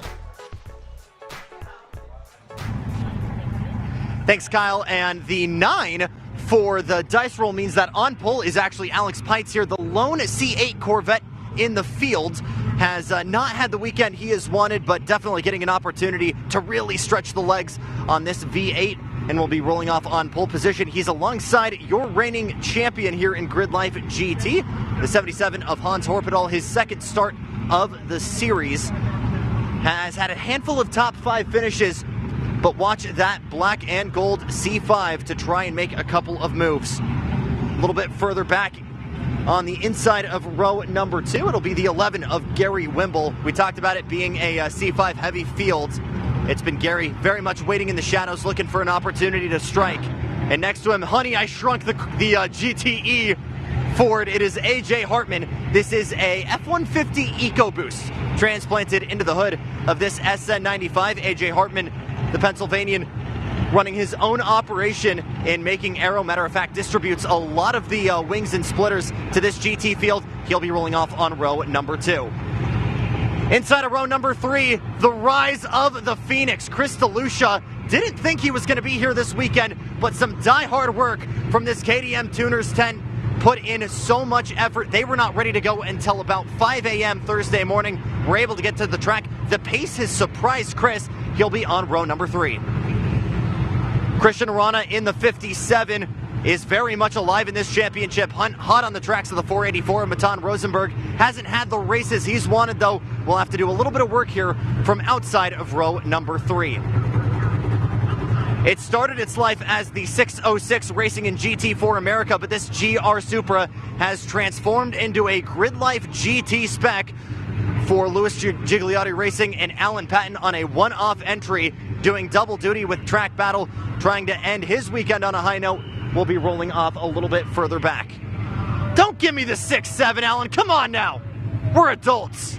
We're mature. A little bit further back, it is the GT86, I believe.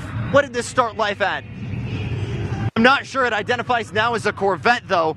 But this is Eric Jensen and the 16 FRS that it originated as. It's an LS swap. It got into a little bit of trouble later on last night, but some hard work from Jensen meant that thing was ready to go. We had one hardship lap.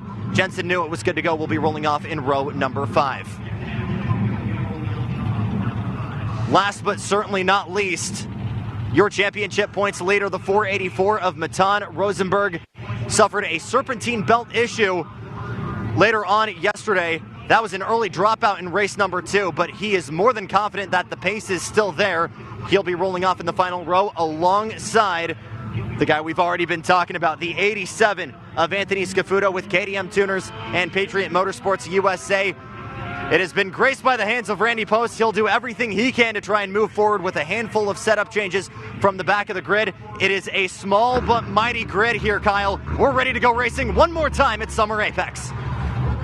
Thanks, Jackson. Run through the field as Anthony Scafuto prepares, getting excited for the last race of the weekend. Maybe we'll take a look at our weekend points so far and kind of give us a little bit of a look at what we're expecting as far as the podium for the weekend. Again, we award trophies per weekend championship, but then again at the end of the year. So as the cars roll off, we'll take a look at that in a moment. There they are. Alan Patton has 73 points. Christian Aranja has 70. Chris DeLucia's third, Hartman fourth, and Ryan Power in fifth. Note that there's no Matan Rosenberg on there, Arjuna, but a 3-point swing is very easy to come by for a car that's third or better. So for Patton and Aranja, it's just who gets to the front first. Alan Patton isn't going to be here for the next 2 rounds of the year to close out the championship. So I think for Christian, he'll be very mindful of that. He needs to get the points on the board here and really aid that championship hunt. Very closely matched, there's no question about it. But when Alan Patton is in front, Christian Aranja's setting faster lap times, but still not able to make his move. It's been so close this weekend. There's your starting grid again. Anthony Scafuto will be starting at the rear of the field, and everyone else will shuffle up a position. But Hans Horpedal, your reigning champ, is up near the front. Gary Wimble, AJ Hartman in 5th and 6th. And then you move back to DeLucia, Aranja, and of course Alan Patton, who disappointingly couldn't run the podium sprint with the LGR Corvette, but he will get one more shot at a trophy here today. So everyone hold your breath as we, actually Matan was DQ'd in race 3 for an incident, which I don't recall that there was one. So that must have happened outside of our view, and that's actually pretty rare for Matan. So unfortunate circumstances for sure. It's kind of just been that weekend for him, unfortunately. That's the way the cookie crumbles in motorsport. Sometimes you're going to have a fast car, sometimes you won't have the fastest car, and admitting that is half of the challenge sometimes for those in the sport. But all you can do on those weekends is maximize your performance, and that's what Rosenberg should focus on now. See what he can do, because he's lost the championship lead, and Christian Aranja now sits on top. AJ Hartman is a long ways back, but Lime Rock Park is a great racetrack for that car. And if he chooses to go to WeatherTech Raceway Laguna Seca, not a bad place either. Yeah, no, AJ, such an interesting car with the custom fabrication that he makes himself and sells as well in a lot of cases, but he's exploring with his own car basically. It's the best form of advertising. If it works on his car, it might work on one of yours as well. It's got the engine from an F-150, the EcoBoost instead of the traditional 5-liter V8 Coyote that maybe you'd often see in various Fords, including the new Ford Hypercar project that's stealing a Coyote engine as well. Yeah, really cool car that Hartman has put together with that EcoBoost out of an F-150. Again, when asked why he didn't want to do it, just because it is so unique. And then you know what's cool about this car is it sort of sounds like the Ford GT, IMSA GTLM car.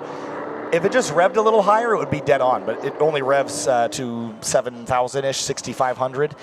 If it revved a lot higher, it would probably be bang on as far as the sounds, given that it's the same sort of base V6 that the GT shared. So cars doubling up now. This race will be about 15 minutes in duration. And as our last one of the weekend, there'll be drift after this, but the broadcast will turn off at the conclusion of this race. And we'll get ready to watch Lime Rock Park and Circuit Legends next month, the waning weeks of August. Here we go, cars rolling through turn 11. GRIDLIFE Summer Apex, the last race of the event. Let's crown a winner and potentially reset the championship lead. Green flag, and we're underway. And already we're 3 wide for the lead. Alex Pites is in command. And Gary Wimble is trying to charge up the inside, but it's Horpedal that takes the lead away. We're 3 wide, leaving turn 1 as well. very, very tentative down through the 94. I think that was Alex Pikes who's now on the brakes. Not quite sure if there's an issue for him as we come over the crest. Good start for DeLucia, good start for Aranja, who's got in front of Alan Patton and now crucially has the track position over the driver that's frustrated him most this weekend. Up towards the inner loop, Aranja goes to the inside and he's followed there by the Supra of Patton. Big pack into the inner loop here. Hartman has second place, and look at Patton to the inside of DeLucia, put him offline a little bit. Now Rosenberg is going to try to tackle the white E36 into the carousel, but now it's Aranja over Patton, but just by a nose. They're third and fourth behind the 24 of Hartman and the 77 of Horpedal. Great move there from Alan Patton, who uses experience in the GT4s to make that stick up front. They're going to be side by side. AJ Hartman going to be left the long way around as they work towards the toe of the boot. He'll switch back to the inside, but with that speedy drive potentially still left on the outside. Who's going to be brave? Christian Arana sticks his car there. Wow, well done, and he stuck it, and it's going to stick. And I've heard that they had been working on that fourth gear and might have gotten it somewhat repaired, and it's going to easily out-accelerate the Ford Mustang. Here comes Patton to the inside, but Hartman covers it off, and that's critical here. It'll give Aranja the upper hand as he gets right to the rear bumper of last year's champion, the black and gold 77 of Horpedal. Having a pretty good weekend as well as Hans as he gets into the swing of things once again. Wiggle off the corner though as they rejoin the NASCAR layout up towards turn 10. Definitely not flat in these cars by any means as they feather the throttle very wide there from Horpedal, who's now going to be compromised all the way down to turn 1. Aranja sweeps around the outside and surely retakes the lead. Yeah, but it's going to hold them up, and see everybody scatter as they try to figure out where to go with their runs. It slowed everybody down, and Patton's going to take advantage. 3 wide for second place into the 90. AJ Hartman's got to be careful here. He'll be unsighted. Alan Patton has to wind the car up aggressively, and Hartman slips wide, but rejoins in second place, side by side up the S's as Aranja starts to open up the gap. Yeah, I think the 24, the Mustang's going to have a little bit more grip through this section, more aero on board that car than the GT4, but I'd expect Patton's car to be more slippery. Up the back straightaway and into the inner loop. The 57 is in command. And now, for the first time in a couple of races, he will just try and enjoy the clean air up front. Don't think Alan Patton is going to have an answer here to the longer run pace that Aranja has. And AJ Hartman's going to try and use the downforce to good effect as Hans Horpedal watches Hartman try and swing out wide, winding out of turn 5. Down into turn 6 on lap number 2. Hartman trying to cling to the back of Alan Patton, but I think it's going to come down to Corvette versus Supra once again, as it has all 4 races so far. Alan Patton, when he was stuck behind Aranja on the restart that we had in race 1, his only opportunity came on the restart in towards the inner loop. It was not the easiest of sequences to figure out why Aranja was so slow. Seemingly back up to speed right now as he runs up towards the final sector of the lap. Look at the weekend points as they run. Christian Aranja with the championship lead and the weekend points. It's going to shuffle a little bit because this picked up as the last timing line, so we're going to watch it shift as they come across the stripe here. Christian Aranja's in command of the weekend and the championship fight, but watch Patton as they roll through turn number 11. I think Patton's going to gain, what, he would have had 16 points, it'll be 21, so it's a 5-point gain that puts him, what, 1 point behind Christian Aranja? He's going to be giving it everything he's got. Let's see, was your math correct? Yes, it was. And that is critical. AJ Hartman pips DeLucia by 1 point for podium. And this is all going to come down, if Aranja and Patton each win 2 races, it all comes down to qualifying, and it was Aranja that had the better run. They've been giving each other as good as they've got this weekend. Back up to the top of the track they go. AJ Hartman the closest to them, but he is starting to drop slightly away. Matan Rosenberg has caught up to Hans Horpedal. He's looking to try and get up to 4th. Once again, Alan Patton gets a great run to the top of the track. However, just not alongside, and now this is where Christian Aranja is going to be that little bit stronger. I do think Patton is slowly reeling in that 57 car. And the aggression probably can't be understated. I think Patton is a lot happier at the limit. in that GT4 Supra that's used to hammering curbs and flying through the S's at terminal velocity. And AJ Hartman's not that far back. So if these two start to battle against each other, it could bring in the 24. And look at the lap times. Once again, the faster car on track is a run-up. Mistake from Alan Patton. He washes up into the grass on the exit of turn 7. Not close enough to open the door for AJ Hartman, but a great drone shot from our team at Project Prime. Also shows Rosenberg closing on Horpedal. And DeLucia slipping back in the field and dropping off the podium in the weekend points. Again, it seems like Aranha's car is really good out of that dig out of 7, and that's where most of his time has been found. Patton seems to gain from the S's into the inner loop, but this battle for 4th place is pretty thrilling. Horpedal, Rosenberg, DeLucia. Been a difficult weekend for Rosenberg. This will be the redemption that he's hoping for to find some momentum going back in towards Lime Rock and WeatherTech Raceway, Laguna Seca. Speak of momentum, as much as DeLucia's not on the podium, a week ago he wasn't sure if he was going to be here. That car still showing the lasting damage from the fire at Midwest Festival. Fastest lap once again, Christian Aranja sits up front. Yeah, big loss for Patton that lap around. See if he's got anything left in the tank to go run Christian back down. So a long ways to go in this race as Rosenberg has passed Horpedal for 4th. But watch this 40 car, this white E36. It's got such legs on the straightaways here with that LS under the hood. Amazing noises from these race cars. 150 miles an hour. We've triggered the speed trap at the entry in towards the inner loop. DeLucia swings past and follows Matan Rosenberg through, a little bit wide and wild running through the chicane, but crucially gets the move done.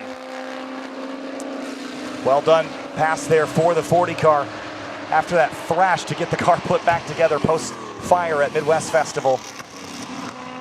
And down into the boot. Just a couple of laps to go. Here's a battle here between Horpedal and Gary Wimble. Gary looks up the inside.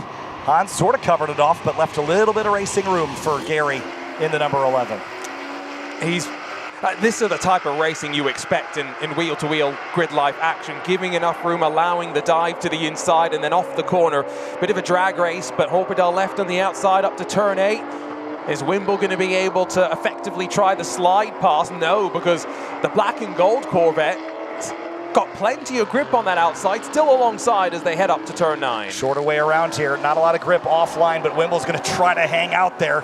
Throttles up a little sooner, and he's going to just try to steal it, and he does. Move Wimble to P6. Great racing there. Two cars with similar looking shapes, but of course making speed at this point slightly differently as we tick about halfway through this final race of the weekend. Now 1.5 seconds at the front of the field, and Hans Horpedal started up front, now drops it down to 7th. There's your advantage, 1st to 2nd. Christian Aranja comfortably leading over Alan Patton. And Alan's gap has been somewhat consistent, but haven't we seen that 57 fade just a touch at the end of the weekend? It's just, again, so incredible to compare the two cars. One is the product of Toyota Gazoo Racing, one of the biggest auto manufacturers focusing their efforts on a race car. And then Christian Aranja has built a very different sort of machine. Totally different window of speed that the car is making, but still able to compete in the same performance window. And in GLGT last time out at Midwest Fest, we had a TCR car as well. So it goes to show the diversity that you have in this class once you step up from GLTC. Watching Patton gain again down into the second half of the lap. Much better in that GT4 car. But the dig out of the bottom of this race course, turn 7 at the toe of the boots, the lowest area on the racetrack. The highest point is just before the bus stop. So you're plunging down a couple of stories from turn 5 just to turn 7. It all happens in a hurry, and then you have to get out of it. That's what that V8 will help you do. After Gingerman, one of the flattest racetracks that I think you could get to.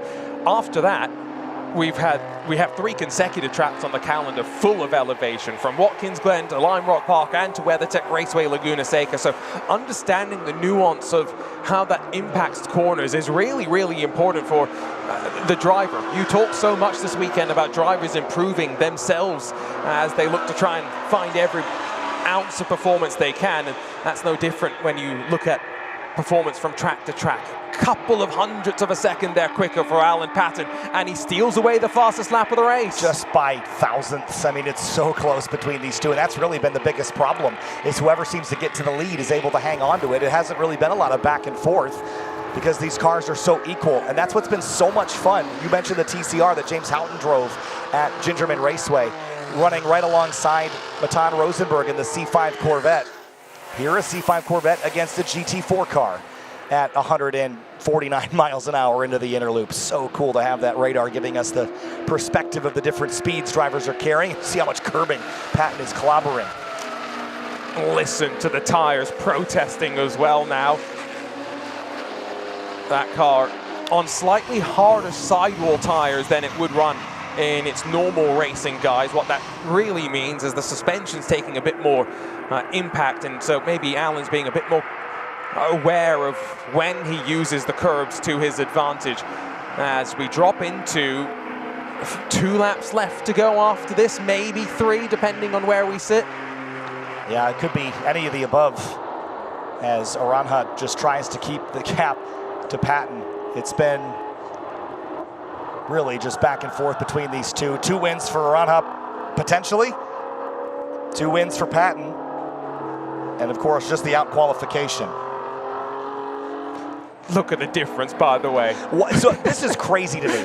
The difference in lap time between Christian Aranha's home-built 57 car and the factory Toyota GR Supra, 1/1000th of a second, a 2-minute .444 to a 2-minute .445. When you're looking at a rule set that still has yet to mature all the way, and you look at the parity between the 2 different ways of approaching it, that's impressive to me.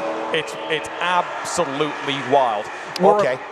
Well, now it's grown a little bit more. Alan Patton's found a bit more speed and shrunk the gap down. However, we are only about 6-7 seconds off the lap times that GT4 cars traditionally do around here on their normal tires with a bit more power as well. So it goes to show the level of speed that Christian Aranha's got in that number 57 as well, and the championship leader. This could be the penultimate lap of the race. Just needs to hold Alan Patton at an arm's length for a lap and a half more. 150 miles an hour. Patton is definitely gaining here as that 57 beginning to fade with just under 3 minutes left on the board. Tires still protesting. Patton trying to fish for anything he could find to run down that yellow car. Into the turn 6 area. That was a big gain for Patton that time through. Yeah, he is looking good. You had said that Aranha might struggle a little bit more the later we get into the race. I was hoping that would be unfounded. However, maybe struggling a bit more to put the rear power down through the rear tires. This is where the electronics on that GZ4 car are going to come in crucial. There'll be a couple of traction control settings, of course the ABS as well, and while there'll be a little bit of an adjustment that you need to switch between tires, that's just understanding where to put the dial. That's not much more that Alan Patton will be doing. Into turn number 9. I would expect a white flag this lap as we come through turn 10. What a battle between these two. It's almost like a time attack fight, just pulling tenths here and there. There it is. White flag, last lap around Watkins Glen. Now let's look at the lap times. Will there be even more improvement at the line? Yes, Aranha finds a bit more time. He's down to a 2:02. Alan Patton does not better the time and in fact loses ground to the race leader, who enters up through the S's one final time after what has been a very good weekend, taking the championship lead. 1.2 seconds is the difference from Aranha to Patton on this lap. One more run past the speed trap on the back straightaway. The radar at the 400 marker in the zone. 150 miles an hour yet again. It's almost like you could just program it to just report the same speed every lap just because of how competitive everyone is, how consistent they are. Christian Aranja in the 57, Alan Patton, AJ Hartman, Matan Rosenberg, last time around Watkins Glen. Christian Aranja has taken a big swing here. Matan Rosenberg's done a decent job after what's been a bit more of a tricky weekend for him. Get back up into the top 5, get that momentum back on side, heading into Lime Rock Park, where he's hunting down the new championship leader. I wonder what Christian Aranja was able to do. Was he able to get that 4th gear working again, or was he dealing with a jump between 3rd and 5th for 15 minutes of racing action? Into turn 8 for the final time. Christian Aranja and Alan Patton have been just absolutely slogging it against each other. The difference in the weekend points, 1 point, and it all came down to qualifying, where Aranja out-qualified Patton by 1 position, and that was the difference. The 57 car of Christian Aranja is going to complete race 4 and win in GRIDLIFE GT and the weekend, and takes over the championship lead. He wins at Watkins Glen. Alan Patton finishes in 2nd place. AJ Hartman and Matan Rosenberg will come home in 3rd and 4th. As my announcers have to leave and catch a flight, Dewey DeWitt hops into the booth alongside me to finish off our broadcast. Dewey, congratulations on so many things, but what a weekend it has been for GRIDLIFE GT and really all the classes here. Dude, what a race that was, man. I'm a massive Christian fan, so seeing that's awesome. Seeing Alan on the ragged edge trying to chase him down, this has been awesome all weekend long. This is killer. Let's have a look at the race results here for GRIDLIFE GT as the rest of the field finishes up their laps. It is officially Christian Aranja's 2nd win of the weekend, and it's enough to go home with the weekend trophy over Alan Patton by 1 point. AJ Hartman finishes 3rd. Matan Rosenberg, not the weekend he was hoping for. He finishes 4th, loses the championship lead here, Dewey. But again, all these drivers sort of subscribing to this new class and putting on a show, the cleanest series of the weekend as well. Yes, by a long shot. I got to be real. This track has hands, and it'll mess you up. And we saw that up and down the field. Honestly, GLGT, I don't think anybody other than some minor mechanicals, nothing really crazy happened in that class. And it just goes to show you, it's a bunch of really good drivers, really have their stuff sorted out. Let's have a look at our highlights for GRIDLIFE GT race number 4 as well, before we begin our sign-off process here at the end of GRIDLIFE Summer Apex. At the start, it was Alex Peitz in command, but quickly was overtaken on the inside and the outside and everywhere as AJ Hartman drove up the long way around Dewey. He was not going to wait for anybody. No, AJ's aero helps him a lot here. This is really high min speed track, and I think he was trying to take advantage of it the best way he could. And then a little bit later on, Christian Aranja, this move on the outside of the toe of the boot. Just sticking it on the outside and make it stick. He does that in iRacing too, and it drives me nuts, and there's nothing I can do to stop it. Just finding grip where there isn't any. And then this battle up for the front around the outside of Hans Horpedal to take the lead away, all while Alan Patton was trapped behind some other cars, and that's what sort of kicked off the rest of the battle for the weekend. It's absolutely crazy. And I actually wonder, with these cars having a little bit more advanced aero, how much the draft makes a difference here too. We've seen speeds anywhere from 145 to 153 miles an hour in this class, seemingly drafted aero dependent. Then it was this battle between Horpedal, Rosenberg, and Chris DeLucia that were fighting for position. Again, not the weekend that Rosenberg was hoping for, and then it was just this onslaught, the battle between Alan Patton and Christian Aranja. We've seen it all weekend long. Absolutely, two juggernauts going at it, and both absolute monsters, and it's exactly what you want to see from a race, is the two fastest axe murderers going at it.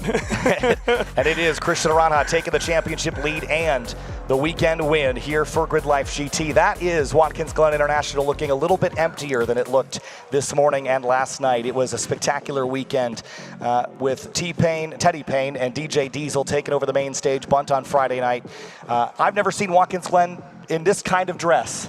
But it looks fantastic, and I hope and pray we can be back here next year. I want to give a huge thank you as well to all the staff here at Watkins Glen, the corner marshals, the safety teams that got a workout today as well. But let's have a look back at some of the highlights here from the weekend.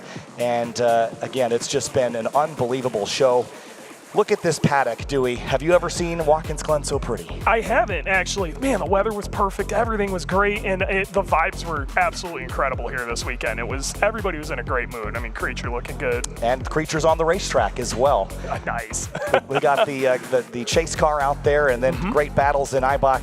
GRIDLIFE Tour, you got Peter Granberg going for the moon. Some awesome activations here, courtesy of Electro & Co. Dodge, their thrill rides, the Hyundai end laps. But again, all the partners and people that make this happen, it doesn't happen without a lot of investment, a lot of time, and a lot of energy from the drivers, from the crews, and all the people that put this on. That was a heck of a spin. It's the amount of effort that it takes for everybody to get here and put on an event like this is absolutely crazy. But again, none of it happens without the fans too. So everybody watching, liking the social media stuff, and then the biggest thing you can do if you ever want to support this is come to these events. Not only are they fantastic and talking to everybody, you just, oh my God, it's the best. And like I said, it takes a lot of people to put this on, over 140 of them. And we want to thank them all in a special way as we wrap things up here at GRIDLIFE Summer Apex. These are our season partners, Racer, NOS Energy, Nappy Boy Automotive, and so many more. Project Prime, putting on what I think is the best broadcast I've ever seen in grassroots racing. Volare Real Time powering the graphics behind the scenes. And here are our team members for the weekend. So many people that put this all together. And this is their moment of fame. They don't get talked about enough. But it takes a team. It takes everybody. And every one of them worked real hard this weekend. They did a phenomenal job. Our next event is GRIDLIFE Circuit Legends at Lime Rock Park. August 21st to 23rd. Tickets are still available. And we will see you there at Lime Rock in August. From Kyle Heyer, Dewey DeWitt, Arjuna Kankapati, and Jackson Lambros. Thank you so much. And we'll see you at round 5 of the GRIDLIFE Championship.